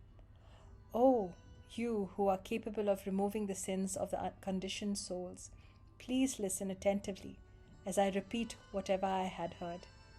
Sanaka said, "O sage among the demigods, what kind of devotional service to Lord Hari has the power to free one from the cycle of repeated birth and death? What method of devotional service is most praiseworthy? Please speak on this subject, for we are very eager to hear." Narada Muni said, "One who desires to engage in the devotional service of Lord should learn the codes of good conduct after fully surrendering himself at the lotus feet of the spiritual master and carefully controlling his mind and 5 knowledge-acquiring senses with the help of good intelligence. If the spiritual master is pleased, then it is to be understood that Lord Hari is pleased. By the order of the spiritual master, one should chant the mantra Om Namah Shivaya. The disciple should worship the lotus feet of Lord Vyasadeva by offering him Padya, Arghya, Achamanya, Snanya, Vasana, and ornaments. All the while, he should meditate on the enchanting form of Lord Vasudeva, as it is situated within his heart. A sincere and intelligent devotee should surrender his speech, mind, intelligence, senses, and indeed his very self at the lotus feet of the Supreme Lord. All of the demigods are considered to be Lord Hari's bodily limbs. He possesses unlimited transcendental forms, having corresponding transcendental names. Lord Krishna is the actual object of service for all living entities.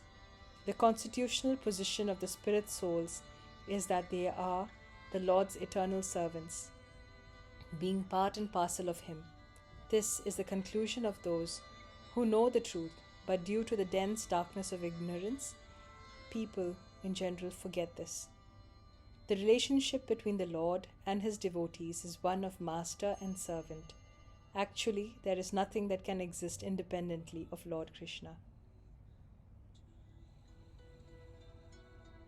The devotees always think of Lord Hari, sing His holy names, and engage in menial service for His satisfaction. By engaging in devotional service in this way, the devotees feel transcendental pleasure. The devotees dance in ecstasy, cry, laugh, and roll on the ground, and while doing so, they completely forget themselves. Pure devotees never discriminate, but rather see everyone equally on the spiritual platform. Such unadulterated devotional service to the Supreme Lord quickly purifies everyone, demigods, demons, and human beings. Bhakti Devi is the Lord's eternal spiritual potency, and she is described in all Vedic literature. She is the embodiment of Brahma, Vishnu, and Shiva. Persons in the mode of goodness are called devotees. Persons in the mode of passion are mad after sense gratification. And persons in the mode of ignorance engage in all kinds of abominable activities. People who cultivate the mode of goodness can raise themselves to the transcendental platform. Those who cultivate the mode of passion become filled with material desires, and those who cultivate the mode of ignorance go to hell.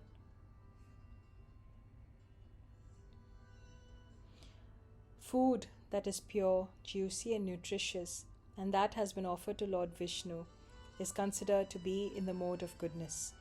Food that is prepared with only the satisfaction of the senses and the mind, and which is intended to increase one's blood and semen, and thus enhances one's duration of life, is considered to be in the mode of passion. Food that is bitter, spicy, hot, sour, stale, burnt, dry, or rotten is considered to be in the mode of ignorance. Only people deeply embedded in the mode of ignorance will relish such food. People in the mode of goodness like to reside in the forest.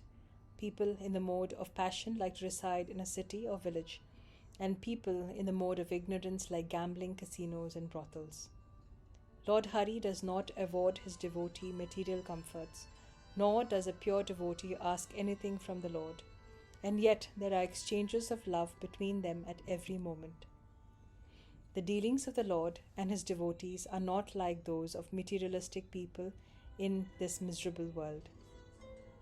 After hearing these talks in relation to Lord Hari, the master of everyone, the pure-hearted sage Sanaka, returned to his abode after sufficiently glorifying Narada Muni. Thus ends the translation of the 25th chapter of Sri Kalki Purana. Chapter 26. The glories of the devotees of Lord Hari. King Shashidhwaja said, "My dear kings, I have thus described the glories of devotional service of the Lord and the wonderful characteristics of the devotees. Now what more shall I tell you?" The kings said, "My dear king, you are certainly the foremost Vaishnava, for you are always engaged in working for the welfare of others. Why did you take part in the violence of war? It is seen that saintly persons engage in working for the benefit of others with their lives, intelligence, wealth, and speech." King Shashidhwaja said, "The concept of duality arises from the interaction of the three modes of material nature. From material nature, the creation of the three worlds was enacted, and thereafter the Vedas appeared. Just to fulfill the desires of materialistic people, the Vedas propagate the path of fruitive action. At the same time, the Vedas established the genuine principles of dharma and present the path of pure devotional service to Lord.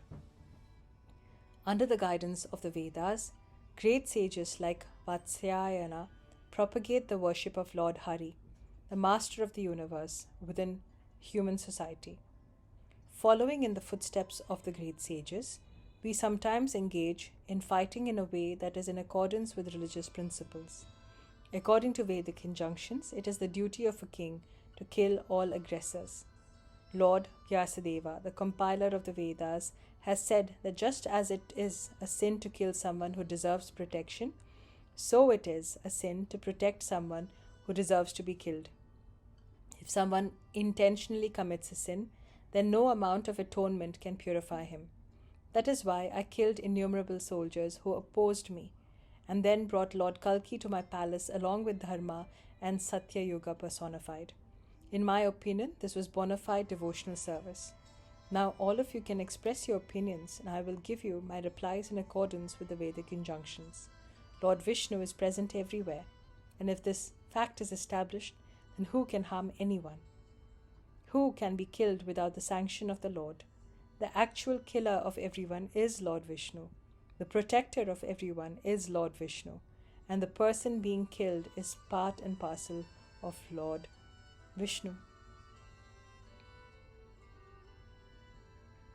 The Vedas therefore say that killing in a righteous battle or in a sacrificial performance does not constitute killing. This is also the verdict of the great sages and Manus. We worship Lord Hari by fighting, and so this is our form of sacrifice. Thus, a devotee under the shelter of Lord's internal energy engages in the worship of Lord Hari, in the mood of a servant, and achieves true happiness and not otherwise. The kings have said, "O ruler of men, King Nimi had to give up his life as a result of the curse of his spiritual master, Vashishta. The question is, how did he develop detachment from his body? which is the source of all kinds of enjoyment. Why did he not agree to re-enter his body when the demigods revived him? It has been heard that the great sage Vashishta also had to give up his life because of the curse of his disciple, but then received another body. The devotees of the Lord certainly attain liberation. How, after liberation, does a devotee again take birth? The illusory energy of the Supreme Lord is incomprehensible, even to highly elevated sages. This Maya, with her variegatedness, bewilders the entire world, just like an expert magician. Upon hearing these words of the king, Shashidwaja, who was very eloquent speaker, continued his talks with a heart filled with devotion for the Lord. King Shashidwaja said, as a result of performing many pious activities and visiting many holy places for many lifetimes, a person receives the association of saintly persons by the grace of the Lord. By that sadhu sangha, he gradually becomes qualified to approach the Supreme Lord. Such a person ultimately attains the abode of Lord Vishnu, where he engages in the service of the Lord without impediment. A devotee of the Lord enjoys a very blissful life, and he achieves fame in this world as a saintly person. Pure devotees worship Lord Hari with great enthusiasm, incessantly chant his holy names, and constantly try to keep the remembrance of his transcendental form within their hearts. They sometimes perform dramas of the pastimes performed by the Lord's incarnation. They observe sacred vows such as Ekadashi, and they organize grand festivals wherein they worship the Lord with great pomp. The devotees perform all of these activities with great pleasure. The devotee so much relish their engagement in devotional service that they do not even care for liberation. Sometimes, liberated souls take birth in this world just to exhibit the truth of supreme consciousness. The devotees are non-different from Lord Hari. Even holy places of pilgrimage become sanctified by their presence. The devotees take the essence of life, knowing very well that only devotional service to the Lord can satisfy the self. As Lord Krishna sometimes appears in this world, so his devotees also come to this world on his behalf. The Supreme Lord is always visible within the hearts of the pure devotees. This is one of his pastimes. It is for this reason that the great sage Vashishta, although a liberated soul, accepted a material body. O kings, I have thus briefly described the glories of devotional service and the Lord's devotees. By hearing these discussions, all of one's sinful reactions are quickly vanquished, so that one's devotional service to Lord Hari is nourished. The controlling deities of the various limbs of his body also become pleased by such discussions. Such hearing counteracts all kinds of impediments such as lusty desires and ignorance. Exalted devotees throughout the three worlds, by following in the footsteps of Vyasadeva, have attained the platform of unalloyed devotional service, which frees one from the material bondages. Such devotion is attained by churning the ocean of the Vedas, Puranas, and other Vedic literature. Unalloyed devotees are considered to be as good as Lord Krishna due to being his clear associates. Thus ends the translation of 26th chapter of Sri Kalki Purana. Chapter 27. The story of Dvida Gorilla, King Shashidwaja's previous birth as King Satyajit. Suta Goswami said, after happily narrating his story to all the members of the assembly, King Shashidwaja addressed Lord Kalki with folded hands. King Shashidwaja said, My dear Lord, O Master of the three worlds, all these kings are under your protection. We are ready to carry out whatever you order. I now wish to go to Hardwara, which is a very pleasing place to the sages, and execute penance. My sons and grandsons have taken shelter of you, and so please protect them. O Lord of the demigods, I know that you are already aware of my intention. I am sure that you remember how in your previous incarnation you had defeated Jambavan, the king of the bears, and killed Dvivida gorilla. When the king finished speaking and prepared to depart along with his wife, Lord Kalki exhibited a mood of embarrassment and lowered his head. Upon seeing this, the king said, "My dear lord, what did King Shashidhwaja say to you just now? Why have you lowered your head after hearing his words?" Lord Kalki said, "My dear kings, you should ask this question of King Shashidhwaja. He will certainly clarify everything because he is very intelligent and firmly devoted to me." Being advised by Lord Kalki in this way, the assembled kings turned to King Shashidhwaja and spoke as follows. The king said, "You are certainly very intelligent. What did you say to Lord Kalki, and why did he lower his head after hearing it?" King Shashidhwaja said, "At the time of Lord Ramchandra's manifest pastimes, Lakshmana killed Indrajit. As a result, this son of Ravana, was delivered from his life as a Rakshasa. As a result of killing a Brahmana with a fiery weapon, Lakshmana was afflicted by an incapacitating fever. Upon seeing Lakshmana in this pitiful condition, Dvida gorilla, who was a renowned physician belonging to the dynasty of the Ashwini Kumaras, whispered a mantra into his ear. He also wrote down that mantra, placed it over Lakshmana's head, and asked him to look at it. When Lakshmana saw this mantra, his fever instantly subsided, so that he became completely cured. Lakshmana then requested Dvivida gorilla to ask for a benediction. In response, Dvivida gorilla cheerfully said, "I pray that I will die at your hands and thus be relieved of this lower form of body." To this, Lakshman said, "When, in the future, I appear as Balarama, you will be killed by me, and thus freed from your life as a monkey." Anyone who rides Dvivida gorilla lives on the northern shore of the salt ocean. On a palm leaf, gazes at it, will instantly be cured of his fever.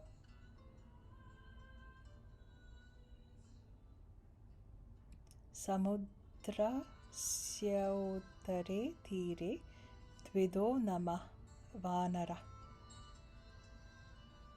If one simply writes this mantra and keeps it above his doorway so that he sees it every day, he will be cured of fever very easily. Having received this benediction from Lakshmana, Dvidavanara continued to live a long and healthy life. Ultimately, he was killed by Lord Balarama and thus attained liberation. Similarly, by his own will, Romaharshana Sutta gave up his life at the hands of Lord Balarama at Naimisaranya.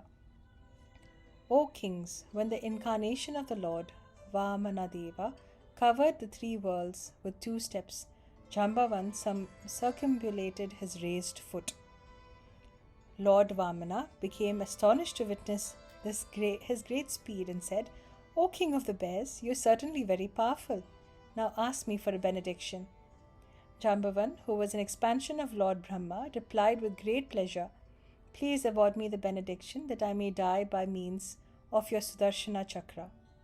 Lord Vamana said, "When I descend to the earth in my original form as Lord Krishna, I'll cut off your head with my chakra so that you will be liberated from material existence." Thereafter, at the time of Lord Krishna's manifest pastimes, I took birth as King Satyajit, a great devotee of the sun god. Because of a rumor spread by me, Lord Krishna's reputation became tarnished. I had a younger brother named Prasena. It so happened that Jambavan killed a lion that had taken my precious jewel. The unlimitedly powerful Lord Krishna, out of fear of defamation, was searching for this jewel at this time. Finally, he came upon Jambavan within a mountain cave, and for the sake of the jewel, they fought. The king of bears gradually came to recognize this worshipable lord, so that the duel ended peacefully. Thus, there was no need for Jambavan to be killed by Lord Krishna's chakra. The king of bears attained liberation simply by receiving the darshana of the Supreme Personality of Godhead. Jambavan gave not only the jewel but also his daughter Jambavati to Lord Krishna, whose complexion was the color of tender durva grass. Thereafter, Lord Krishna returned to Dwaraka and summoned me. He returned the jewel to me, even though his queens would have certainly cherished it. I was embarrassed to discover that I had spread a false rumor about the Lord. To save face, I insisted that the Lord keep the jewel, and I also gave him my daughter, Satyabhama, in marriage. The Lord graciously accepted both from me.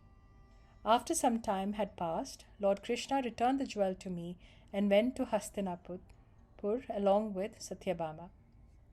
While the Lord was thus away from Dwaraka, a king named Satadanva killed me and took the jewel.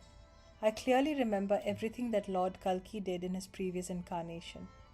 I had falsely accused Lord Krishna of stealing my jewel, and so I was not liberated from material existence at the time of my death. Thereafter, in this lifetime, I will attain my goal by handing over my daughter Rama, the incarnation of Satyabhama, to Lord Kalki, the incarnation of Lord Krishna. I had hoped to be killed by Lord Krishna's Sudarshan Chakra. I was convinced that if I was killed by him in battle, then I would attain liberation. After hearing how he had sanctioned the killing of his father-in-law, Lord Kalki, the master of the universe, exhibited embarrassment by lowering his head out of fear of defamation. All the assembled kings became very pleased and astonished while hearing this wonderful story, while the sages became so absorbed in contemplating Lord Kalki's transcendental qualities that they forgot their separate existence. Those who hear the story, as narrated by King Sashidwaja, will be awarded happiness, fame, prosperity in this lifetime, and ultimately attain liberation from material existence. Thus ends the translation of the 27th chapter of Sri Kalki Purana. Chapter 28. Lord Kalki travels to Kanchanangara, where he delivered Vishakanya. Suta Goswami said, Lord Kalki satisfied his father-in-law, King Shashidwaja, by his pleasing talks and then departed along with the kings. King Shashidwaja received a benediction from Lord Kalki that enabled him to free himself from the bondage of the Lord's illusory energy, Maya, by offering her suitable prayers. After some time, he decided to go and reside in the forest along with his wife. Lord Kalki and his vast army proceeded toward the city of Kanchanangara, which was located in a valley and surrounded by high mountains. The unique feature of the city was that it was protected by poisonous serpents. Lord Kalki, the conqueror of his enemies, penetrated the fort at Kanchanangara and killed all the poisonous snakes. Then he entered the city along with his armies and saw that it was lavishly decorated with jewels and gold. Many young girls, Nagakanyas, were seen roaming here and there, and they were innumerable wish-fulfilling trees. And yet the Lord could not find even a single human being. Lord Kalki smiled and said, Look at this wonderful city, which is the abode of serpents. It is very pleasant for me to behold, but it should be a great cause of fear to human beings. I only see Nagakanyas. Should we continue to tour the city? As Lord Kalki, the husband of Rama, and the kings were contemplating what to do, they suddenly heard a voice from the sky announce, My dear Lord Hari, it would be better for your army not to enter the city, because everyone except for you would die from the poisonous glances of the Nagakanyas. After hearing this unembodied voice, Lord Kalki unsheathed his sword and entered the city on horseback, with his parrot as his only companion. After going a short distance, the Lord came upon an enchanting young girl, whose beauty could certainly distract the mind of even a great scholar. As soon as this girl saw the all-attractive Lord Kalki, she smiled and spoke as follows. The Vishakanya said, So far, hundreds of powerful kings have traversed to difficult path to the abode of Yamaraja, after being burned to ashes by my glance. Because of this, I feel that there is no one more unfortunate and miserable than I. It seems that I will never be able to receive the love of a male human being, demigod, or demon. Still, I feel soothing relief because of your magnanimous glance, and so I offer my obeisances unto you. Because my glance is full of poison, I am most unfortunate and wretched. On the other hand, your glance is full of nectar.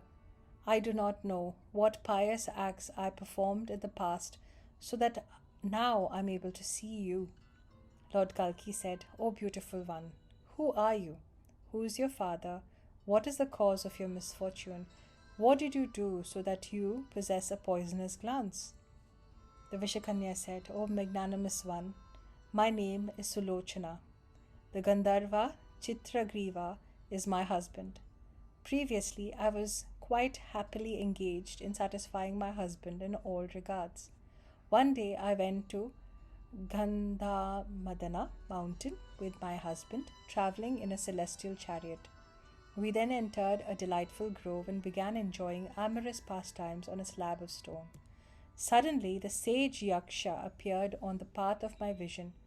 Being very proud of my beauty and youthfulness, and upon seeing the sage's deformed body, I ridiculed him while glancing at him with malice. The sage became enraged while hearing my taunts, and so he cursed me. As a result of his curse, my glance became poisonous. Ever since that time, I have resided in the city of Kanchanangara in the association of female poisonous serpents. I am very unfortunate to be without my husband. Wherever I glanced, rays of poison would emanate from my eyes. I do not know what kind of austerity I previously performed so that now I am able to have your darshana. As a result of seeing you, I have been relieved of my curse, so that my vision is no longer poisonous. Indeed, it is now full of nectar, and so I would like to return to my husband. A saintly person's curse is actually a manifestation of his mercy. I now understand that the sage's curse was actually a blessing. As a result of the sage's curse, I was able to see you face to face. After saying this, the Vishakanya boarded an effulgent celestial chariot and departed for the heavenly planets. Lord Kalki then entrusted the responsibility of ruling Kanchanangara to King Mahamati. Mahamati's son was Amarsa, whose son was Saharsa. The son of exalted Saharsa was Asi. Lord Hari enthroned Kings Manu, who belonged to dynasty descending from Vrahnala as the ruler of Ayodhya, and then returned to Mathura with the sages. The Lord installed King Suryaketu as the ruler of Mathura and then departed for Varanavata. There he installed King Devapati as the ruler of Arithala, Vraksthala, Makhanda, Hastinapura, and Varanavata. Lord Kalki, exhibiting affection towards his brothers, installed Kavi, Pragna, Sumantu as the rulers of Saumbhas, Pondras, Surastras, Pulandas, and Magadas. Lord Kalki also installed other relatives as the rulers of Kikata, interior Karnataka, Andhra, Modra, Kalinga, Angam, and Banga. Thereafter, the unlimitedly powerful Lord Kalki continued to reside at Shambhala. He gave Kankanadesha and Kalapadesha to King Visakhyupa to rule. Later on, Lord Kalki ordered his son Kritavarma to rule numerous other kingdoms such as Kola, Varvara, Karva, which were under the jurisdiction of Dwaraka. Lord Kalki respectfully offered heaps of jewels and other kinds of wealth to his father, and indeed, he satisfied all citizens of Shambhala. He then continued to happily reside there as a householder along with his wives Rama and Padmavati. It was at this time that Satya-yuga recommenced. The demigods resumed moving about freely, bestowing benedictions upon their worshippers. The fields became filled with food grains as prosperity regained throughout the world. Everyone became happy and well-nourished. Cheating, stealing, lies, duplicity, natural disasters, and disease vanquished from the face of the earth. The Brahmanas resumed studying the Vedas. The ladies performed religious rituals, executed holy vows, and participated in the sacrificial performances of their husbands. In this way, the ladies remained chaste and pious.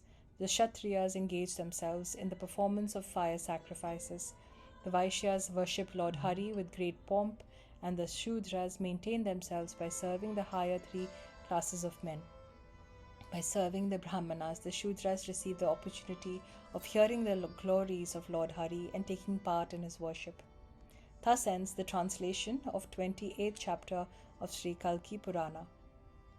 Chapter 29. Prayers offered to Maya Devi and the deliverance of King Shashidhwaja. Shaunaka Rishi said, O Suta, where did King Shashidhwaja go after offering prayers to Maya Devi? You only speak for the glorification of Lord Hari, and you certainly know the truth of this matter. Please describe to us these prayers offered to Maya Devi. Suta Goswami said, O sages, long ago, at the request of the great sage Markandeya, the great soul Sukadeva Goswami had narrated these excellent prayers offered to Maya Devi. Please listen attentively as I repeat them to you. It is the duty of the spiritual masters to simply, faithfully repeat whatever he has heard from his predecessors. By reciting these prayers, all of one's desires will be fulfilled and the miseries of material existence will be vanquished.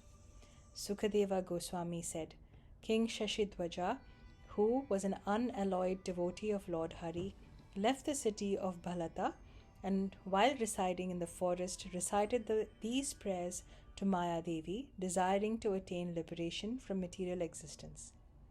King Shashidhwaja said, I offer my obeisances unto the goddess who is invoked by the sound vibration Hrim. She is situated in pure goodness as the cause of Brahma, Vishnu and Shiva, and she is the truth to the known by all the Vedas. Her form is subtly worshipped by the chanting of Swaha. The 5 gross and 3 subtle elements are present within her abdomen. She is worshipped by the best of demigods and Gandharvas. I glorify Maya Devi, who is situated beyond the limits of this material universe, who is simultaneously one with different forms of the Supreme Personality of the Godhead, who is praised by great sages such as Vyasa and Satatapa, as well as all intelligent human beings, who conducts the activities of the conditioned souls by the waves of time, and by whose sidelong glances the people of this world remain as if drowning in the ocean of material existence. I offer my obeisances to Goddess Bhagavati, who can never be fully understood, who is the maintainer of the surrendered souls, who remains as she is before the material creation, during its maintenance and after the dissolution, who expands into different forms of demigods, human beings and lower species, who is the shelter of everyone and who appears in a multitude of forms. I offer my obeisances unto the goddess by whose prowess the 3 worlds became manifested from the 5 gross material elements. It is by her influence that time, providence, and actions are made possible. By her will, the earth manifests the property of fragrance, water, the property of taste, the fire, the property of form, air, the property of touch, and sky, the property of sound. She is the form of the universe, and thus she has entered into everything manifested within the cosmic manifestation. My humble obeisances to this goddess. You are Savitri, the consort of Brahma, who was born on the universal lotus flower. You are Parvati, the consort of Shiva, Rama, the consort of Lord Vishnu, and Sachi, the consort of Indra, the king of the demigods. O goddess, you have expanded your influence to manifest the universe. You are a small girl in childhood, a grown-up girl in youth, and an elderly lady in old age. You are the personification of eternal time. people worship you by employing various procedures. You are situated beyond the reach of the mundane mind, senses, and power of speech. You are the most beloved goddess because you are easily bestowed benedictions upon your worshippers. Indeed, you award perfection to everyone according to their aspirations. You are chaste, glorious, worshipable, beautiful, and young, and you appear in various forms with appropriate names such as Chandi, Durga, and Kali. O worshipable goddess of the world, if one devotedly meditates on your lotus feet, which are adored by the demigods as being situated within one's heart, or if one simply hears your name, he will certainly proceed on the path to material prosperity. Sukadeva Goswami thus recited this glorification of Maya Devi. Having received these prayers from the sage Markandeya, King Sashidhwaja attained the perfection of life. King Shashidhwaja performed severe austerities at a place known as Kokamukha. He fixed his mind on the transcendental form of Lord Hari, so that ultimately he attained the Lord's eternal abode, Vaikuntha, after being slain by the Sudarshana Chakra. Thus ends the translation of the 29th chapter of Sri Kalki Purana. Chapter 30. Lord Kalki and Vishnu Yasa perform sacrifices. Instructions by Narada Muni. Suta Goswami said, O Brahmanas, I have thus described the liberation of King Shashidhwaja. Now I will continue to narrate Lord Kalki's transcendental pastimes. With Lord Kalki sitting upon the royal throne, the Vedas, the religious principles, Satya-yuga personified, the demigods, and indeed all other moving and non-living entities, living entities, became greatly satisfied. In the previous yuga, the Brahmanas had worshipped the demigods, and to bewilder the masses of people, they had displayed some minuscule mystic powers. During the reign of Lord Kalki, all such cheating practices were stopped, so that no atheists or hypocrites could be seen within his kingdom. Lord Kalki thus happily resided in the city of Shambhala. One day his father said, O benefactor of the demigods and all the people of the world, we should perform a grand sacrifice for the welfare of the earth. Being thus ordered by his father, Lord Kalki very humbly said, I will worship Lord Hari by performing the Rajasuya, Ashwamedha, and other sacrifices which are prescribed in the Karma Kanda sections of the Vedas, so that everyone can advance in the three objectives of life: religiosity, economic development, and sense gratification. Lord Kalki first worshipped all the sages headed by Kripa, Parashurama, Vyasa, Vashishta, Dhaumya, Akritavavarna, Ashwathama, Madhuchanda, and Mandapala, as well as the Brahmanas who were learned scholars of the Vedas. He then arranged to perform a sacrifice at a place located between Ganga and Yamuna. After taking a ritualistic bath, he gave sufficient dakshina to everyone. Lord Kalki sumptuously fed all the Brahmanas the 4 kinds of food that are chewed, licked, sucked, and drank, and this included vegetable preparations, soups, cakes, meat, fruit, roots, and other items. The sacrifice was then performed exactly as prescribed by the scriptures. During this great sacrifice, Agni acted as the cook, Varuna distributed water to the guests, and Anila served the food. The lotus-eyed Lord Kalki pleased everyone by feeding them very delicious food and arranging for entertainment with dancing, singing, and music. The mood was one of great merriment, and at the conclusion, everyone, including the young, elderly, and women, received gifts of wealth. At this sacrificial performance, Rambha danced, Nandi played musical instruments, and Gandharva, Hu sang very melodiously. Lord Kalki, the maintainer of the world, gave charity to the Brahmanas and others as he continued to reside on the banks of the Ganges under the order of his father. The Brahmanas sang narrations of former pious kings in that assembly, which was presided over by Vishnu Yasa. One day, the great sage Narada, who is worshipped by the demigods, arrived there, playing his veena. Vishnuyasa cheerfully greeted the exalted sage and then worshipped him in a mood of humility and devotion. He then addressed the great sage Narada, who is a topmost Vaishnava and master of the Veena. Vishnuyasa said, "That I am seeing you present here must be the result of pious activities performed by me during countless previous lifetimes. Although you are self-satisfied and thus have nothing to accomplish, I believe that you have come here to deliver me from material existence. Today my forefathers must be very pleased, for I have received your darshana and the opportunity to worship you. Today my offerings of oblations into the sacrificial fire have borne fruit. Today all the demigods must be pleased with me. A conditioned soul is very rarely blessed with the association of a devotee like you. By worshipping you, Lord Hari is worshipped. Your darshana ensures the cessation of the cycle of birth, repeated birth and death in this world. Your touch destroys all sinful reactions. The heart of a saintly person is the abode of religious principles. His words are those of the eternal Lord, and his activities destroys the reactions of karma. Therefore, a saintly person is non-different from Lord Hari.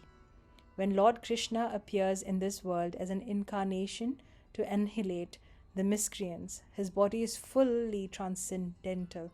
Similarly, the body of a Vaishnava, even in this world, is transcendental and thus eternal and not made of the five gross material elements. You are the expert captain of the ship of devotional service to the Lord that can take one across the ocean of material existence. My Lord, dear sage, kindly allow me to inquire from you about the purpose of the human form of life. O well-wisher of everyone, how can I free myself from the entanglement of material existence so that I can attain the platform of eternal existence? I know this to be my actual self-interest." Narada Muni said, "Alas, how strong is the illusory energy of the Lord, Maya. She works in an extraordinary manner and must be considered most auspicious. How astonishing is that the Father of the Supreme Lord is inquiring from me about the means of his deliverance from illusion. Vishnuyasa has attracted Lord Kalki, the incarnation of the Supreme Personality of Godhead, Narayana, and the Master of the universe, making him act as his son. And still, he is inquiring about liberation from me?" The great sage Narada, the son of Brahma, thought over this matter for some moments with a bemused smile, and then began his spiritual instructions to Vishnuyasa, the son of Brahmayasa, in a secluded place. Narada Muni said, "I will now repeat to you what Maya Devi once said to a living entity when she saw him desiring another material body after giving up his old and useless one at death. One who hears this conversation between Maya Devi and the living entity will be liberated from material entanglement. Once at the Vindhya mountains, Maya Devi assumed the form of an ordinary woman and began to speak. Maya Devi said, 'I am Maya Devi, the destroyer of your life. Considering this, why do you want to accept another material body?' The Jiva said, 'O Maya Devi, I want to have another material body because it is my only shelter. Without a material body, how could one think in terms of I and mine?' Maya Devi said, 'You identify the body as the self because your intelligence is now polluted. All your endeavors are made under the direction of Maya.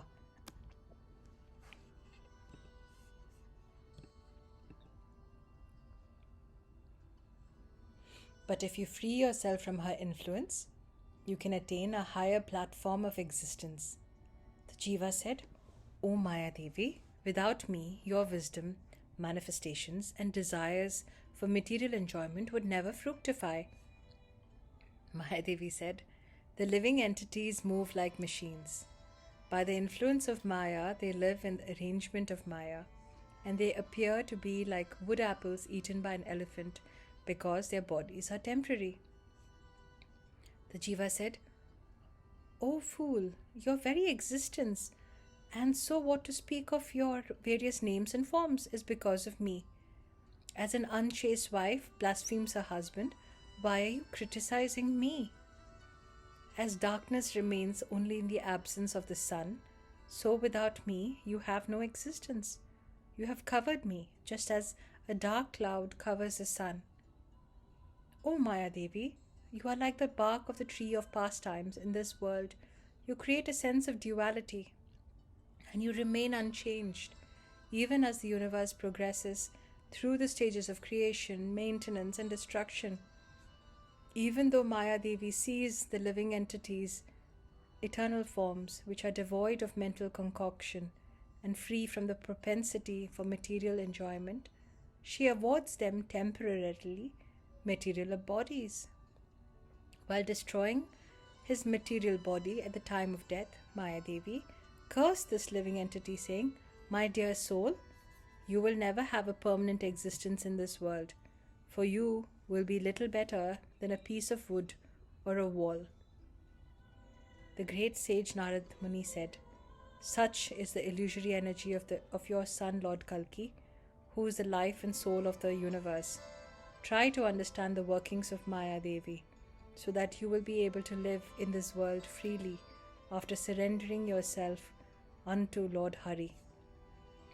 If you can see how you are being controlled by Maya, this will help free you from desiring to enjoy the fruits of your karma. Genuine knowledge leads to detachment from material ambitions. Know for certain that the universe is situated in the energy of Lord Hari, and that Lord Hari has entered the universe to sustain it. You should therefore fix your mind on the super soul after renouncing all material engagements.' After instructing Vishnu Yasa in this way, the great sage Narada departed for Kapilashrama after circumambulating Lord Kalki. Vishnu Yasa could understand from the words of the great sage Narada that his son Kalki was truly the incarnation of the Supreme Lord. After some time, he gave up his family life and left home to reside within the forest. He went to Badrikashrama and performed severe austerities there.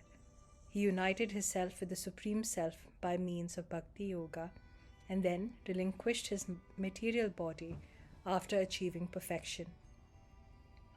His chaste wife Sumati embraced the dead body of her husband and thus entered his funeral pyre.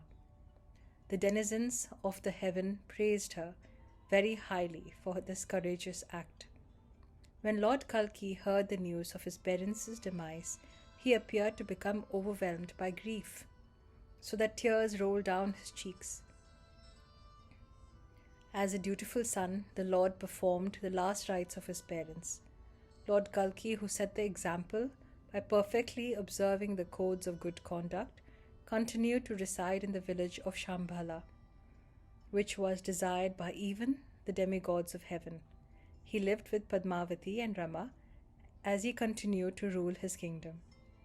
Meanwhile, Lord Parshurama, who resides at Mount Mahendra and whose presence purifies holy places of pilgrimage, arrived at Shambhala, desiring to meet Lord Kalki in the course of his Tirtha Yatra. As soon as Lord Kalki, the perfect follower of the codes of good conduct, saw his spiritual master, Parshurama, he cheerfully got up from his throne along with Padmavati and Rama to greet him. Lord Kalki fed Parshurama many varieties of delicious food and offered him valuable garments. After doing this, Lord Kalki had Parshurama rest on an opulent couch. As a spiritual master, Parshurama was resting after his meal. Lord Kalki gently massaged his feet and spoke with a very sweet and gentle voice. "My dear spiritual master, by your mercy I have accomplished the 3 objectives of life. Now the daughter of Shashi Dwaja has a request, and so please hear it." Being introduced by her husband in this way, King Shashidwaja's daughter said, What penance, rules, and regulations and vows should I observe so that I will receive the son of my desire? Thus ends the translation of 30th chapter of Sri Kalki Purana. Chapter 31. The Vow of Rukmini. Suta Goswami said, Thereafter, Parshurama, with a desire to please Lord Kalki, began to describe the Rukmini Vrata for the satisfaction of Rama. Thereafter, by executing this pious vow, the chaste Rama became very satisfied, having achieved an ever-youthful form that indicated her good fortune, as well as the fulfillment of her ardent desire to have a good son. Shaunaka Rishi said, O Sutta, what are the rules and regulations prescribed for the execution of the Rukmini Vrata? What is the actual benefit of observing this vow? Who was the person that initially observed this great vow? Please describe all this to me. Suta Goswami said, O Brahmana, I will reply to all that you have inquired about, and so please listen attentively. One day, while Sarmishta, the daughter of Vrisaparva, the king of the demons, was bathing in a lake, she suddenly saw Lord Mahadeva passing by. Sharmishta was with Devyani and her companions playing in the water, and when she saw Lord Mahadeva, she came out of the water to get dressed out of respect. Devayani, the daughter of Shukracharya, the spiritual master of the demons, had kept her clothes in the same place as Sharmishta. By mistake, Sharmishta put on Devyani's clothes. And when she saw this, Devyani became very angry and said, You beggar, return my clothes at once. Sharmishta, the daughter of the king of the demons, was surrounded by her friends and maidservants, and when she heard this, she also became very angry. After tying Devyani's hands and legs, she threw her into the well and returned home. Devyani loudly cried out for help inside the well, and as if by the will of Providence, the son of Nahusa, King Yayati, came there at that time to drink some water. The king pulled Devyani out of the well and inquired, O girl with a beautiful face, who are you? Sukracharya's daughter quickly dressed while narrating to the king the story of her fight with Sharmishta. King Yayati understood the actual intention of Devayani, and he also desired to accept her hand in marriage. While giving her assurances, he followed her for some distance and then returned to his palace. When Devyani returned home, she informed her father of what Sharmishta had done to her. As soon as Shukracharya heard about what had happened, he became inflamed with rage. The king of the demons, Vrishaparva, tried his best to pacify his spiritual master, saying, O Lord, if I have behaved offensively, please punish me. And if my daughter has aroused your anger, then punish her as you wish. When the angry Devyani saw that the king of the demon had fallen at her father's feet, she intervened, saying, Let your daughter become my slave. The intelligent king very well understood that destiny is incontrovertible, and so he summoned his daughter and gave her to Devyani as a maidservant. After doing so, he returned home. Thereafter, Shukracharya, although a Brahmana, invited King Yayati to accept the hand of his daughter, Devyani, in marriage. At that time, Sharmishta went with Devyani to reside with her husband, King Yayati. At the time of the marriage of Devyani with Yayati, Shukracharya, the spiritual master of the demons, gave this warning to the king regarding Sharmishta. If you invite the princess to your bed, then you will immediately be afflicted with old age. Being warned in this way by Shukracharya, the king meticulously avoided contact with Devayani's companion, the beautiful princess Sharmishta. Princess Sharmishta, who became morose as a result of the unfortunate turn of events, engaged in the service of Devyani along with 100 other maidservants. One day, as Sharmishta was seated in a forest by the side of Ganges crying, she saw the great sage Vishwamitra surrounded by many beautiful women. The sage was seated in the midst of these beautiful ladies, who were all very nicely decorated with ornaments and sandalwood paste, instructing them in the procedure for observing a vow which involved offering of incense, a ghee lamp, and flower garlands. First, the sage painted a lotus flower having 8 petals. Then he decorated it by placing 4 banana trees at the 4 corners. This was done by the side of a golden altar inside a room that was decorated with silk cloth. The sage next installed a deity of Lord Vyasadeva on that lotus and decorated him with jeweled ornaments. The procedure for worshipping the deity was that one should first bathe him with perfumed water, the 5 products of the cow, and 5 other substances while chanting Purusha Shukta mantras as the Brahmanas recited Vedic hymns. The deity should then be placed on a beautifully decorated altar and adorned with the mark of a lotus. After worshipping the deity with either 16, 10 or 5 articles, one should pray as follows. My dear Lord, this cooling padya will remove your fatigue, and so please happily accept it. O beloved Lord of Rukmini, I made a great endeavor to make this arghya with durva grass, sandalwood paste and other fragrant substances. Please cheerfully accept it. O abode of Lakshmi, this water has been brought from numerous holy places of pilgrimage, and it is pure and very fragrant. It is our desire that you, along with Lakshmi, accept this achamana. O Lord of demigods, this garland was prepared with many fragrant flowers. It will certainly enhance the beauty of your chest, and so please accept it. My dear Lord Hari, although your transcendental position can never be covered, it is our desire that you and Lakshmi will accept these nicely woven garments made with purified thread. My dear Vasudeva, you are the Supreme Personality of Godhead, accompanied by your consorts Rama and Rukmini. This sacred thread was prepared by Lord Brahma, and so kindly accept it. O Lord of Lords, it is our desire that you and your beloved Rukmini will accept this necklace of pearls, jewels and gold. O Lord of Rukmini, please accept these offerings of yogurt, milk, gur, rice, cakes, laddus and milk sweets, and afford me shelter at your lotus feet. O bestower of benedictions, may you and your dear Rukmini Devi accept this incense made with camphor and other perfumed substances. My dear Lord, you dispel the darkness of ignorance within the hearts of those devotees who are still attached to the material world. Please accept this ghee lamp and illuminate our vision of you.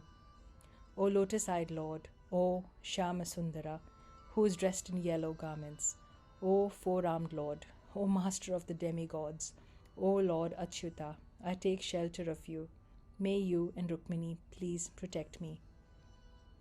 When the greatly distressed Sharmista saw the powerful sage conducting this vow on behalf of many women, she went and offered her obeisances to him, and then spoke very sweetly with folded hands. Sharmista said, O goddesses, I am most unfortunate princess, being bereft of a husband. Please deliver me by instructing me in the observance of this vow. After hearing this, the women felt compassion for Sharmishta, and so invited her to join them in observing this vrita with the paraphernalia they had collected. It was by execution of this vow that Sharmishta received her husband, so that she was blessed with good children and an ever youthful body.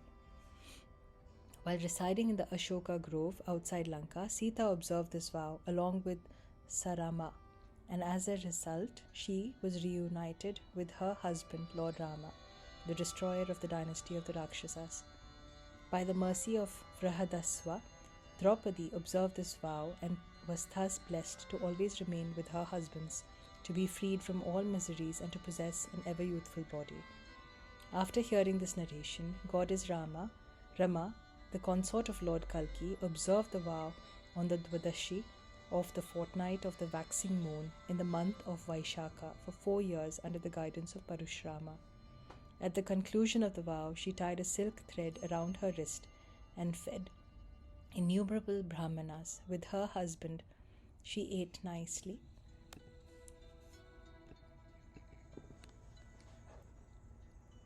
prepared havisyama and condensed milk, and thereafter enjoyed life in this world without any hindrance in the association of her relatives. In due course of time, Lord Kalki begot two sons, named Meghamala and Balahaka, within the womb of Rama. These two sons were very dear to Lord Kalki. They were supremely fortunate, very powerful and enthusiastic. They satisfied the demigods by performing many sacrifices. By observing this vow, women can become prosperous due to the fulfillment of all their desires, and they can acquire spiritual knowledge so that they will be respected by all classes of people. Because this vow also affords one devotional service at the lotus feet of Lord Hari, it enables one to achieve the ultimate goal of life, which is rarely attained even by elevated personalities. Thus ends the translation of the 31st chapter of Sri Kalki Purana. Chapter 32. Lord Kalki enjoys pastimes with his consorts. Suta Goswami said, O Brahmanas, I have thus described the vow taken as Rukmani Vrata. I will now narrate more pastimes of Lord Kalki. Lord Kalki continued to reside in the village of Shambhala, along with his brothers, sons, other relatives and associates for 1,000 years. The entire village of Shambhala, which was as good as the heavenly planets, appeared very beautiful, with its assembly houses, gates, raised platforms and flags flapping in the breeze that had been placed there. Anyone who gave up his material body at Shambhala was freed from all karma and afforded shelter at the lotus feet of Lord Kalki. Thus the village of Shambhala, which was profusely decorated with blooming flowers, pious trees, forests and gardens, became a holy place that granted liberation from material existence. The master of the universe, Lord Kalki, who was especially pleasing to the eyes and minds of women, happily resided with Padmavati and Rama in the village of Shambhala. The Lord would mount a celestial chariot which had been given to him by Indra and periodically visit holy rivers, mountains, groves and islands. In this way, he would enjoy pleasure pastimes with Padmavati and Rama. He thus appeared to be a most perfect, passionate male afflicted by transcendental lust. Indeed, the Lord of Rama became so absorbed in thought of his consorts that he completely forgot whether it was day or night. One day, Lord Kalki, who was very fond of relishing the sweet nectar emanating from the lotus-like face of Padmavati and who was decorated with a nice blue sapphire, entered a mountain cave. When Padmavati, who was like a golden lotus flower, and Rama, who was like a pot of nectar, saw their husband entering a cave with many beautiful women, they followed him in expectation of enjoying conjugal bliss. Padmavati saw Lord Kalki enjoying the association of many beautiful women who were as charming as herself. However, upon seeing this, Padmavati became stunned, so that she appeared to be a stone statue. Rama and her companions, anxious, surveyed the scene as tears welled up in their eyes. Padmavati normally appeared to be as attractive as hundreds of lotus flowers, but upon seeing her husband engaged in this way, she lamented and thus lost her luster. With her tears that had turned black due to being mixed with her eye ointment, Padmavati made a drawing of Lord Kalki on the ground with her toe. She also drew his parrot with a kumkuma that had been applied to her breasts, and she made a border with musk. The sweet-speaking Rama, who was afflicted by the arrows of Cupid, placed Lord Kalki within her heart and worshipped him with offerings of flowers. She then fell to the ground, being overburdened by distress and lamentation. After a short while, she got caught up and cried loudly, like a female peacock. Being unable to embrace Lord Kalki within her heart, she became agitated by unrequited passion, saying, "O Lord Hari, please be kind to me." Padmavati took off her ornaments and rolled on the floor, so that her body was soon covered with dust, although her throat appeared bluish because of the musk. Indeed, it appeared as if she had assumed the form of Lord Shiva to vanquish Cupid. Understanding the feelings of his poor beloved wives, knowing that they wanted to perform conjugal pastimes with him, Lord Kalki, the friend of the distress, approached them so that he could fulfill their desires. As female elephants meet the king of elephants, the lord's consorts jubilantly greeted him within that forest and thus fulfilled their cherished desires. Thereafter, Lord Kalki, along with his consorts, mounted an effulgent celestial chariot that coursed through the sky. In this way, they enjoyed amorous pastimes in the Vibhaja forest, Kuvera forest, and a cave at Mount Mandara. Lord Kalki enjoyed the nectar of Padmavati's lotus-like face and took pleasure in tightly embracing Rama. Thus he became smeared with the kumkuma from their breasts as they affectionately bit his body. The Lord became so overwhelmed by love for his consorts that he appeared to have lost all control over his body. These two equally beautiful and gentle women embraced Lord Hari, the supreme enjoyer, to their chest, and thus felt transcendental bliss. The hairs of their bodies stood on end due to transcendental ecstasy, and this sight made everyone laugh with glee. After enjoying pastimes of love in many forests, the Lord's consorts became exhausted, and so they went to a nearby lake with their beloved Lord Kalki. As female elephants throw water on the king of elephants, so the uniquely charming consorts of the Lord entered the water of the lake and began to splash water on their husband's transcendental body. All glories to Lord Kalki, the master of the demigods, the incarnation of the Supreme Personality of Godhead, who takes pleasure in sporting with his consorts, and who can only be approached by those who have imbibed the mood of unalloyed devotional service. By performing wonderful pastimes with his beloved consorts at the village of Shambhala, Lord Kalki satisfied everyone. Those who are very fortunate will hear about, sing, and meditate upon the nectarian characteristics of Lord Kalki. For the pure devotees of the Lord, apart from the service of Lord Murari, anything considered most wonderful by the materialists, even liberation from the ocean of material existence, appears to be very insignificant. Thus ends the translation of the 32nd chapter of Sri Kalki Purana. Chapter 33. The demigods arrive at Shambhala, the disappearance of Lord Kalki. Suta Goswami said, once all the demigods and great brahmanas, along with their followers, mounted their celestial chariots and went to the village of Shambhala to see Lord Kalki. Many exalted sages, Gandharvas, Kinnaras, and Apsaras cheerfully arrived at Shambhala, which was highly desired even by the demigods. As they entered the palace courtyard, they saw the greatly effulgent, lotus-eyed Lord Kalki giving assurances to all those who had come to take shelter of him. His transcendental body was the color of a dark rain cloud. His arms were long and very powerful. His head was adorned with a brightly shining crown that resembled the sun. The beauty of his face was enhanced by his earrings, which were as brilliant as the sun. His lotus-like face appeared to blossom as he sweetly smiled while speaking. Everyone surrounding him was favored by his merciful glance. Lotus flowers adorning his chest appeared more delightful because of the rays of the moonstone that shone in his beautiful necklace.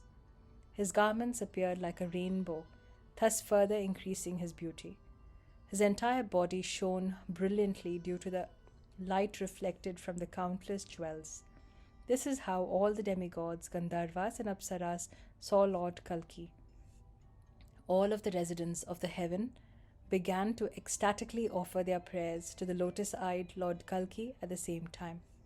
The demigods said, O Lord of Lords, O Master of the demigods, O worshipable Lord of the living entities, O unlimited personality of the Godhead, everything is present within you. Your bodily effulgence has made everything visible. O Lord of the universe, you are like the blazing fire that burns the dry straw of our sinful reactions to ashes. All glories to you. All the universes have emanated from the pores of your body. Your complexion is the color of a dark rain cloud. Your chest is adorned with a kaustubha gem, appearing like the full moon illuminating a dark cloud. O Lord Hari, we and our wives take shelter of you, so please protect us. O Master of the universe, if you would like to display your compassion for us, then return to your transcendental abode in the spiritual sky. Truthfulness has now prevailed within the world, and so people will follow religious principles without hindrance.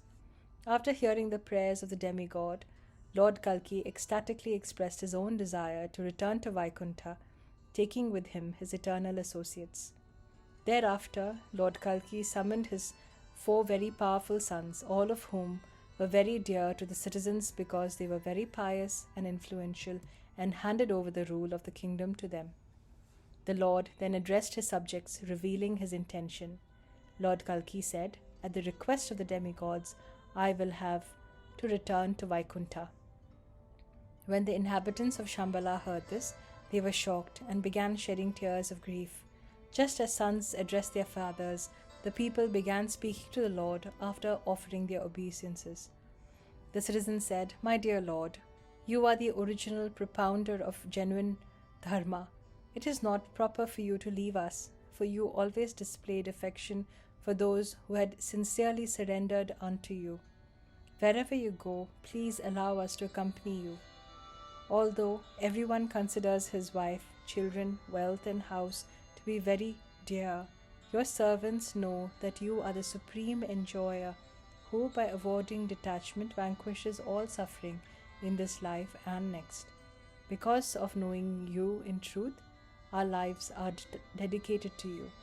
After hearing the prayers of his subjects, Lord Kalki pacified them as far as possible, and then departed for the forest, taking with him his 2 consorts. Thereafter, Lord Kalki, surrounded by many sages, travelled to the Himalayan mountains, which are adorned by the Ganga, which is worshipped even by the demigods, and which gives pleasure to the heart.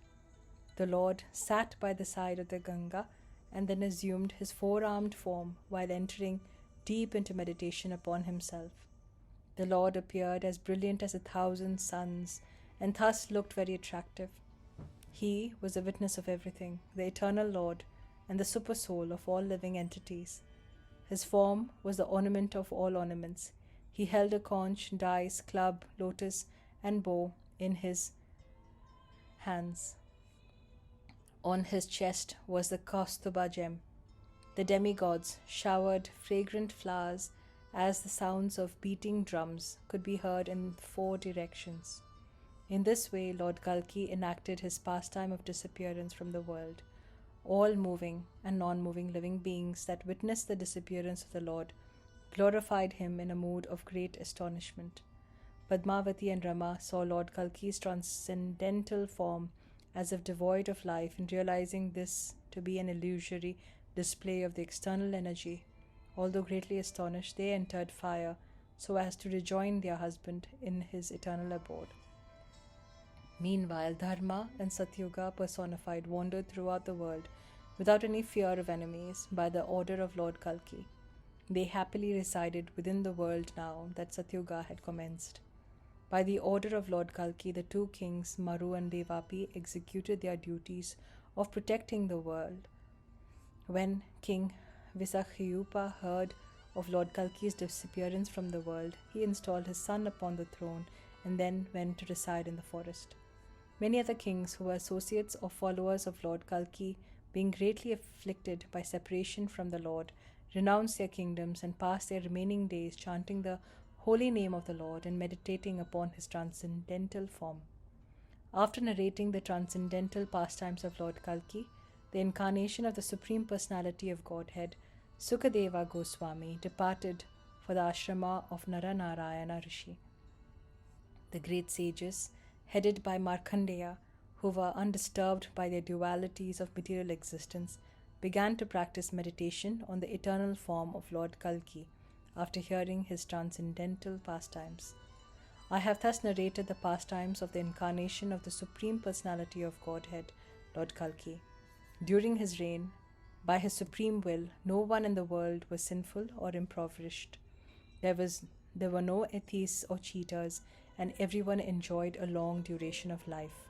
All living entities were freed from the 3-fold material miseries as well as disease, envy, and death.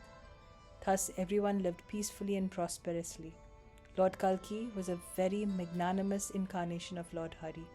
Simply by hearing these pastimes of Lord Kalki, all of one's desires will be fulfilled. One will perceive and receive prosperity, fame, a long duration of life, heavenly enjoyment, and ultimately the goal of human life. Discussions of Lord Kalki's glories award one happiness in this life and liberation from material existence after death. After hearing and chanting, destroys all lamentation, distress, and sinful reactions, karma, because it clears away the contamination of Kali. All of one's desires can be fulfilled simply by hearing these narrations. Only for as long as this sublime literature is not heard, thus illuminating one with perfect understanding, other books can continue to display their prominence. After hearing about the spotless characteristics of Lord Kalki, the incarnation of Lord Hari, who bestows devotional service upon his devotees, the self-controlled sages, headed by Shaunaka Rishi, the son of Bhrigu, felt deeply satisfied at heart. They considered Roma Harshana's son, Suta Goswami, to be the most intelligent personality within the world. Thereafter, with a desire to hear the glories of Ganga Devi, they spoke as follows. Thus ends the translation of the 33rd chapter of Sri Kalki Purana. Chapter 34. Prayers offered to Mother Ganga. Shaunaka Rishi said, O Suta Goswami, foremost knower of religious principles, you have mentioned that the sages went to see Lord Kalki after offering prayers to river Ganga. We would like to hear these prayers of Ganga Devi. By faithfully hearing or reciting such prayers, one's life becomes auspicious, all sinful reactions are destroyed, and ultimately one attains liberation from material existence. Suta Goswami said, My dear sages, please listen attentively as I recite the excellent prayers to the Ganga that were offered by the sages and which removes all lamentation and distress. The great sages said, the holy Ganga descended from the heavenly planets to deliver all the conditioned souls from the vast ocean of material existence. Ganga Devi emanated from the lotus feet of Lord Hari, and so everyone happily glorifies her. The water of the Ganga is enjoyed by the demigods who reside on the peak of Mount Sumeru. By bathing in her water, all of one's sinful reactions are vanquished. By pleasing Ganga Devi, one can easily gain release from the bondage of material existence. This holy river followed the footsteps of King Bhagiratha. Because of her, the pride of Airavata, the carrier of Indra, was destroyed. She increased the beauty of Lord Mahadeva's crown. She is like a white flag on the top of the Himalayan mountains. Everyone glorifies her, be they demigods, demons, human beings, or serpents, or even Brahma, Vishnu, or Shiva. She destroyed all sinful reactions and awards liberation. She was produced from the water pot of Lord Brahma. She is the creeper grown from the seed of liberation. She is surrounded by many qualified Brahmanas glorifying her by reciting passages from the revealed scriptures. She descended upon the peak of Mount Sumeru and thus spread throughout the three worlds. Religiosity is her fruit and happiness is her leaves. By seeing her pure water, by offering her obeisances, and by singing her glories, one's mountain of sinful karma is destroyed. Birds walk on her banks or swim in her water. By her mercy, the sons of Sagara achieved liberation. She is considered to be the daughter of the sage Janu. She is known as Mandakini in the heavenly planets. She became the queen of King Shantanu. The peaks of the Himalayas are her breasts and her foamy water her smile. White swans are her movements, her waves are her hands. The fully blossomed lotus flowers are the flower garlands that adorns her chest. In this way she travels to the sea in a cheerful mood. Somewhere by the side of Ganga, great sages are engaged in reciting prayers.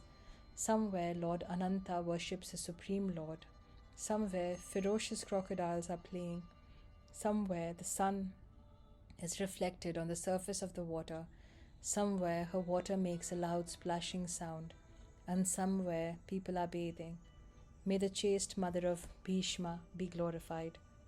Anyone who offers obeisances to the Ganga is benefited. He is a great ascetic who faithfully chants her names. He is the best of all persons who meditates on her. One who serves the Mandakini is always victorious and is considered the master of everyone. O traveller throughout the three worlds, when will I see my body half eaten by the aquatic birds and animals who reside in your pure water?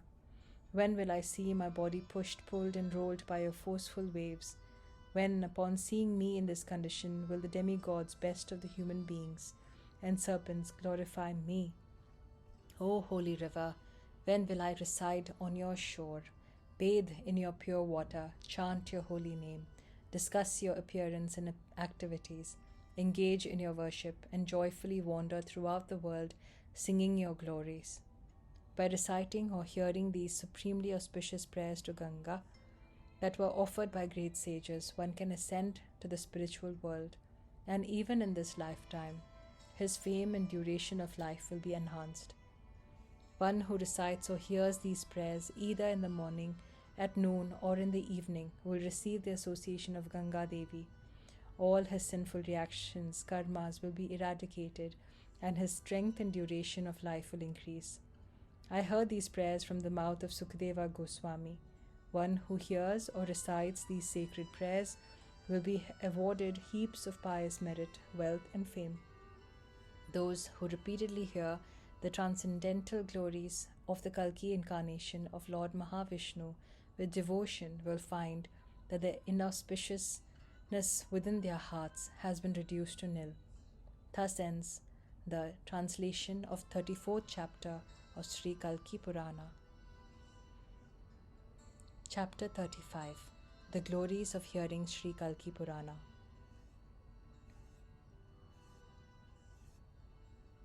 Suta Goswami said, the contents of the sanctified Sri Kalki Purana are a conversation between the great soul Markandeya and Sukha, a description of the dynasty of irreligion, topics regarding Lord Kali.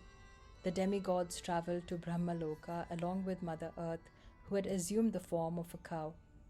Lord Hari's appearance at the house of Vishnu Yasa at the request of Brahma, the birth of Lord Kalki's 4 brothers from the womb of Sumati, a conversation between the father and son, Lord Kalki's sacred thread ceremony, Lord Kalki grows up with his father, Lord Kalki studies the Vedas, Lord Kalki learns how to employ weapons, Padmavati's meeting with Shiva, Padmavati's prayers to Shiva, Padmavati receives a benediction from Shiva, Lord Kalki receives his parrot, Lord Kalki returns to Shambhala.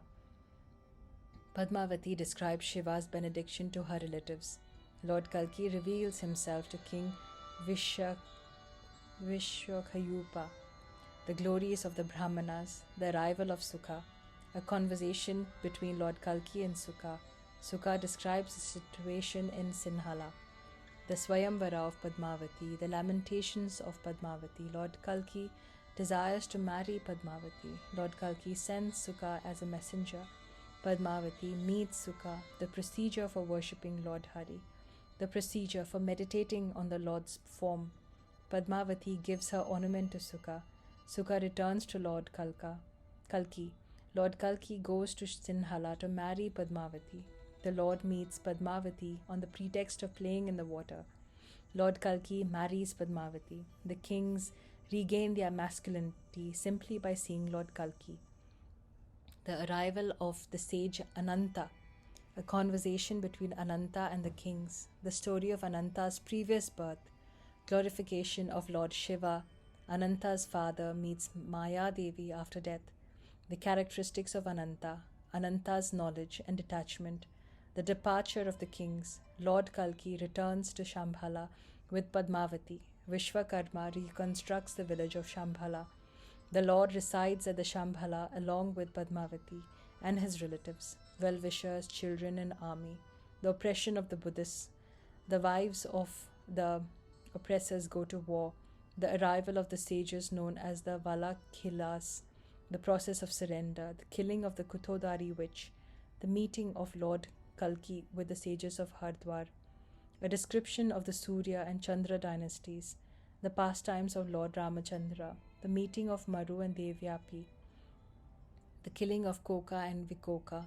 Lord Kalki goes to Bhalatha Nagara, the battle between Lord Kalki and Satya-yuga, battle between Lord Kalki and King Shashidwaja, the devotional service of Sushanta. King Shashidwaja brings Lord Kalki, Dharma and Satya-yuga personified to his home. Sushanta offers prayers to Lord Kalki, the marriage of Lord Kalki and Rama, a description of Shashidwaja's previous lives, the cause of his taking birth as a vulture. King Shashidwaja attains liberation, the deliverance of Vishakanya, the coronation ceremony of various kings, the glorification of Maya Devi, various sacrifices performed at Shambhala. Vishnu Yasa achieves liberation by the mercy of Narada Muni. The commencement of Satya-yuga, discussion of the vow taken as Rukmini Vrata, the glorious pastimes of Lord Kalki, the birth of Lord Kalki's sons and grandsons, the demigods and Gandharvas visit Shambhala, Lord Kalki returns to Vaikuntha, Sukadeva Goswami departs, and the prayers to Ganga Devi spoken by the sages. This Kalki Purana consists of 5 branches of knowledge: creation, subcreation, the dynasties of the sun and moon, the Manus, and the pastimes of the descendants of the dynasties of the sun.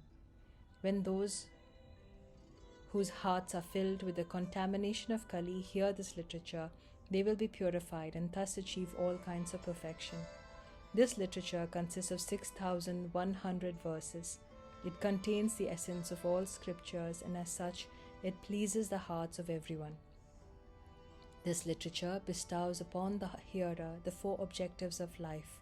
It appeared from the lotus mouth of Lord Hari after the annihilation of the universe and spread throughout the world.